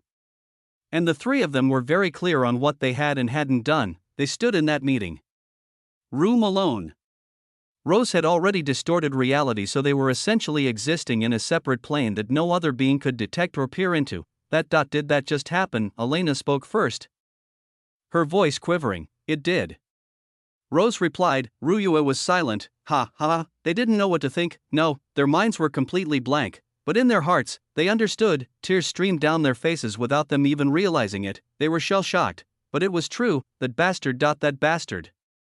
Elena stuttered. He's still alive. Rose said the words they'd all been avoiding ever since that day when Ryua's soul connection broke. It took several minutes before they could even move. They hugged each other and cried. The feelings in their hearts were indescribable. How could one define what it felt like to realize someone one thought was dead for so long was still alive and well? Sadness, joy, ecstasy, pure and unadulterated liberation, euphoria, excitement, agitation, and more than anything else, a sense of relief that made them feel like all of their worries disappeared. The knot in their hearts, the knot in their souls, that didn't allow them to truly be themselves for so long was gone. That knot not only affected their mentalities, but even their strength. The main reason they hadn't been able to ascend to divinity was precisely due to this knot. They were fighting this war for survival, and they were fighting this war for revenge. But frankly, they didn't know what they'd do when it ended, because the light in their lives was already gone. He was not here anymore. So they didn't have anything to strive for. Some people moved on after their partners died. Some people found happiness again because even their loved ones would want that for them. However, they weren't like those people. Their emotions of love were gone from the moment Damien left. They would not be happy again without him, and if it wasn't for each other's presence, they would have collapsed long ago. But he was alive. Damien was alive. Since Youngin delivered the news, he was likely in a situation where he couldn't see them directly, but that didn't matter at all, because he was alive, and that was all they could ever hope for. They stood in that meeting room for hours celebrating amongst themselves. He's alive. That phrase, which had already been repeated so many times, was still repeating over and over again in their heads. They couldn't help themselves but to celebrate. They couldn't help themselves but to smile. This feeling of liberation brought by his ethereal presence wasn't something they could easily calm down, but one thing was certain: in this final battle, they would perform far better than ever before in anticipation of his return, and Rose calmed herself first. There was something more important than even the final battle right now. We need to tell Zara, as fast as possible. They needed to tell her, before she could do anything reckless again. Ever since that day, their lives had changed. That battle was a turning point in many lives, but none of them were quite like theirs. That day, they achieved the impossible, and as a result, they reached a state neither of them expected. They became one, and they learned the truth of their existence. At first, it was difficult, living together as one, trying to unify their thoughts. It was a difficult thing to do. However, they eventually managed, because just as much as they diverged, they came together. They were equal and opposite. Their names were Zara and Aaliyah, and together, they represented the perfect harmony between yin and yang. When Beast Emperor Star was brought to the divine realm, Zara and Aaliyah were left in a space outside reality for a very long time. Even when they returned, only Rose, Ryua, and Elena were made aware of their continued existence in their new state. They became a secret trump card for the Grand Heaven's boundary armies, and their contributions were no less than the three women who stood at the head of those armies. But their state was definitely strange. Ryua was the biggest help to them. Lily and May, the twins who inhabited the same body due to their special constitution, were in a state similar to theirs. When Zara and Aaliyah merged, they didn't engulf each other at all. They controlled their new body together, and they could either split control and work together or take individual control of their physical vessel as they decided. Their situation was similar to the twin spirit body that Lily and May possessed, but the cause and meaning behind their dual consciousness were completely different, and the way it functioned was also not nearly the same. However, the similarities allowed them to adapt far faster, and they learned to balance their egos far better because of Lily and May's help. They were doing well. However, tragedy struck them as it did everyone else. They, who were now jointly connected to Damien through the companion contract Zara signed in the past, felt his death more viscerally than anyone else, and Zara broke down. She hid herself in the depths of their joint consciousness, and Aaliyah was forced to take the reins for several years as she submerged herself in darkness. And when she came back, it was like she'd lost all hope. She went on a rampage. She forcefully took over their body and recklessly challenged the Nox time after time. It was only when Rose and the girls finally managed to get back in touch with her that she somewhat calmed down. Still, she hadn't been able to cope with Damien's death as well as everyone else. She, who had been ethereally connected to him for the majority of her life, felt a void in her soul that couldn't be ignored. So even the girls couldn't control her all the time. She was now about to be in another reckless situation, before the final war started and she lost the chance to do something like this again. She was going to rush the Nox again. She did not want to leave this war alive, not if she couldn't live with Damien. Chapter 1333 Final Battle 3. Aaliyah couldn't do anything. When they merged, their memories merged as well. Just as Zara experienced her life, she was instilled with the same feelings for Damien that Zara had, so she could understand her sister's feelings. However, she couldn't support her actions. It was troubling sharing the same body with someone who couldn't get their thoughts in order, and Zara's overwhelming emotions made it hard to seize back control. Plus, there was another problem: they were now one being. If Zara was caged away for her own safety and saw her mental state deteriorate further, those effects would rebound and injure them both. So how could Aaliyah help her sister? It was impossible. She had to vent these emotions somehow, and there was nobody who could set her on the right path, or at least, that was how it was, until that day. It was only a week before the final war was supposed to start. The meeting between the high executives had just come to an end, and within the same day, Rose found their location through the vast information network she'd set up over time. When the three women visited at once, Aaliyah already knew something special was happening, but when they shared the news they'd just learned and assured its veracity, her excitement peaked. Zara's mind was engulfed in darkness. If one looked into it, they'd find a sea of blackness, in which Zara sat in fetal position, hiding away from the world. What controlled her was her desire to kill and her desire to die, but those words cut through the darkness. Damien is alive. Those words that she'd been praying to hear for years finally graced her ears, and even the slight hope that it was true brought her into the light. She heard the whole story from the girls. She cut contact with them and disappeared because she didn't want to be near warmth. If she felt warmth, she was afraid she'd forget her rage. However, the girls never lost track of her. They had always been silently watching over her to make sure her recklessness never truly led her to death. Now that the time had come to share the good news, they came instantly and made sure Zara would be back in her right mind, and for the first time in almost 5 years, Zara and Aaliyah returned to their original harmony. The girls filled them in on the plans made earlier that day, and understanding Zara's state because they experienced it before they came here, they left her alone. Zara and Aaliyah took this time to find a secluded place so they could finally talk again. It was silent at first. Aaliyah didn't know how to start the conversation. She didn't know what to say to her sister now. She could feel the overflowing happiness coming from her other half, and while she felt happiness as well, her personal feelings towards Damien weren't the same as Zara's. Aaliyah had a time when she was obsessed with him. There was a scent coming from him that made him undeniably attractive, and if he even touched her, her body would react strangely. But that scent wasn't a matter of her own emotions. Rather, it was a rebound from Damien's connection with Zara. Once that truth was revealed, she started to feel a bit uncomfortable about him. It wasn't anything he did, since he always tried his best to reject her without abandoning her. She was just embarrassed when she thought about how she acted in the past, so when she thought about Damien, he felt more estranged than he was to most others. She was glad he survived, and she thought it was a shame when he died, but because she couldn't empathize with Zara's connection to him, she didn't know how to start a conversation about him. However, there was no need for her to do so. "I'm sorry," Zara spoke first, "I was too rash. I can't do anything but apologize." She wasn't necessarily sorry for her actions. She would have done so regardless. But she was definitely apologetic for dragging Aaliyah into her mess. "It's fine." Aaliyah thought she'd be angry, but she surprisingly wasn't. Rather, she was happy for her sister. She was just relieved that her mental state wasn't so negative anymore. "Do you want to talk about it?" she asked. Zara hesitated for a moment. "I didn't know what emotions were before I met him." She had to share this story even though Aaliyah already knew it. "I was just a cub, terrified and distrusting of the world. Because of him, I was able to obtain freedom, become strong, and grow into an actual person. It would have been impossible if not for him. When I saw him build relationships with other people, I felt strange.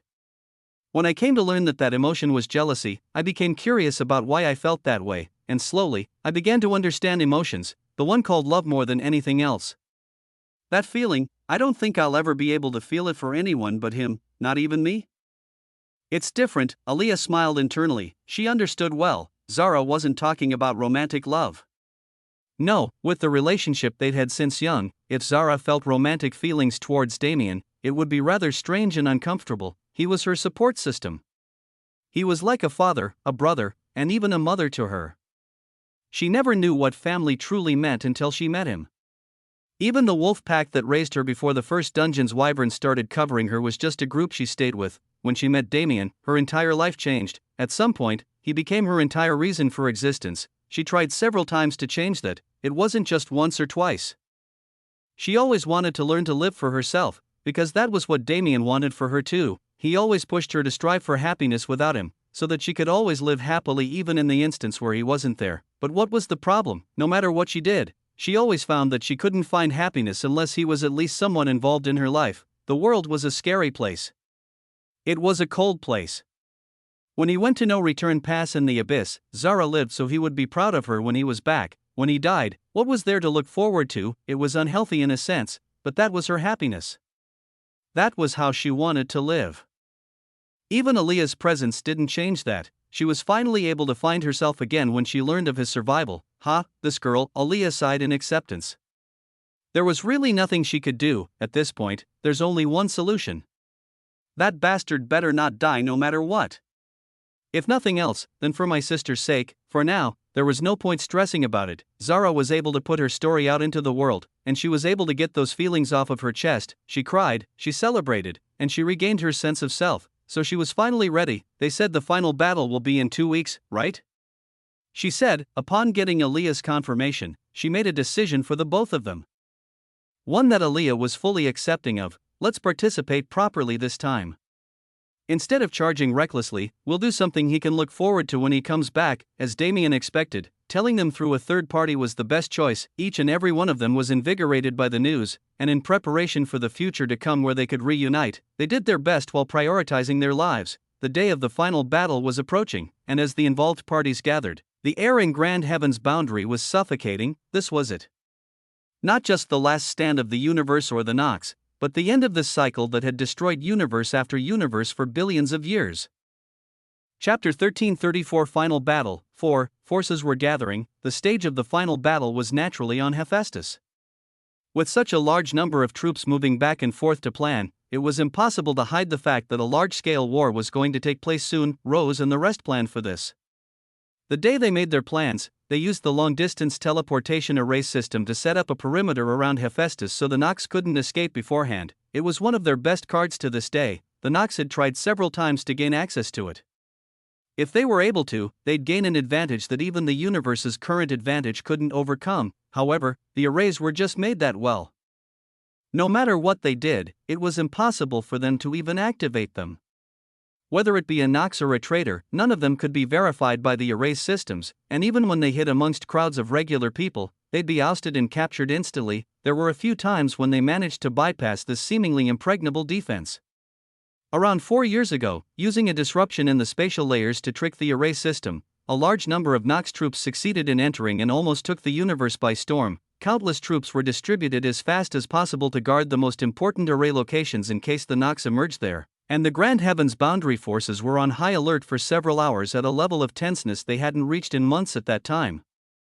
The result, the Nox never even exited the spatial layers. Damien specifically made the arrays to disallow anyone who wasn't permitted from reaching their destination. If the array was activated forcefully or through any means other than natural activation, its innate defense systems would activate to identify who had illegally used them. The spatial corridor connecting the arrays would widen, and the rate of teleportation would be slowed to what was essentially a stop. Information on the intruders would be transmitted to Lucille, who had the head token that gave him priority control over the arrays, and he would be able to judge whether to allow the transmission to continue or to take preventative measures. When the Nox were the ones using the portal, there was really no need to think about it. He activated the highest level of protection, and the spatial corridor directly shattered into bits, forcing the Nox to endure spatial storms and chaotic waves of unstable spacetime until their bodies were evaporated from existence. Nobody would have thought Damien could create such a mystical array system. It was truly impregnable, and for each flaw, a separate defense system was in place to correct it. The universe managed to stay protected that way and maintained the advantage they held with control of the array system, and even in the current situation, it allowed them to form a cage and decide the location and flow of the final battle without the Nox being able to stop them at all. It was already here. The universe's forces stood on standby throughout Hephaestus, and the various commanders in charge of them were almost done giving their heroic speeches to raise the army's spirits. The only advantage the Nox had now was numbers, but the universe made up for their smaller number with elite soldiers who could fight against crowds individually if the need arose. And when the various plans made by the highest authorities were also taken into account, there's no way we can lose. Rose looked to her sides. Elena and Ruyua, Zara and Aaliyah, Tian Yang and the Golden Dragon Emperor, the members of the Judgment Order, everyone was here, and everyone was ready. She smiled. "Shall we go, then?" A small communicator appeared in her hand, and without hesitation, she gave the signal. Lucille received it from the back lines. HOONG. A horn blew with such force that its roar resounded through the entirety of Hephaestus. That marked the beginning. All forces moved to accomplish their given tasks, and the final war began. The scale was massive. There were still billions of Nox remaining despite all the work that had been done to quell their numbers. This was only the number that actively participated in the war. When Damien was on Alcatra, he eradicated several quintillions of lesser Nox, yet there were still trillions who remained in various parts of the abyss and the boundaries of the universe.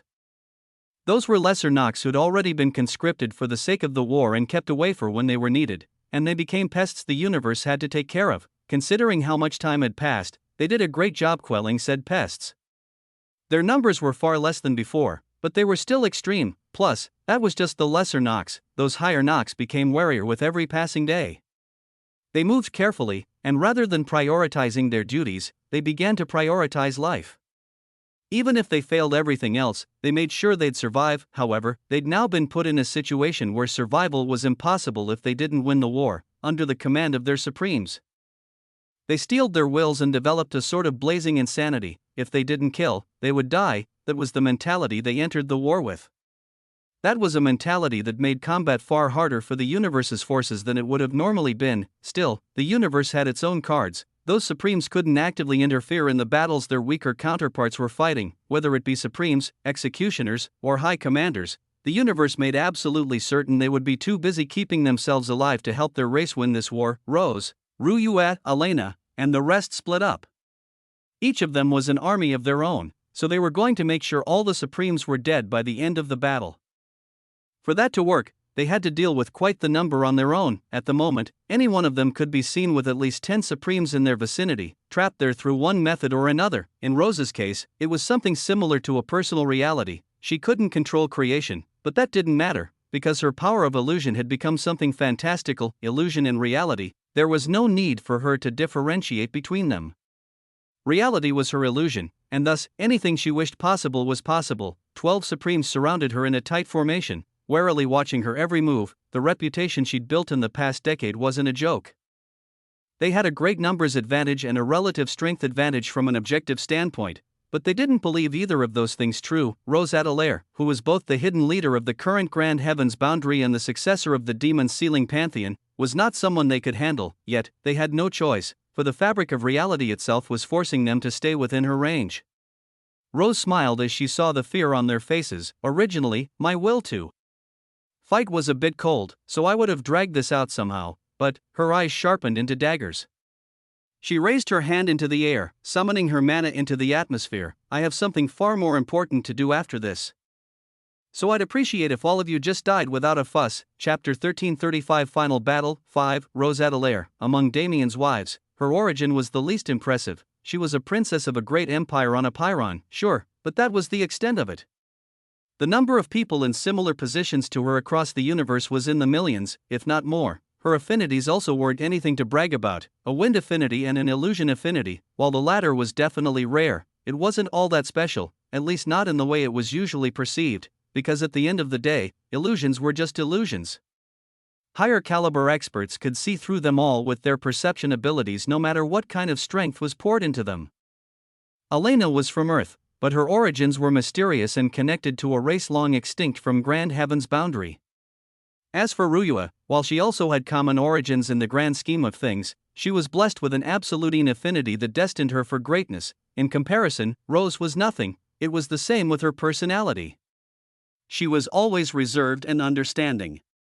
She never seemed to have strong opinions of her own, and even when she did, she never truly acted assertive enough for people to take her seriously. Some people called her bland, some said she was just a shell of a person acting as if she had everything, but how could they know? How could they know the kinds of thoughts in her heart?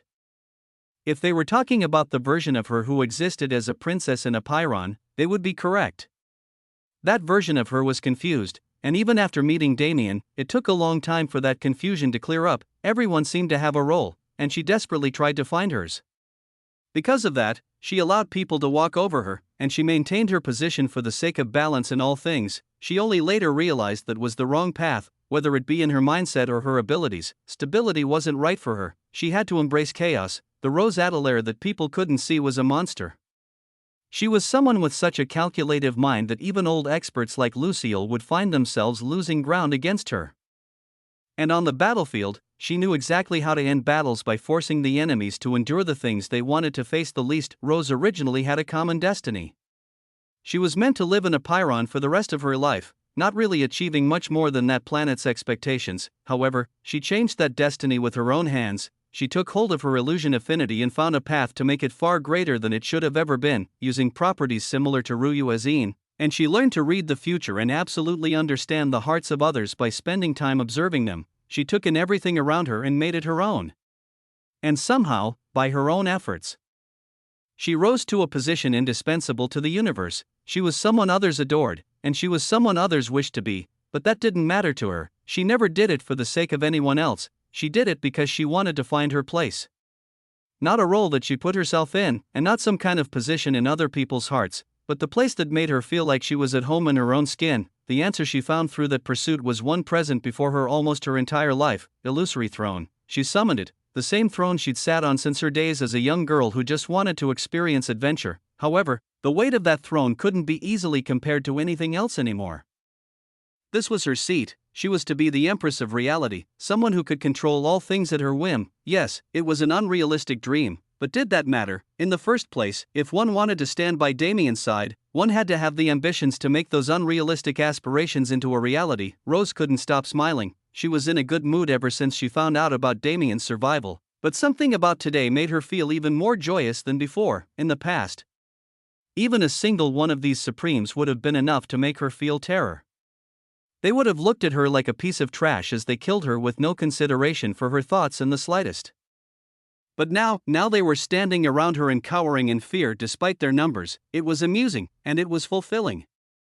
It was a sight that validated the effort she put in until now, and made her fully commit to the effort she'd need to put in throughout the countless days to come. A battle like this held profound meaning for the universe, but to her, it was just another stepping stone. And as if she needed to prove her right to have such domineering thoughts, she acted quickly to eradicate the enemy. There was no difference between reality and illusion. Reality itself was just an illusion brought about by a mixture of perception and law. The true face of reality was nothing more than a bubble amidst the infinite beyond that nobody could understand. Such a bubble, why did it need to be viewed as something grand? In her eyes, the fabric of reality was just something to be weaved, something to be worn, and something to be manipulated. The Nox Supremes around her tried to attack. They weren't idiots who'd stand still and allow her to maintain an advantage over them. However, even if they tried to attack, what could they do? Reality itself was against them. They were already trapped in the Empress web. Their own attacks became their enemies. Anything they sent would be multiplied and sent back without delay. The mana within their bodies refused to follow their commands, and the environment would constrict and contract to defy any expectations they had for it. It was hard to describe such a fighting style in words, but it was a magnificent scene to witness, because Rose did nothing. She merely sat in the middle of that domain and watched them struggle from her imperial throne. Yet, despite her inaction, the enemies who outnumbered her 12-1 and were supposed to have strength matching hers could not even approach her. This was the position of an empress, the position she desired and worked towards for so long, and though she didn't know it, her power, the power over reality she'd established through illusions, that was extremely reminiscent of Damien's power over existence. Scarily so. A woman who was never fated to accomplish anything accomplished more than anything those around her could even dream of. This was what it meant to fight against fate. She didn't even know of Damien's new mission, but she was the one who was closest to walking the first steps on that path. Perhaps that was why, no matter how much time passed or how they changed and grew, Rose was always at the top of the hierarchy between wives. She was always the first wife who could represent the three of them with confidence, and right now, she was the Grand Commander who oversaw this entire war. I finished earlier than expected. 12 Supremes couldn't last more than 10 minutes against her, since she now found herself with a surplus of time. Should I go help? Or, she smiled as an idea came to mind.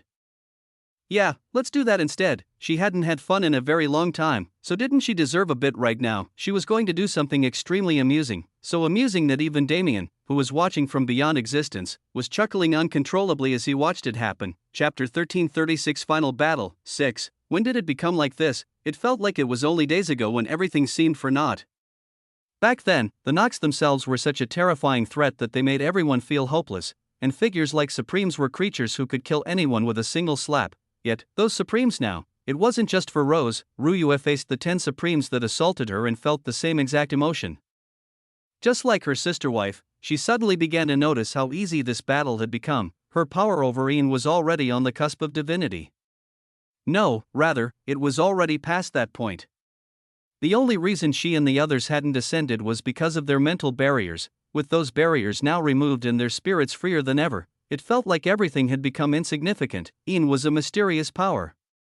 It encompassed half of the universe's energies, all those on the negative side. This didn't inherently make those energies evil, but that was their nature. Whether they were positive or negative in perception was dependent wholly on how they presented themselves to the world. In Ryua's hands, the concepts of Ian showed their duality well. Those like ice were cold yet pure, filled with ruthlessness and an air of morality. However, those powers like death were just as cold but far more vile, cruel with the intent to subjugate any enemy. These concepts worked amazingly in tandem, and Ryua's control was far greater than anyone could imagine. 10 Nox Supremes charged her from every direction, unlike how Rose's opponents moved. They tried their best to give Ryua no chances to attack, so they could kill her before they died. However, their efforts were futile. The main power of Ian was not in the laws that manifested under its umbrella, but rather its natural existence. Ian was malleable, flexible, and an energy that usurped most other energies. Ryua's fighting style changed as she grew through the stages of the 9 revolutions. As she realized the strengths of Ian, she stopped using other laws to showcase its power, realizing how inefficient that method was. Rather, she used the enemy's attacks against them. Any mana that made it to her vicinity was rebounded by a gentle flow. That mana would multiply in force through the most natural of motions and fire back at its owner to inflict damage. She was the perfect monster of parrying. The most terrifying part about facing Ryua was exactly that: one couldn't trust their own strength to support them when she was the opponent.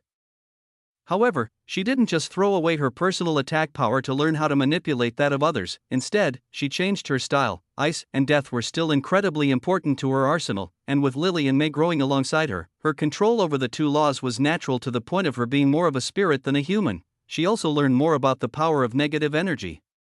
That power was able to banish other energies from existence and control their equal and opposite forces to counter them. This was an incredibly useful skill to have in battle, especially as the power level of the average practitioner rose and their laws became more complex. Using a combination of all these powers made Ryua an impregnable fortress. She could stand still in the midst of a million enemies and manipulate the field of space around her with such precision that it felt like a million soldiers were fighting by her side. So when 10 Supremes attacked, naturally, they were attacked back by 10 Supremes. The battle was a short one, taking no more than half an hour to conclude. By the end, all those Nox were in shreds with bodies that couldn't be recognized. They were torn apart to the point where Ryua didn't even have to kill them a second time to prevent their natural regeneration. Her steps felt lighter than ever. Unlike her sisters, she wasn't one to show much emotion. She'd spent the last decade quietly, speaking no more than a few sentences and only when it was necessary. It was a part of her personality, but it was also a method for her to cope with Damien's disappearance. The soul connection was hers. The other girls felt it because of their engagement rings, but they didn't understand what it was like to have a piece of their soul entrenched in his heart like that. Even when Damien was too far away for her to be able to feel much through the connection, she was able to understand his state at all times, and because of that, she was always enveloped in a warm blanket that even she sometimes forgot about. After having that blanket for years, to feel it disappear so suddenly was as if she was a mortal thrown into the void of space and forced to survive without any sort of protection. That haunting feeling absolutely killed her spirit. Even now, while knowing Damien was alive somewhere, the fact that she couldn't feel his presence viscerally was painful. Nevertheless, her feelings now didn't need to be explained much. While the 3 of them differed in many ways, their love for Damien was the same, as were their positive feelings in the past few weeks. If Rose was a grand commander who ruled from the shadows, Ryua was a grand general who led troops into battle from the front lines. As she observed the battlefield after killing her enemies, she judged the best use of her time. There was no need to help the strong allies, because they were all holding up fine on their own. And the lesser forces, well, they were doing mostly fine on their own. This war was set up in a way where losing was impossible. In a sense, Ryua didn't have to do anything. Since she'd finished her assigned task successfully, she could sit back and wait for the war to end if she really wanted to, but that wasn't her creed. Elena was the most righteous among them, and Ryua was the most indifferent. The lives of others didn't hold any weight in her heart if she didn't care about them. Still, the ones she cared about were good people. They wouldn't want to see more death than necessary, so if she could save even one more life while ending this war faster, she would do it. Ru Yue went straight to the lesser armies to aid them.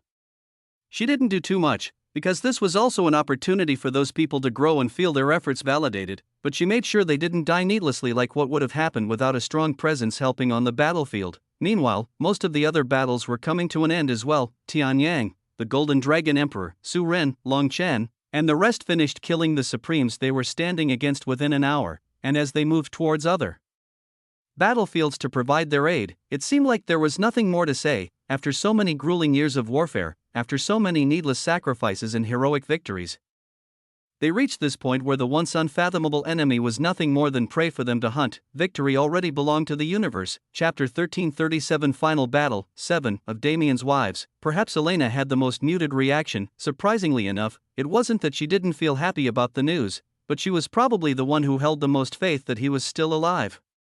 She never let go of even a shred of that hope. Perhaps it was because of her closeness with life laws.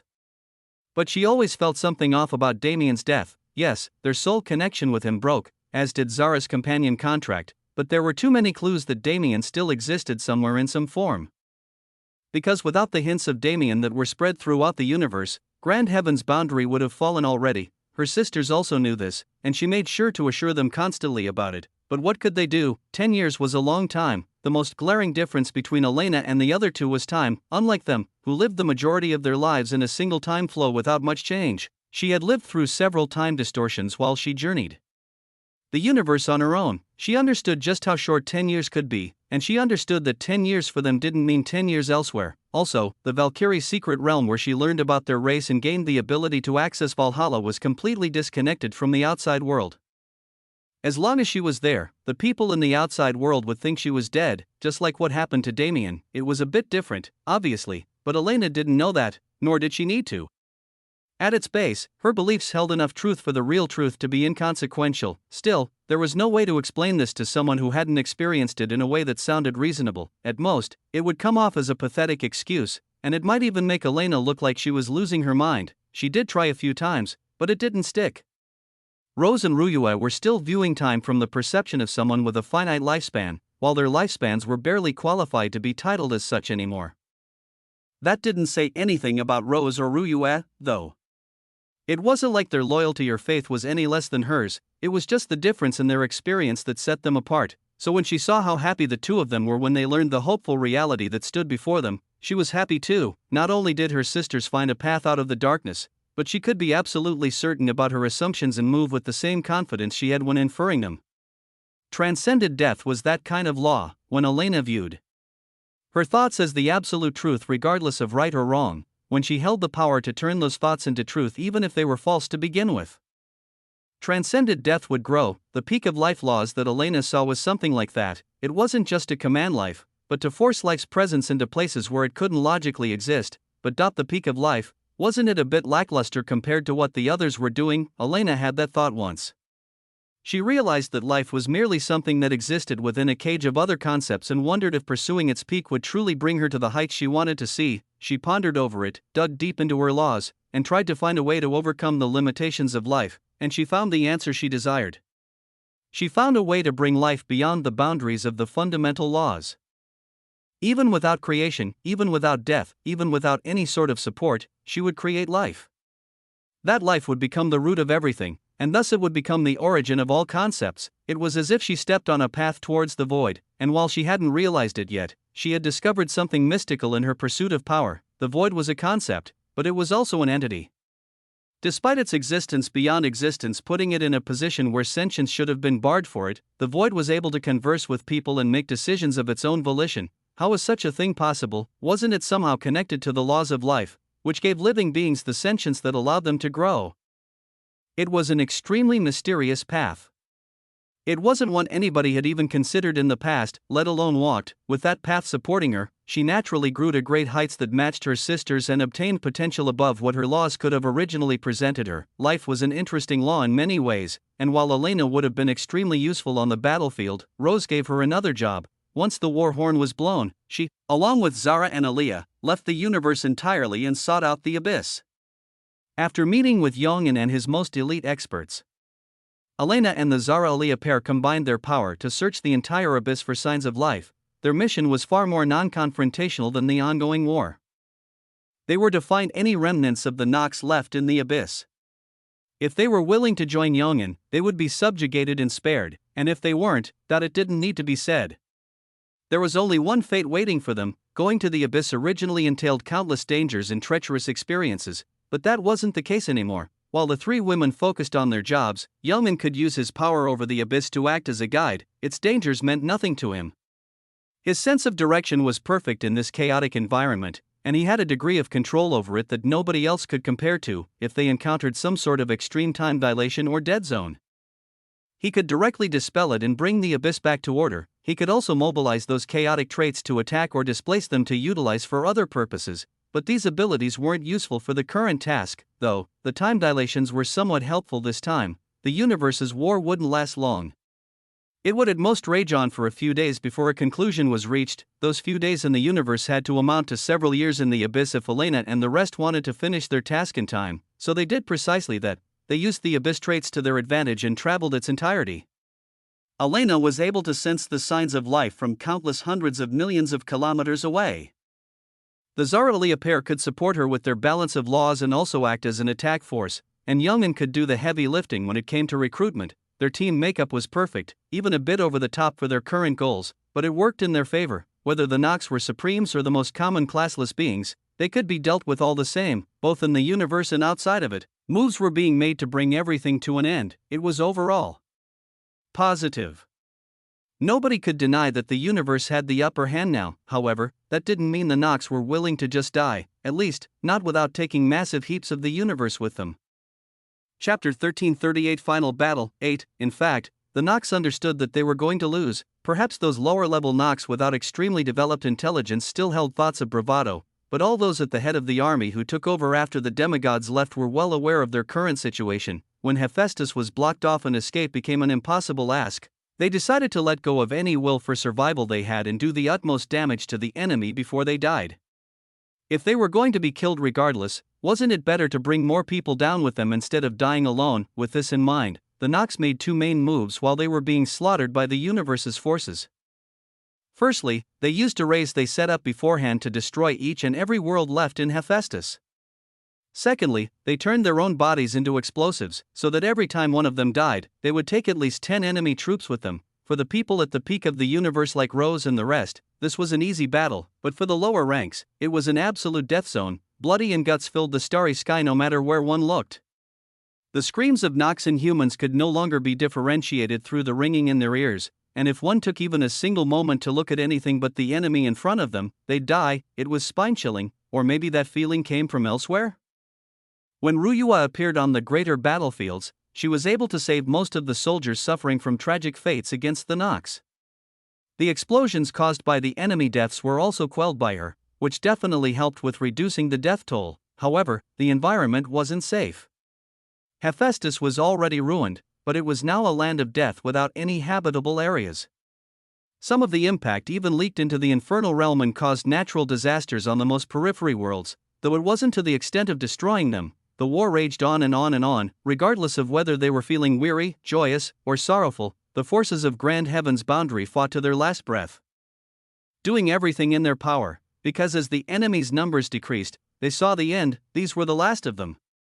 When they finished these Nox off, the Nox would never return to the universe, and that, to these people who had been forced to constantly endure the assaults of the invading race, was the most effective motivator in all of existence. At this point, the universe could be considered a combination of only three sectors: the human domain that was still being protected like an impregnable fortress by Damien's mechanisms, the infernal realm which was half destroyed but still more than able to heal from its current state, and the divine realm, the main hub of the universe's activity.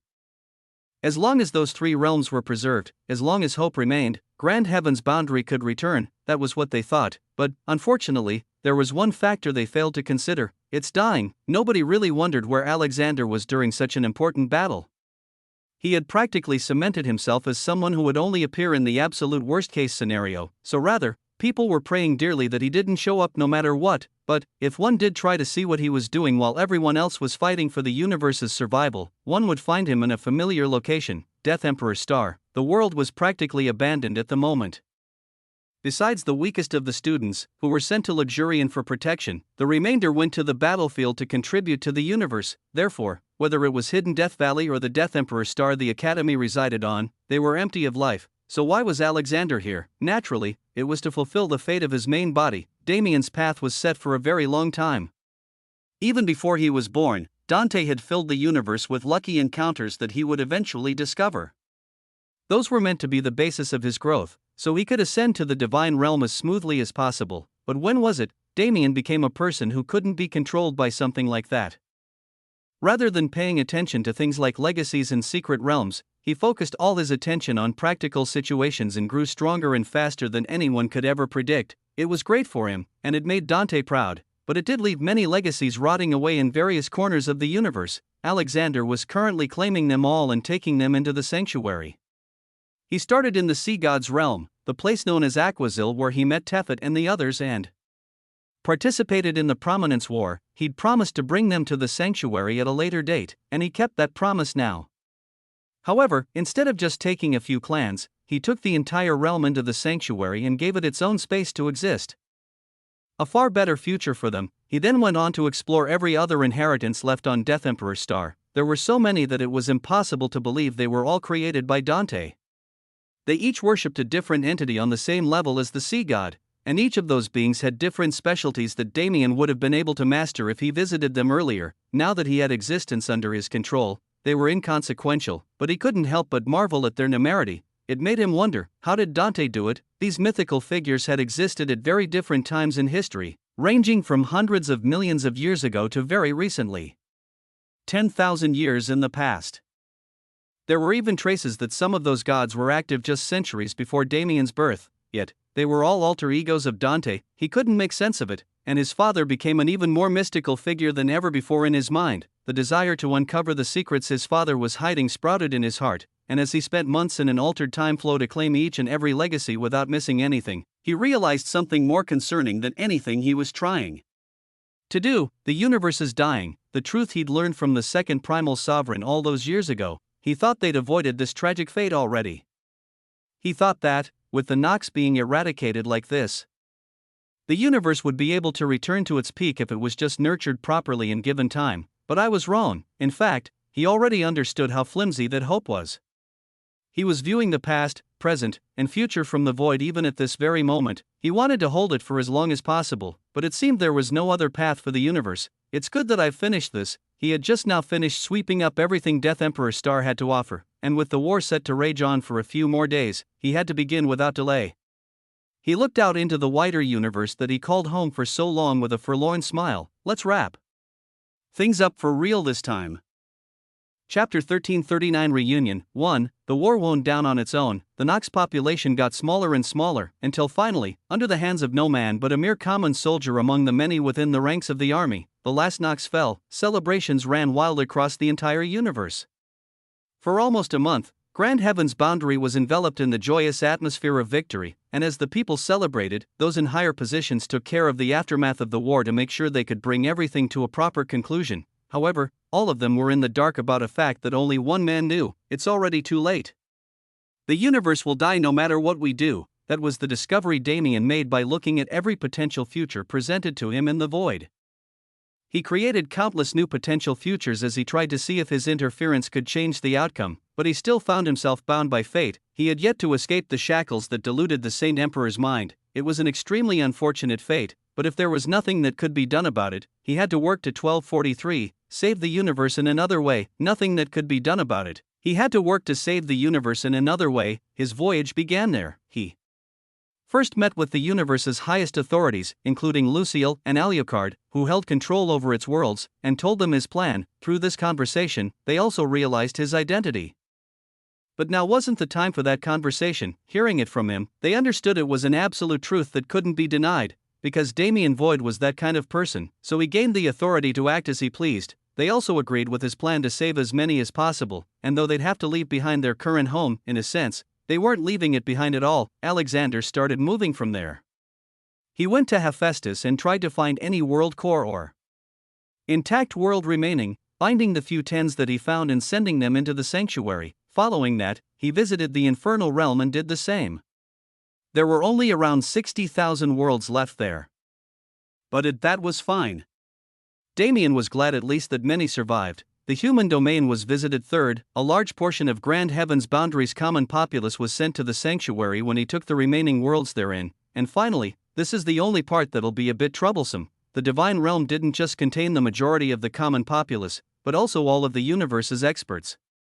He knew Lucille and the rest had already worked to convince those people when he was busy with the other sectors, but he was still a bit hesitant. Nevertheless, he did what he needed to do, starting from the Dawn world he landed on when he first entered the divine realm, to Beast Emperor Star, which was now residing on the border, all the way to Sky Castle Luxurian and Death Emperor Star, which were far deeper into the realm. He took everything into the sanctuary. He met many people as Alexander during these travels, but he mostly avoided questions about his identity. Even those who didn't know would come to know soon enough anyway. But when he took Luxurian, he met the people he wanted to see most in this world. Rose, Ruuet, and Elena were waiting there for him. Having been filled in on what was happening by Lucille, they easily understood his identity. They stood there when he appeared as if they'd been waiting for him, and as he stood frozen, Rose smiled. "We'll talk later." That was all she said. The three of them used their rings to reach the sanctuary on their own, leaving him stunned by himself.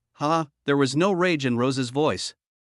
Rather, it was an endearing tone he had been waiting to hear ever since the last time he saw them. However, that scared him even more, because his heart skipped a beat. Really, no matter how old he got, he couldn't control his emotions when it came to them. He almost wanted to leave the void right then and there and enter the sanctuary to embrace them, but he had to finish his work first. It was a strange feeling, like he'd eaten far too much sugar. His heart was beating like a supercar engine as it tried to race out of his chest, and determination to finish everything else as fast as possible filled his body. The people of Grand Heaven's boundary didn't quite understand why they were being transported or where they were going, but they didn't have much of a choice but to listen. It was a bit strange doing all of this without having to give 85 pages of justification first, but Damien didn't mind it at all. Rather, this level of trust and power made his life far easier, and when the entirety of Grand Heaven's boundary was taken into the sanctuary, Damien went to the abyss. There was only one stop left. One place he had to visit before he left this lower universe behind altogether, but perhaps this was the most important visit of them all. He went to the abyss. Even this place was empty. Yongin and the rest were in the sanctuary, and the fractured universal cores remaining here had all been used to boost the sanctuary's universal core. So why did Damien come here, to this dull and desolate place that represented the encroaching darkness swallowing the light? What was there to do? In fact, even Damien didn't know. He came here without a plan, because his current strength still wasn't enough for him to easily find the person he wanted to meet. Still, he came because he knew that person would come to him. And he was right. After wandering for just a short period, it appeared before him, a rickety shack that looked like the most insignificant dwelling in the world, and the old man who quietly sat on its porch. Damien walked up and sat on the chair that was waiting for him there as if it was natural. "This is my newest creation. I haven't had much time, but I think this one is quite an improvement when compared to the rest. Let me introduce you to number 111, The Sorrows of Farewell." It didn't even feel like he was in Alexander's body anymore. As he took the spirit wine out and poured 2 glasses for himself and the old man, he felt his hands shaking slightly, but he didn't make it known. "You have grown much since the last time we met," the old man said with a smile as he took a sip of the wine, "and this is quite spectacular." He closed his eyes and savored the taste. "Did you have anything to ask?" "No," Damien shook his head. "I just wanted to visit. I see it seems you have learned something troublesome." "Troublesome is a bit harsh," the old man smiled. "You are right.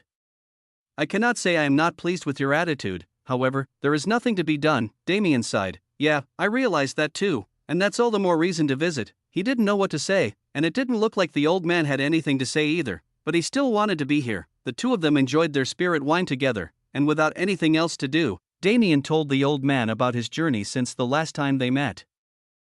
After all, while the old man knew about most of it, even he couldn't see the more recent events. He told the story knowing it meant nothing, and the old man listened with a soft smile as if he were listening to his grandson talk about his dreams. The atmosphere around them was a bit odd, filled with both positive and negative feelings, because they both knew, no matter how causally they treated it, this would be their last conversation.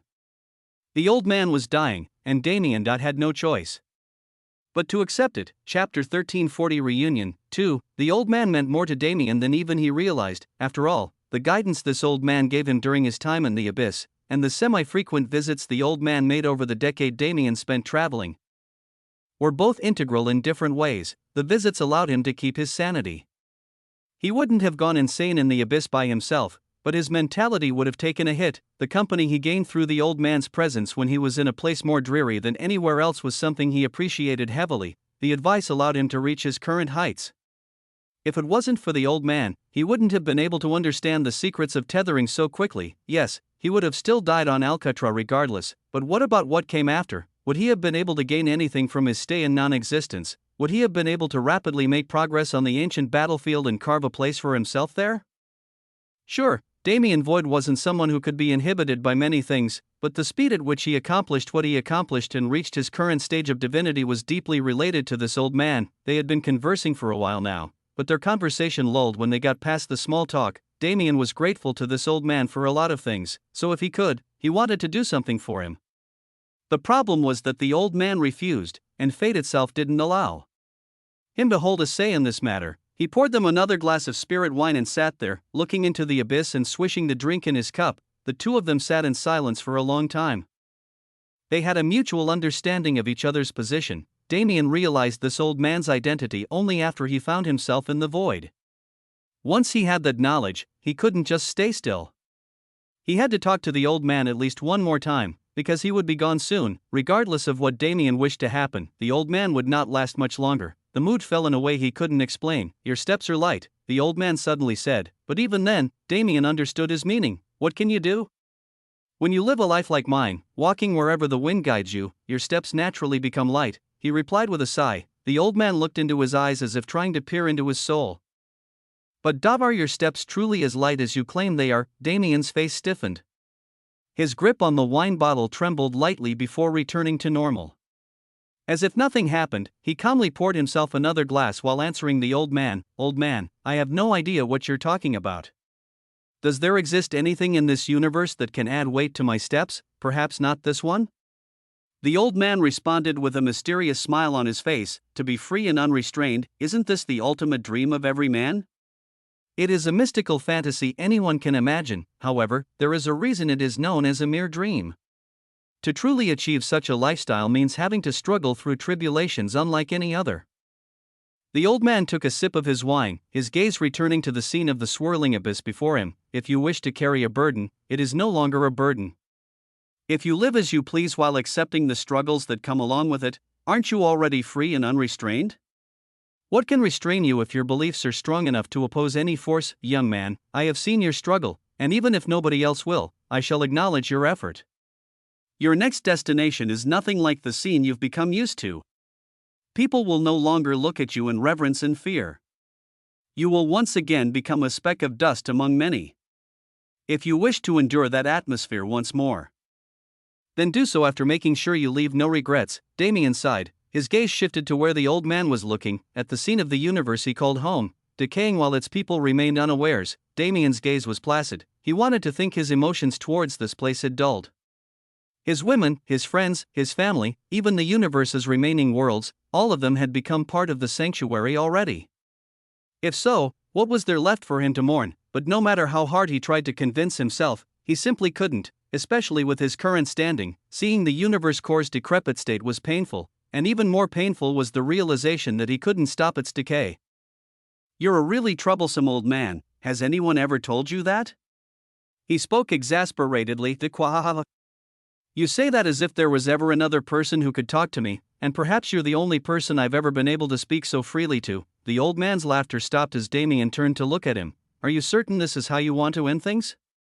Do you not feel unresigned? Damien asked. The old man smiled wryly. His eyes clouded over as if he had sunk himself in reminiscence. The fact that I can feel unresigned is enough to justify my ending. My existence is already against the universe's will, however ironic that may be. Is there a better way to end this bleak life than this? Damien bit his lip as complicated emotions filled his heart. Even if you can accept it, I cannot. What's the point of telling me to leave without any regrets if you already know that such a feat is impossible? But the old man shook his head in response. That is not your regret. Even if things proceed according to natural order, you will not regret it, only feel that it was a shame. Your steps are light, but the weight of the world rests on your shoulders. What harm is there in adding a single pebble on top of that? Even if you yourself do not feel the need to do it, please take it as this old man's last wish and at least try. Damien sighed again. This old man had a talent for making him sigh. Old man, until the end you were a pain. There was no response. Damien didn't have to look over to know that the old man was no longer sitting at the table across from him. He was silent, his expression unchanging, as he watched the universal core dull, its spirituality leaving it. He didn't want to show weakness here. The old man wouldn't want him to mourn. Until the end, Damien choked on his words. His fist slammed into the table, turning it into fine powder in an instant. Very well. Because it is your will, I shall follow. In remembrance of the final wish of an old friend, I'll follow your words. But, old man. Damien let his voice fade out, not bothering to finish his words. The old man could no longer hear him anyway. Damien turned away from the growing abyss encroaching on what was once grand heaven's boundary. His eyes carved the image of the small and rickety, yet warm and comforting cabin into his memory for the final time, and then, his figure vanished. The old cabin crumbled, following its owner even in death. The only vestiges left of the old man's existence were the memories in Damien's mind. Chapter 1341 Reunion 3. Damien treated the universe like a grandson did his grandfather. He dealt with a lot of trash in grand heaven's boundary. He experienced trials and tribulations, bullshit brought upon him by people who didn't deserve to live. But he never blamed the universe for the actions of its people, because grand heaven's boundary never did anything wrong. The universe was a grand thing. It housed everyone without discrimination and allowed them the opportunity to become bigger than themselves. It was a beautiful place filled with wonders and mysteries that one couldn't help but want to explore. The universe was an inspiration, and Damien loved it. Yet, the universe was no longer existent. Grand heaven's boundary was now a part of the sanctuary and would eventually become one of many universes that filled its space. The universal core was now nothing more than an isolated entity with no universe to support. And Damien was left alone. That old man's identity, he was, with no better way to describe it, the universal will. He was the universal core's consciousness, but he had no real power, because the universal core was never meant to develop a will of its own. It was never meant to have feelings and emotions. Riva was a fragment of a universal core, and her mother was also an entity like this, a taboo that shouldn't have existed, with no power of his own yet forced by his own existence. To be omniscient, the old man retreated to the abyss and acted as an observer, doing nothing but watching as his own people brought him to destruction. That old man was the one Damien viewed like a grandfather. And the fact that the old man viewed him like a grandson made him feel an unknown tightness in his chest. Perhaps nobody would ever be able to understand the relationship between them. The universe wasn't meant to choose sides or favor anyone, but it favored him and reciprocated the emotions he held towards it. It helped him become the man he was today, both directly and indirectly. And now that its will, the old man, had vanished into non-existence, Damien was left feeling hollow. But he had to move on, and he had to carry out the old man's last will. He wanted to be sacrificed. To aid the sanctuary, which would become the new grand heaven's boundary, he wanted to dedicate his existence. For that purpose, Damien absorbed the universal core that was left in the abyss. That universal core wouldn't just be devoured by the sanctuary like the rest. Rather, Damien made sure the two cores would combine and become one entity on mutual terms, so that if a new consciousness was born in the future, it would honor its forefather and properly inherit the old man's legacy, the sorrows of farewell. He called it the 111th entry in his series of liquors, but it was really a unique product made exclusively for himself and the old man. He wanted to send him off properly. That was the only purpose of his visit, and now that it was over, he needed to make his final preparations. There wasn't much time left. After all, Alexander went to the sanctuary, and this was Damien's first time seeing it in its newest form. Calling the sanctuary a sub-universe was inadequate at this point. No, after absorbing grand heaven's boundary, it became a new universe in its own right, and with a universal core supporting its growth ever since he first absorbed it back in the abyss, it now had the functionality to create its own worlds and facilitate its own improvement. Damien didn't need to directly intervene anymore. There were only 5 sectors at the moment, but it was getting bigger with every passing day. Thevel was the center of the universe, and Avalon, which was just a few million kilometers beyond its orbit, took the position of Sky Castle Luxurian. From those 2 points, the entire universe was managed. Under Lynn Carter and Elvira's conjoined rule, no matter how much distance separated worlds and sectors, they all worked in tandem. Yes, there was conflict. Conflict was unavoidable with such a huge population. However, the conflict never reached a breaking point where the universe itself would be harmed. As per Damien's will, he had been moving so fast that he almost forgot about it. He was viewing everything from the void, and with reality slipping past him, it was hard for him to realize the extent of what he'd done. Time also moved like he was reading a book. Countless years were condensed into just a few words. And even though Alexander spent over a year swallowing Grand Heaven's boundary, Damien didn't really feel the effort. Only when he saw it like this did he feel amazement at his own actions. He was really doing the impossible. He had really become divine. It was unreal. Did he change? Did he become someone else? Or was this a natural progression he was meant to experience after ascending? He didn't know. But he felt different. He was like a real god. He almost couldn't accept it. Nevertheless, he had to, because from this point forth, he would need that kind of attitude to stay with him. But the real question is, he put all the negativity and agitation aside. How do I do this? He had done this too many times for it to be comfortable, but the situation now was a bit unique. I can't really go as Alexander, but my main body is also in a bit of a situation. He couldn't leave the void. He tried to do it once he finished everything he needed to do in the lower universe, but he found that it was impossible. He was too far disconnected from it all. If he tried to go back now, his body would be torn apart by the displacement. Still, I want to meet them before I move on. I can't just take everyone to the heavenly world without explaining anything. He thought deeply to find a way, and as expected, there was only one. I guess I need another avatar, instead of a living avatar like Alexander. He needed a regular one that was just a reflection of his qualities. He needed a second Damien. The process was similar yet different. He tore off another portion of his soul and sent it to the sanctuary around Alexander's location. That piece of his soul sat without a vessel for a moment before absorbing all the mana in its vicinity. That mana was used to create a vessel around the soul. It didn't have a beating heart or any sort of physical systems, but it was a vessel created specifically to be an avatar, so it was more than enough. Unlike Alexander, this one was built through Damien's legends and divinity, so it held his appearance and could only use abilities specific to him. Its strength was at the supreme level from the beginning and couldn't be improved or degraded at all. When it was fully formed, it had the same appearance as Damien himself, and as Damien took control of it and felt the differences between it and Alexander, he smiled. As expected, it's a lot worse than a living avatar, but, with this, I'm ready. It had been delayed enough. He was finally prepared to reunite with everyone he left behind. Chapter 1342 Reunion. 4. What was Damien expecting when he saw his women again? At first, he thought he'd get beat up. The main reason was that he left without telling them anything, but the situation was different. He didn't just leave. He actually died. It wasn't something he was able to control, and besides, they were adults now. An exaggerated reaction like that just wouldn't happen. When he met them again and realized they knew he was Alexander, he once again thought he'd get nagged, but he was wrong again. Their expressions said nothing about admonishments, and their behavior was as if they'd come to an agreement about something he was left in the dark about. So what brought about Damien's hesitation if there were no visible consequences that would come to him? Maybe it was himself, maybe it had something to do with them after all. The answer was neither. It was fear, because he happened to form a relationship with another woman during the time he was away. But again, that was beside the point. Introducing them to Iris was a trial he'd undergo once their reunion ended. When they understood the situation, there was no way they'd react negatively. Then, what really happened when Damien met his wives again? They were all together as they usually were, sitting in a cottage huddled in the large mountain range that existed on Thebel's main continent. That was a house made specifically for them, a place for them to spend their time when they wanted to get away from the world and relax. It was a family home. Damien appeared outside the door and paced back and forth for a while as he tried to figure out how he wanted to approach them, but he didn't really get the chance to act first.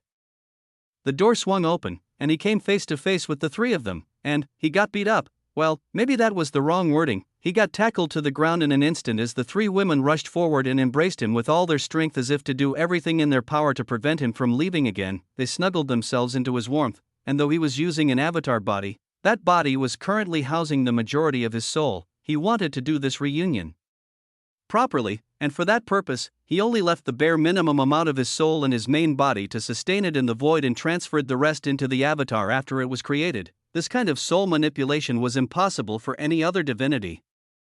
But wasn't the soul a piece of existence? Damien only needed to spend some time understanding its nuances to do something like transferring it between bodies he owned. Nevertheless, he was here at this remote location that nobody else knew with his whole body and spirit. He wasn't just a piece of himself, but the true Damien void, even if his body wasn't necessarily human. So he felt their warmth, he felt their emotions, and he felt their tears. Their emotions had already been clearly displayed when they were fighting the final battle. They didn't care about pretenses. They didn't care that they were too old to be acting like this. The husband they thought was long gone had returned.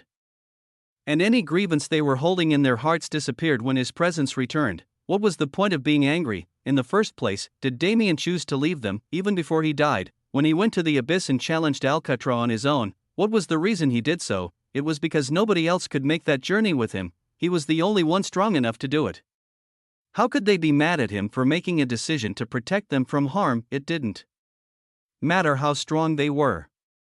He was facing enemies they couldn't even imagine, especially back then. Rather than anger, what they felt was pure relief that he was safe. They were just happy that he was back. And Damien felt the same. This was what he fought for, his lonely struggle. This was the motivator that allowed him to endure it without a word of complaint. They were his everything, they were his support system, and they were his anchors. But more than anything else, they were the ones who'd accompanied him on his journey from the start. With them, he could be himself. He didn't have to put up pretenses, and their presence seemed to melt away all his worries and inhibitions. Whenever he imagined the peak, that place where he would inevitably stand in the future, he could never imagine himself without them. He was proud to call them his wives, and he was proud that they called him their husband.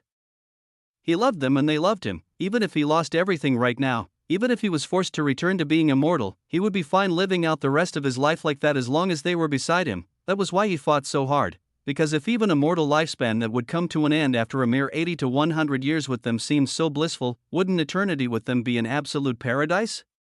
He buried his love for them deep in his soul so he wouldn't be inhibited on the battlefield, because the thought of being separated from them by a barrier of time and space was soul-wrenching. However, now that he was back, he allowed all those emotions to flow freely.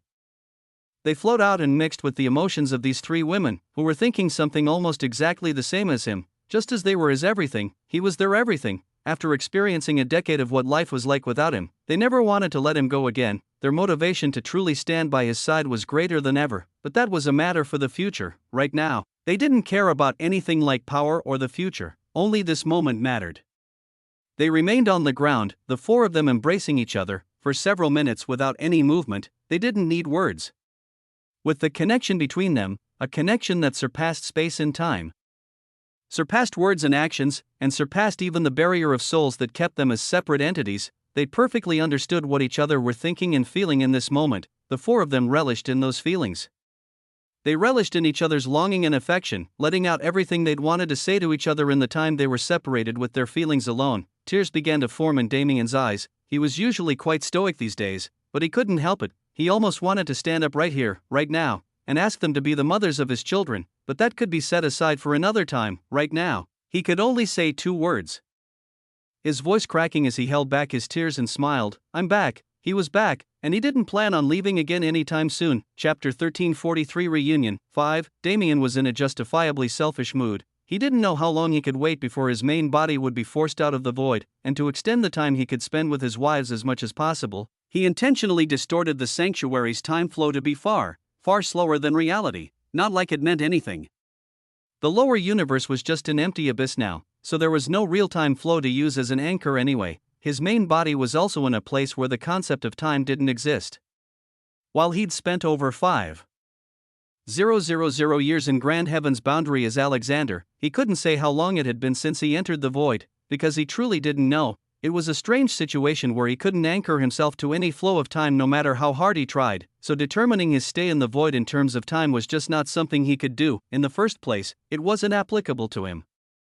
With no such concept as time, he could perceive countless billions of years if he really wanted to, and the time he spent in the void could still equate to less than a second. Basically, it was the perfect opportunity. He didn't need to rush, compared to the previous Grand Heaven's boundaries time flow. The time flow of the sanctuary was roughly 10 times faster right now, and the time flow within the mountain range was double even that. He could spend more than enough time in relaxation with his wives and people before the time came to leave. That was his only plan. he put aside training, and he put aside introspection. The only thing he focused on was his wives, because his time was the only thing he'd always failed to provide them with. Years passed, he stayed in the isolated mountain range with Rose, Ruyue, and Elena. The only ones who knew their location were Elvira and Lynn, who visited occasionally for various matters, but other than those visits, the four of them spent their time indulging themselves in each other's presence. It wasn't something grand, they lived like mortals. In fact, they went to sleep when night came, woke up in the morning, took turns cooking for each other, relaxed, went on dates, and utterly abused their newfound freedom to enjoy the most mundane parts of life. Rose was finally able to put down her burdens, Elena was finally able to entertain her truest laid-back self, Ruyue was finally able to open up, and Damien was finally able to release the weight of the world from his shoulders for a few moments. They spent their days in pure bliss. Even their interactions were so mundanely affectionate that there was no need to describe them. They let a decade pass like that, 5 years in the rest of the sanctuary, and half a year in the outside world. That was when a certain event took place. Well, in the original timeline, this was around the time the war was supposed to end. It took far longer to reduce the Nox to a number that could be exterminated and carry out the extermination without Alexander's presence, and that was also when the demigods were meant to return to the universe, with their victory simultaneously motivating the lower existences who were still fighting and applying pressure to the Nox. The war was quickly brought to an end, but now, there was no ongoing war. The demigods would have originally found themselves dropped somewhere in the abyss to figure things out for themselves. But Damien wasn't so heartless, he even turned a portion of them into a free labor force back then, so he couldn't just let them go to waste. He interfered from the void and connected the return portal from the ancient battlefield to the sanctuary, while the majority of the demigods were left to those like Lucille, who'd practically become Lynn's right-hand man in the past 5 years, Elvira, and Lynn herself. There were two that Damien brought to his abode to introduce to his wives. The first was Tiamat. Since she would be a close subordinate of his in the future, he wanted her to get acquainted with them. He would likely have her spend more time with them than him anyway, so it was beneficial for them to get along. And the second, well, that was the more important of the two. Damien never planned to just sprint Iris' existence on his wives. Over the course of their past decade of peace, he slowly eased them into the fact that he had another woman, and to make sure nothing bad happened when they met, he made sure they knew all about Iris beforehand. This included her struggles and position in the universe, the adventures they'd had together before they fell for each other, and even the circumstances behind their union. Rose, Ruyue, and Elena were definitely a bit irked by the fact that he picked up another wife when he left, since they thought he'd gotten over that habit a long time ago. But they didn't unnecessarily discriminate against Iris. After all, not only was she a respectable individual, but she also risked her life more than once to save Damien when he was still too weak to live alone on the ancient battlefield. They thought if anyone was going to become their fourth sister, it had to be her, though Iris wasn't aware of their acceptance, so when she showed up, she was quite awkward. I am Iricia Luminous. You can call me Iris. It is a pleasure to meet you all.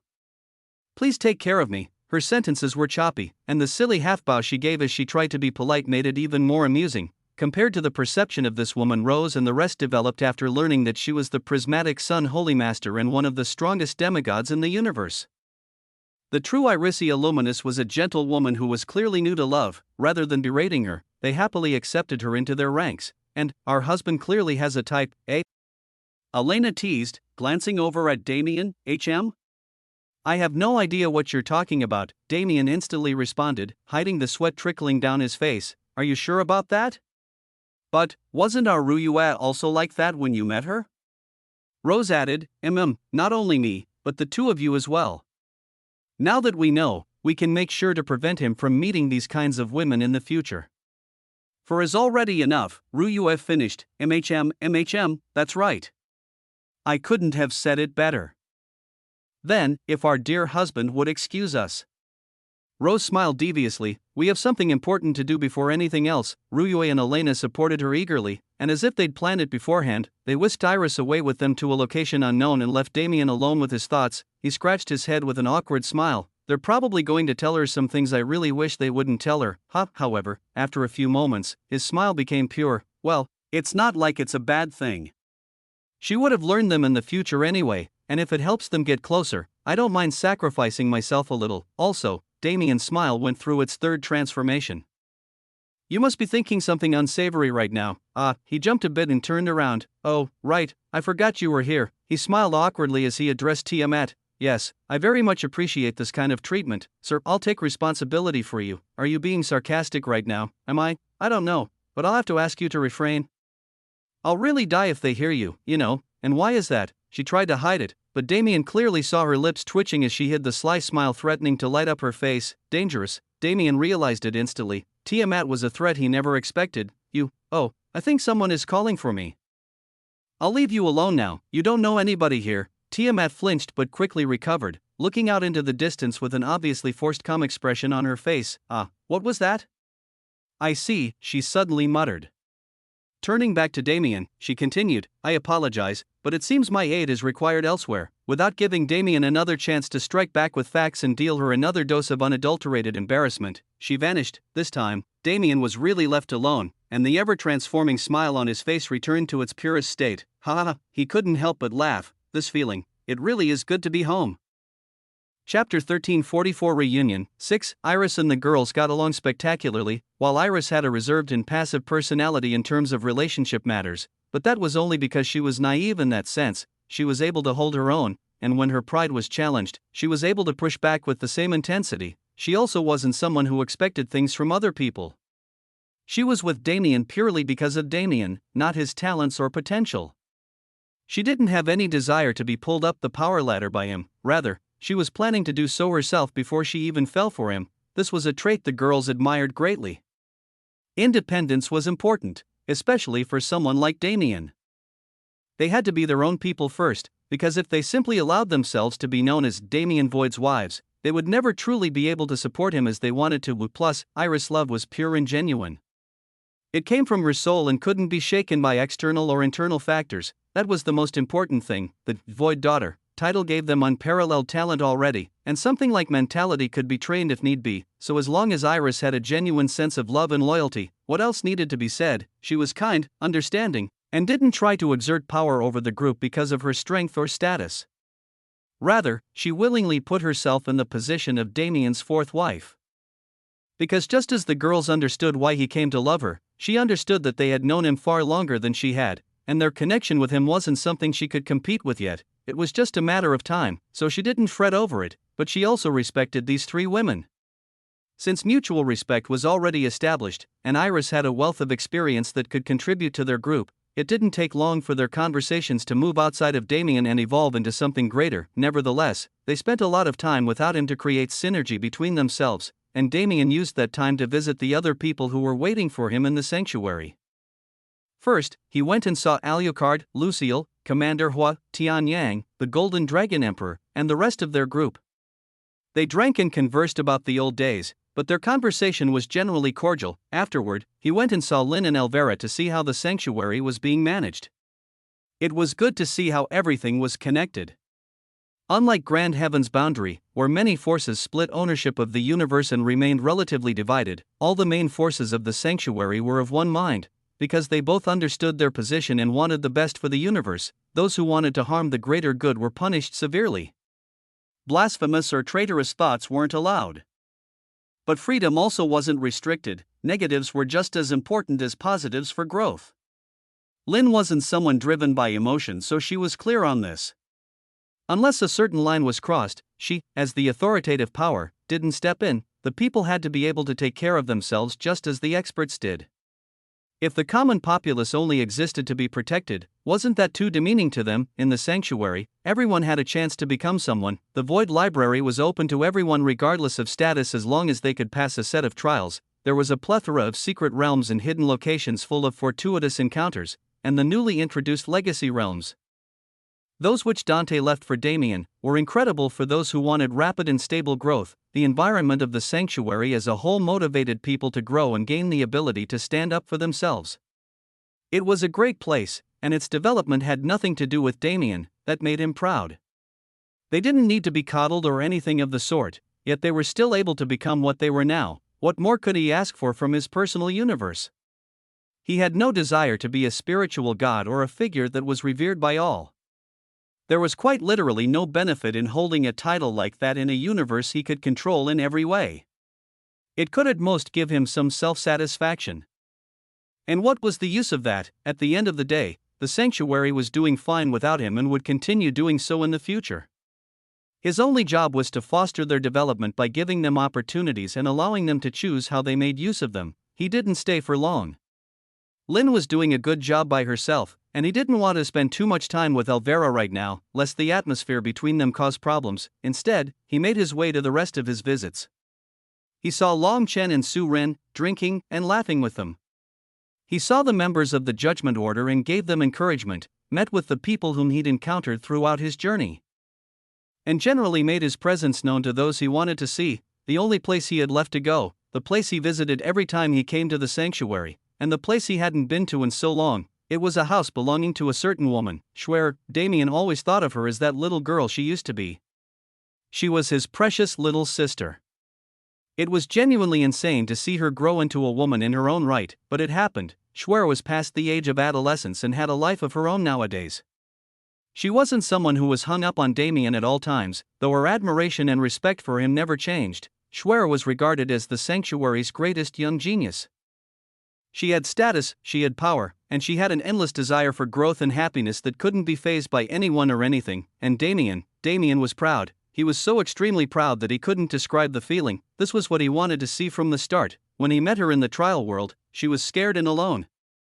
She'd lost everything, yet she was strong enough to continue living despite all the circumstances that tried to end her. When he took her in, he just wanted her to be happy.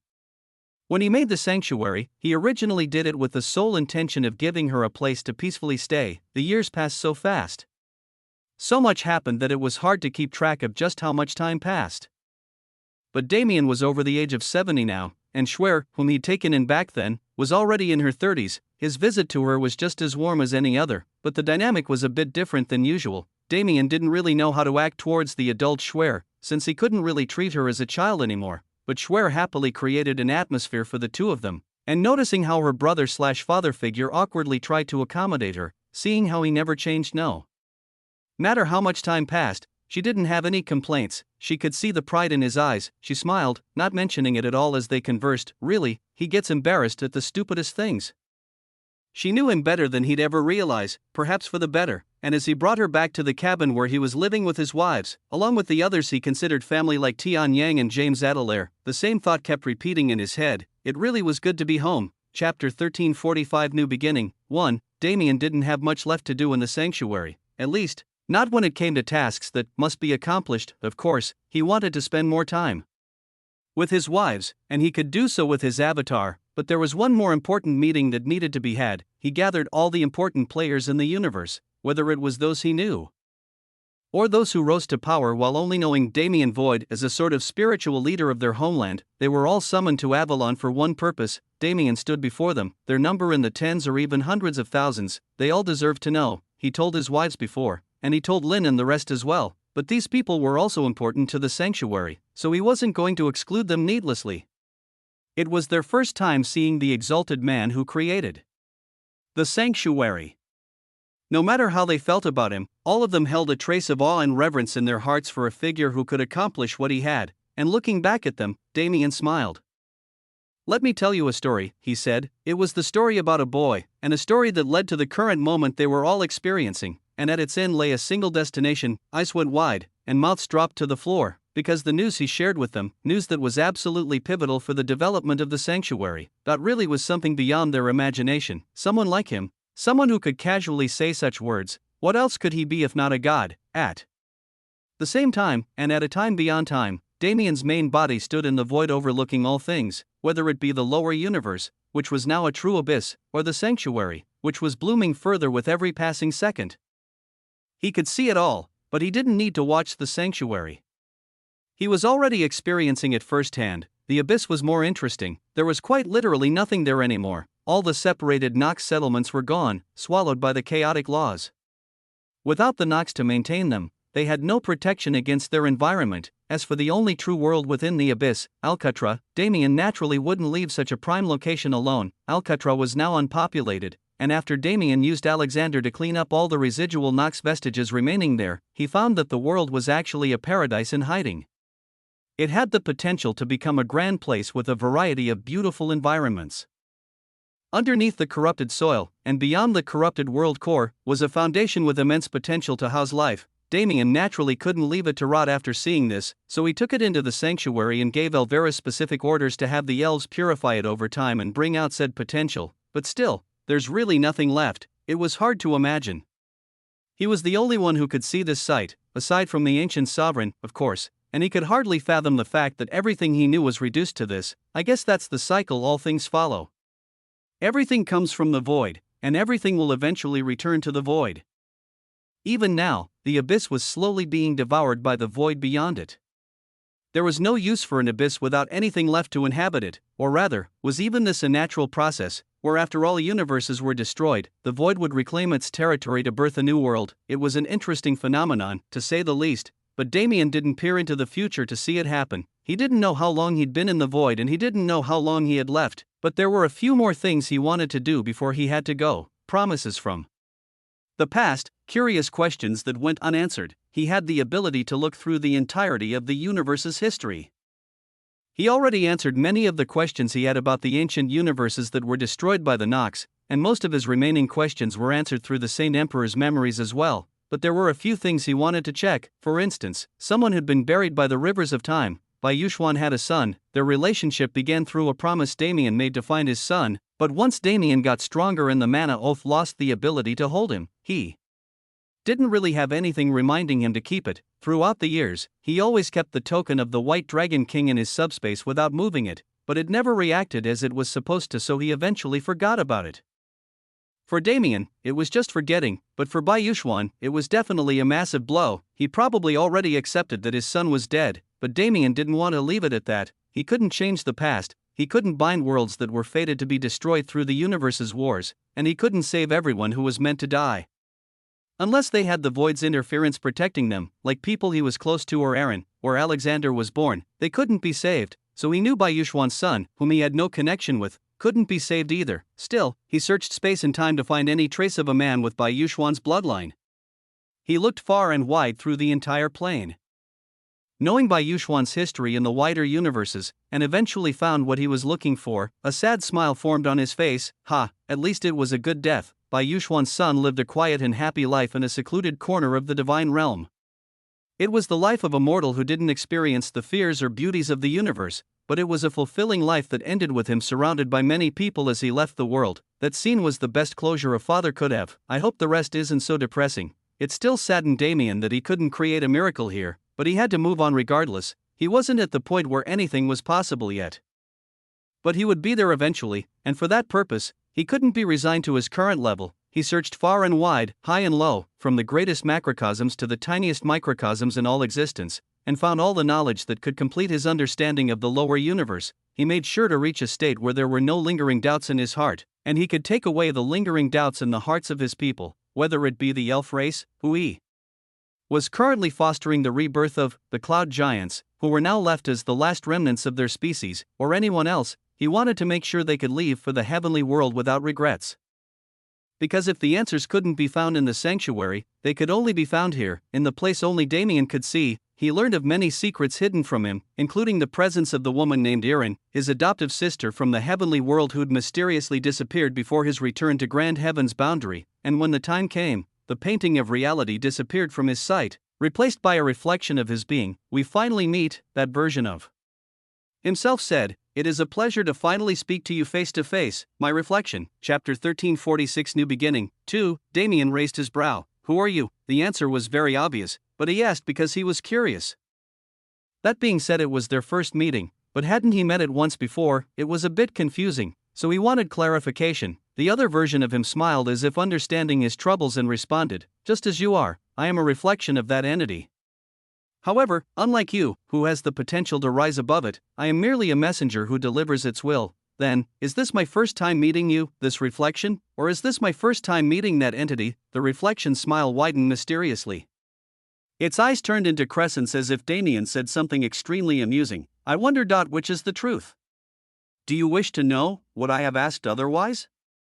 "Yes, you would have." Damien tilted his head curiously. "I would have, would you not?" "No, I would have." Their conversation was confusing, but it made sense to them, as they discussed the musings of fate, the existence of inevitability, and the true height of the void. To view all things from a position of authority through those simple and meaningless words, Damien came to understand a few things.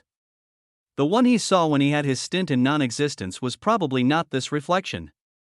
But it probably wasn't any other reflection either. The question of whether it was the void or not was something he wasn't prepared to ask himself, because if not the void, then who else? The real question was why this reflection appeared before him now. Is there any reason not to? You understand why I am here, so why are you questioning it? Damien sighed. It was really annoying facing someone who could read his every thought, even the ones he wasn't consciously aware of, but the reflection was correct. He was well aware of how important this next step of his journey would be, so it was understandable why he'd have a conversation with the void now. Plus, if there wasn't a reason like this, why would he have been summoned here at all? You must have many questions, the reflection said. I thought I would, but I'm surprisingly clear-headed right now, Damien responded. Nevertheless, there are things you wish to know, and I have been sent to give you those answers. All of them? Of course not. Ha ha ha. It was always like that, wasn't it? According to these supreme beings, some answers became meaningless if one didn't find them oneself, and it wasn't like they were wrong. That was why enlightenment existed in the first place. One could look at the sky for 16 hours a day if they wished to, and one could be told how beautiful the sky was until they got tired of it, but until the thought that the sky is beautiful appeared in their mind by their own will, would they truly feel that beauty? Would they connect that beauty with the beauty of life or feel thankful that they were alive in this world? Of course, the situation would vary from person to person, but that was exactly why such realizations were to be reached through one's own will and experiences. So what could Damien, who had the chance to ask why question, ask right now? I'm assuming any questions about the heavenly world will go unanswered, correct? The reflection said, smiling and replying to Damien's unvoiced thoughts. Yup, that's expected. Just like I had to explore grand heaven's boundary on my own, I have to explore the heavenly world on my own so I can get the most out of the experience. Then, what am I meant to ask? Not what should he ask, but what was he meant to ask? The thought came to his head so naturally that he almost didn't question it. But he was glad he did. So it was like that. There was clearly a question the void wanted him to ask, and this was a test to see if he could understand its intentions. He was supposed to be the man who conquered it in the future. If he wanted to overcome the limits of an apostle or a reflection and truly become the void's sovereign, he needed to be able to pass this test. That was the least he could do to justify his ambitions. The first question that popped into his head was a simple, "What are you?" But he already knew the answer to that. At least superficially, he knew what the void was, so using his chance on that would be a waste. The next was also simple, why me? Why was he chosen out of the myriad existences who populated the worlds of this cosmos? That was a question he didn't have any answers to. He would definitely benefit by knowing the answer, but was it enough? Why would the void prod him to ask such a basic question? It was too selfish to be the answer. He was stumped for a while. After those two questions, the ones that came next were worse and worse as if they had no meaning at all. In the end, he came to a conclusion. I have nothing to ask that's befitting of a chance like this. He didn't know the answer, and he wasn't ashamed to admit that. I will not ask a meaningless question here, and it is your choice whether or not you want to share the answer you were given. The reflection raised its brow in interest. And what if I choose to keep silent? Damien shrugged. Then I'll find the answer on my own. Since when did he need to rely on someone else? The void enabled him to reach his current heights, but it was just a foundation. His comprehensions, his ability to reach the authority of existence in such a short span of time, was entirely a product of his own effort. He knew this was the opportunity of a lifetime. The void quite literally birthed everything. There wasn't a single being or object in the world that the void didn't know about. All of the happenings guided by fate and individuality were products of its efforts, and thus, all thoughts and actions were crystal clear to it. Damien could ask what a random farmer on a specific farm in a specific town in a specific country on a specific day was thinking at a specific time while doing a specific action, and the void could answer him with total accuracy. So even if he stood here right now and asked for the meaning of existence, he could get the answer easily. He just didn't want to find out this way.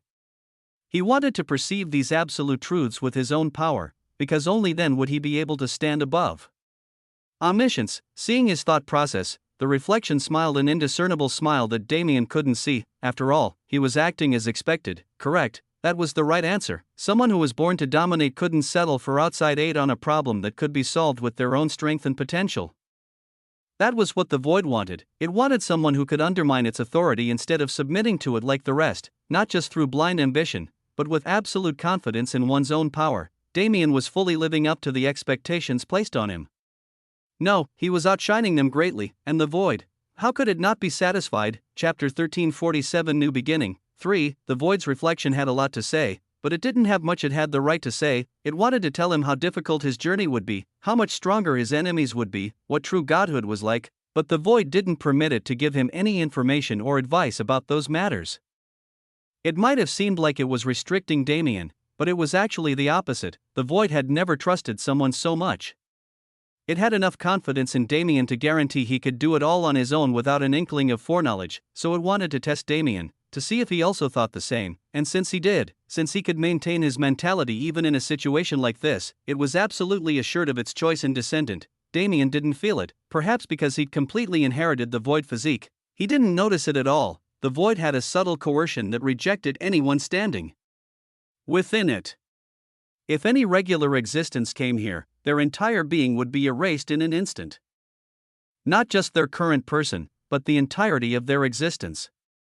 Those people would be erased from the timeline, and even those who were closest to them wouldn't be able to remember their past presence. Even the voids chosen were meant to experience the weight of the existence they were attempting to tame when they reached this step, but Damien didn't feel it at all. He was already at a point he wasn't supposed to reach yet, and whether it be coercion or fear, he simply wasn't affected by them.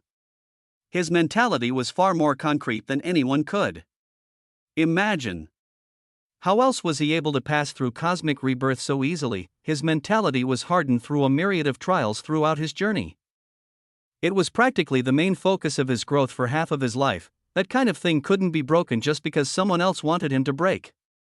It was probably his greatest strength, outshining even the authority of existence with its light. Damien smiled as he looked at the reflection's expression. It looked proud, but also a bit stumped, as if it didn't know how to breach the main point. He long understood what it wanted to say. It's time for me to go, right? Damien said, doing it for him. The reflection nodded. You have already overstayed your welcome, but that entity favors you, so it did not persecute you. Instead, I have been sent to both test you and send you on your way. Damien already figured that was the case. His long yet unbelievably short stint here allowed him to accomplish far more than he ever should have had the right to, so it was granted that he'd be evicted soon. If he had to place himself somewhere in the timeline to accurately place how long he spent in the void, he would probably still be in the spatial corridor headed back to the lower universe right now. But the void was an entity that wasn't meant to be touched by his lowly hands yet. The mere fact that it was already gave him an unbelievable position amongst all living beings. Still, all good things had to come to an end, and all ends were new beginnings. As he stood there, he cut himself off from perceptions of his avatars in the sanctuary. He focused his entire spirit into his main body and prepared his mind. Those thoughts came inadvertently, like a gentle stream that trickled into a massive river, roaring and raging as it became one with the ocean. The memories of his journey flooded through his mind in droves. His time as a mere cub in the first dungeon, his time on a Pyron learning about how big the universe was, his time on the cloud plane coming into his own, his time in the unnamed world becoming a true main player in the universe, his time in the Dawn world gaining a footing in the wider universe, his time in Hidden Death Valley gaining prominence. His time in Calypto when he first met the Saint Emperor, his time in Eden fighting his first true war, his time in Ion and the Void Corridor becoming someone who could hold a say in the universe, his time in the Beast Domain where he first entered war as an expert, his time in Luxurian being crowned the universe's greatest genius, everything he did with his life, all his fights and all his connections, all his deeds and all his legends, they all flashed through his mind one by one. It was a cathartic moment, those experiences that made his life what he was, the death he experienced that made him realize how important his life was, the people who surrounded him and made his life worth living. How could he not look back on them now? He entered this wild world at the young age of 17. Back then, who could have imagined that a few decades later he'd step into the realm of divinity, becoming someone who could eliminate entire worlds with a single flick of his wrist? He really achieved something. He made something out of his life. He was proud. He was so proud that he could hardly contain his emotions. But that was only who he was here. That would not be his status anymore once he turned his back on this place. He wanted to reach a place higher than this. He wanted to see what truly stood at the top, above all else, at a place nobody else could ever reach. He let go of all his lingering emotions. He allowed his memories to stay memories and engraved those things that defined him into his soul. he was ready, he was scared, he was excited, but he was ready. Damien Void was graduating on this day, he was leaving everything behind, grasping everything in his hand, and stepping into a new playing field. The Void's reflection disappeared at some point, its presence wasn't needed, because Damien already knew what he needed to do. He turned around, it was there as if it was waiting for him the whole time, a world, or rather, a complete universe. It was a single celestial body, however, its size was bigger than the entirety of grand heaven's boundary, even standing in the void. Damien could feel the waves of power and divinity emanating from that place, purely a byproduct of the auras of those who called it home. It was a beautiful place filled with a myriad of colors as viewed from the outside, and even Damien, who was extremely knowledgeable on all things celestial, found himself stumped by its existence. That was his destination, that was the heavenly world. He took a deep breath. His family, his destiny, and everything that remained a mystery to him now were all awaiting him there. There was no need to hesitate, there was no need to falter. He took a single step, a step that took him out of the void. The time he spent there was no more than 0.00001 seconds, and with nothing left to bar his path, the moment had come for him to descend on that place, to the first step of a new adventure, to the start of the next chapter, to the end of his destiny. It was time to go to the heavenly world. Chapter 1348, New Beginning. 4. The heavenly world. It was a name used by those in the lower universe to describe it, but it wasn't an incorrect term at all. The heavenly world truly was a world. It was a universe world, something that had never existed before in the lower universe. Its size was hundreds of quintillions of kilometers, and the number of existences living within it was even greater. How could one describe the entire heavenly world in a few words? No matter how hard one tried, it was impossible. When Damien stepped out of the void, it didn't feel like he'd traveled through space and time. Rather, it really felt like he only took a single step, and everything changed around him. The blackness of the void, still an absolute, was replaced by a myriad of colors as an environment appeared where it once was, but Damien didn't immediately look at it. He was overcome by the feeling of the environment before he could even see its appearance. The mana, wow, that was the only thing he could say. The mana was beautiful, it was far denser than the lower universe. If mana was equated to gravity, a lower universe existence would be crushed under the pressure of the heavenly world's energy. And it wasn't just about density, the mana was far purer. Damien felt like he was gaining more lifespan with every breath he took. His body was revitalized, his fatigue drifted away, and an aura of spirituality seemed to fill his entire being. This was mana of a divine level. The myriad of laws hidden within it could be clearly felt, and the environment created by this energy had to be unbelievable. Damien started to understand why people feared the heavenly world. What would a person born into such an atmosphere be like? If they went to the lower universe, their body would be a treasure nobody could compete with. They would have talent on par with what Damien showed despite not having any assistance from the void. That was their natural advantage, because the heavenly world's mana was perfect. Damien closed his eyes and focused on it. He was a man who controlled existence. The disparity between the energies he'd felt before meant a lot more to him than anyone else. He knew what the void felt like, and he knew the energy that the Envoy's race used. Compared to both of them, this mana was completely different. It hardly even held similarities to regular mana in the first place. As he picked it apart, he did his best to completely internalize its structure and replicate it, but surprisingly enough, I can't do it. He didn't have the ability. He laughed strangely. How long had it been since he felt something like this? How long had it been since there was something he couldn't do? It was a little bit hollow, but he had to admit it was a great feeling. It made him even more excited for this place. Even if I don't have any peers at my own level, I can be certain there are people who can kill me here. He, who had the authority of immortality, could be killed. He already knew it would be like this. If even the void wouldn't tell him about it, gods had to be existences beyond his imagination. But feeling it with his own body was a completely different thing from just being told. He didn't even have to meet them to understand, but his desire to find one and spar them was at an all-time high. I should probably not stand around like this. He got absorbed in the mana, but he didn't completely cut off his senses. There was nobody and nothing nearby, but he had to be careful, because this was a completely new environment. He knew nothing. He was a country bumpkin like the day he left Earth. He opened his eyes to look at the splendiferous location he'd arrived in. It was in the middle of nowhere. Great trees that rose hundreds and thousands of feet into the air populated every inch of the land around him, their leaves shimmering as the sunlight struck their various shades of red, green, and blue. The bright sky was hidden behind their canopy, but hints of its magnificence streaked down through the gaps and decorated the world with a plethora of dancing shadows that highlighted the ground below. Green grasses and lush vegetation were everywhere.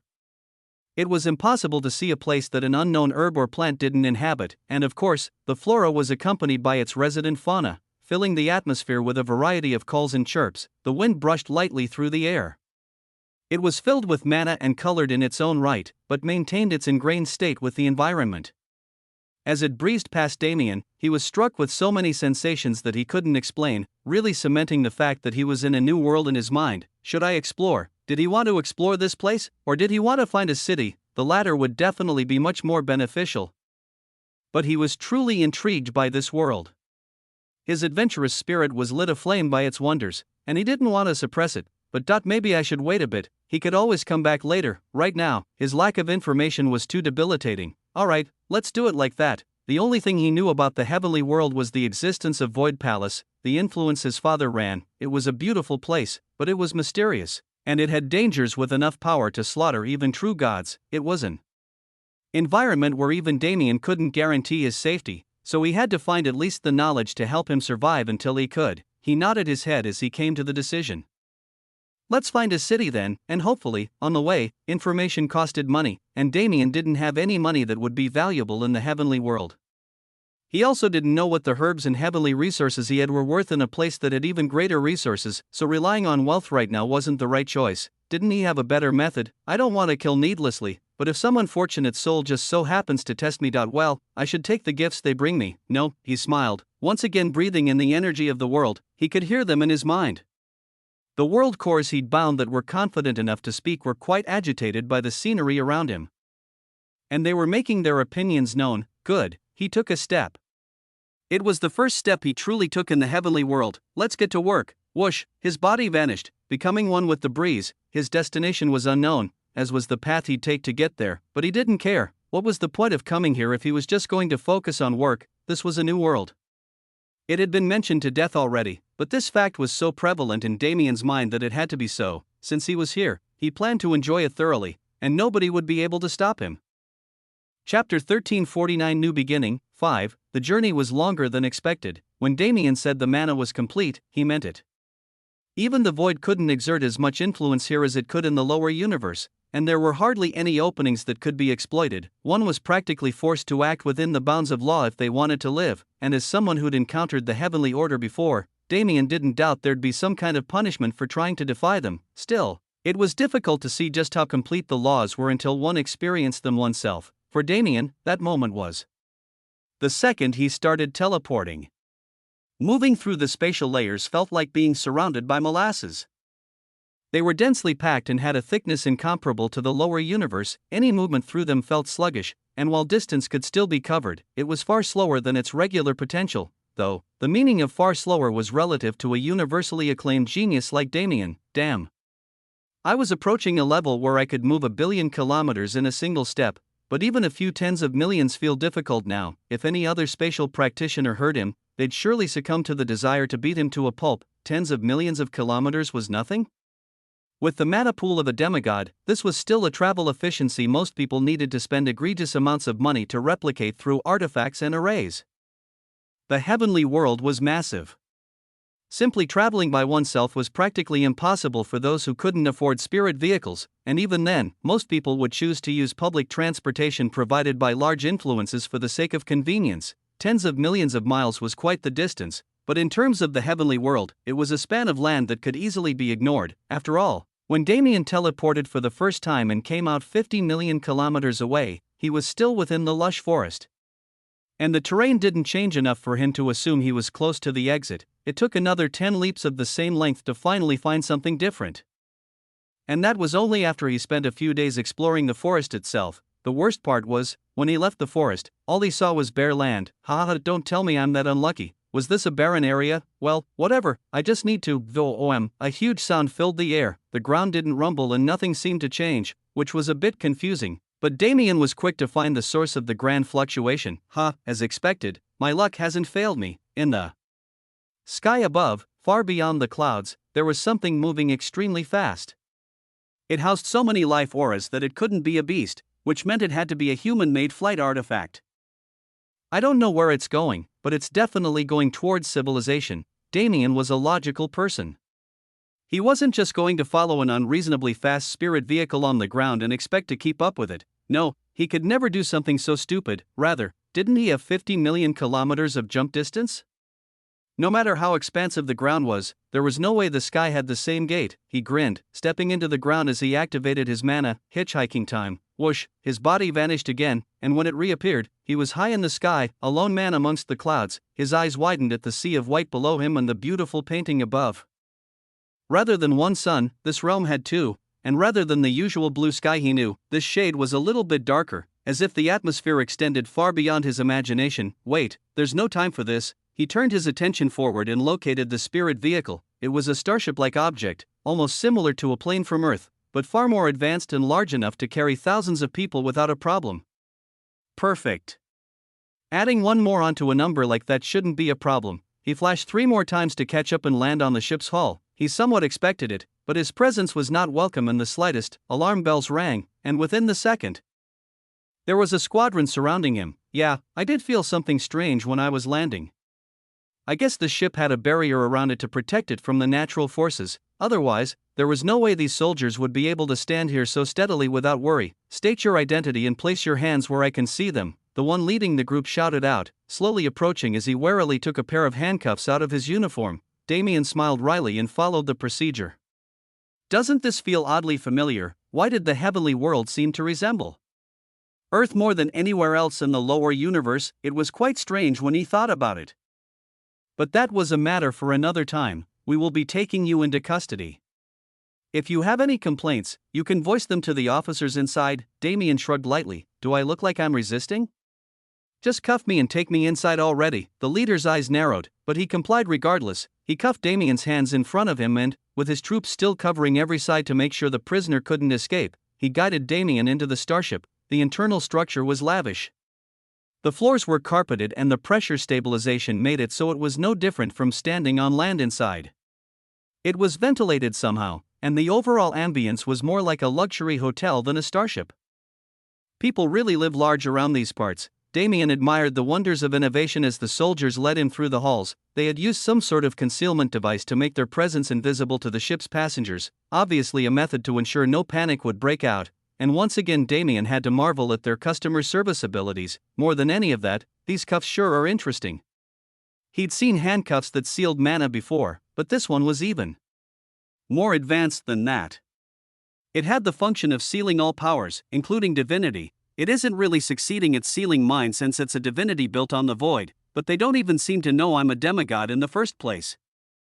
He could also feel something trying to interfere with his senses, but because of the all-seeing eyes, that had become his regular pupils instead of an inherited trait, even that mechanism malfunctioned. It was a little comedic when he thought about it. In the first place, these guards were all supremes. If he wanted to, he could evaporate all of them by blinking. Is there something different going on? Everyone in the lower universe seemed to inherently understand that I'd ascended, but here they can't sense it. Maybe the assumptions he made about the void earlier were wrong. If so, he definitely needed to investigate his limits when he had some free time, but that could be done later. Their group had already arrived at their location, an isolated room within a series of corridors long disconnected from the passenger area of the ship. Damien was sat in a chair there in a room that looked like the poster child for interrogation rooms and forced to wait for hours. Is this a psychological tactic? It's not bad, but they should really do some checks before starting something like this. He smiled wryly. If he was affected by the sense blocking and divinity blocking, he probably would have been panicking by now. But wasn't he completely fine? Not only was he fine, but his all-seeing eyes didn't really let him remain unaware of the presences around him, especially those behind the one-way mirror. None of them had the aura of a god that Damien wanted to feel, but there were at least 3 powerful demigods among them, and behind even them, far separated from this place yet watching it through their awareness, was another divinity. That one is definitely stronger than the Saint Emperor. Chapter 1350 New Beginning. 6. It took a few hours before anyone came into the interrogation room. They likely realized Damien wasn't going to break easily and chose to stop doing meaningless things like psychologically pressuring him. The one who appeared was a rough man with the gait of a gorilla.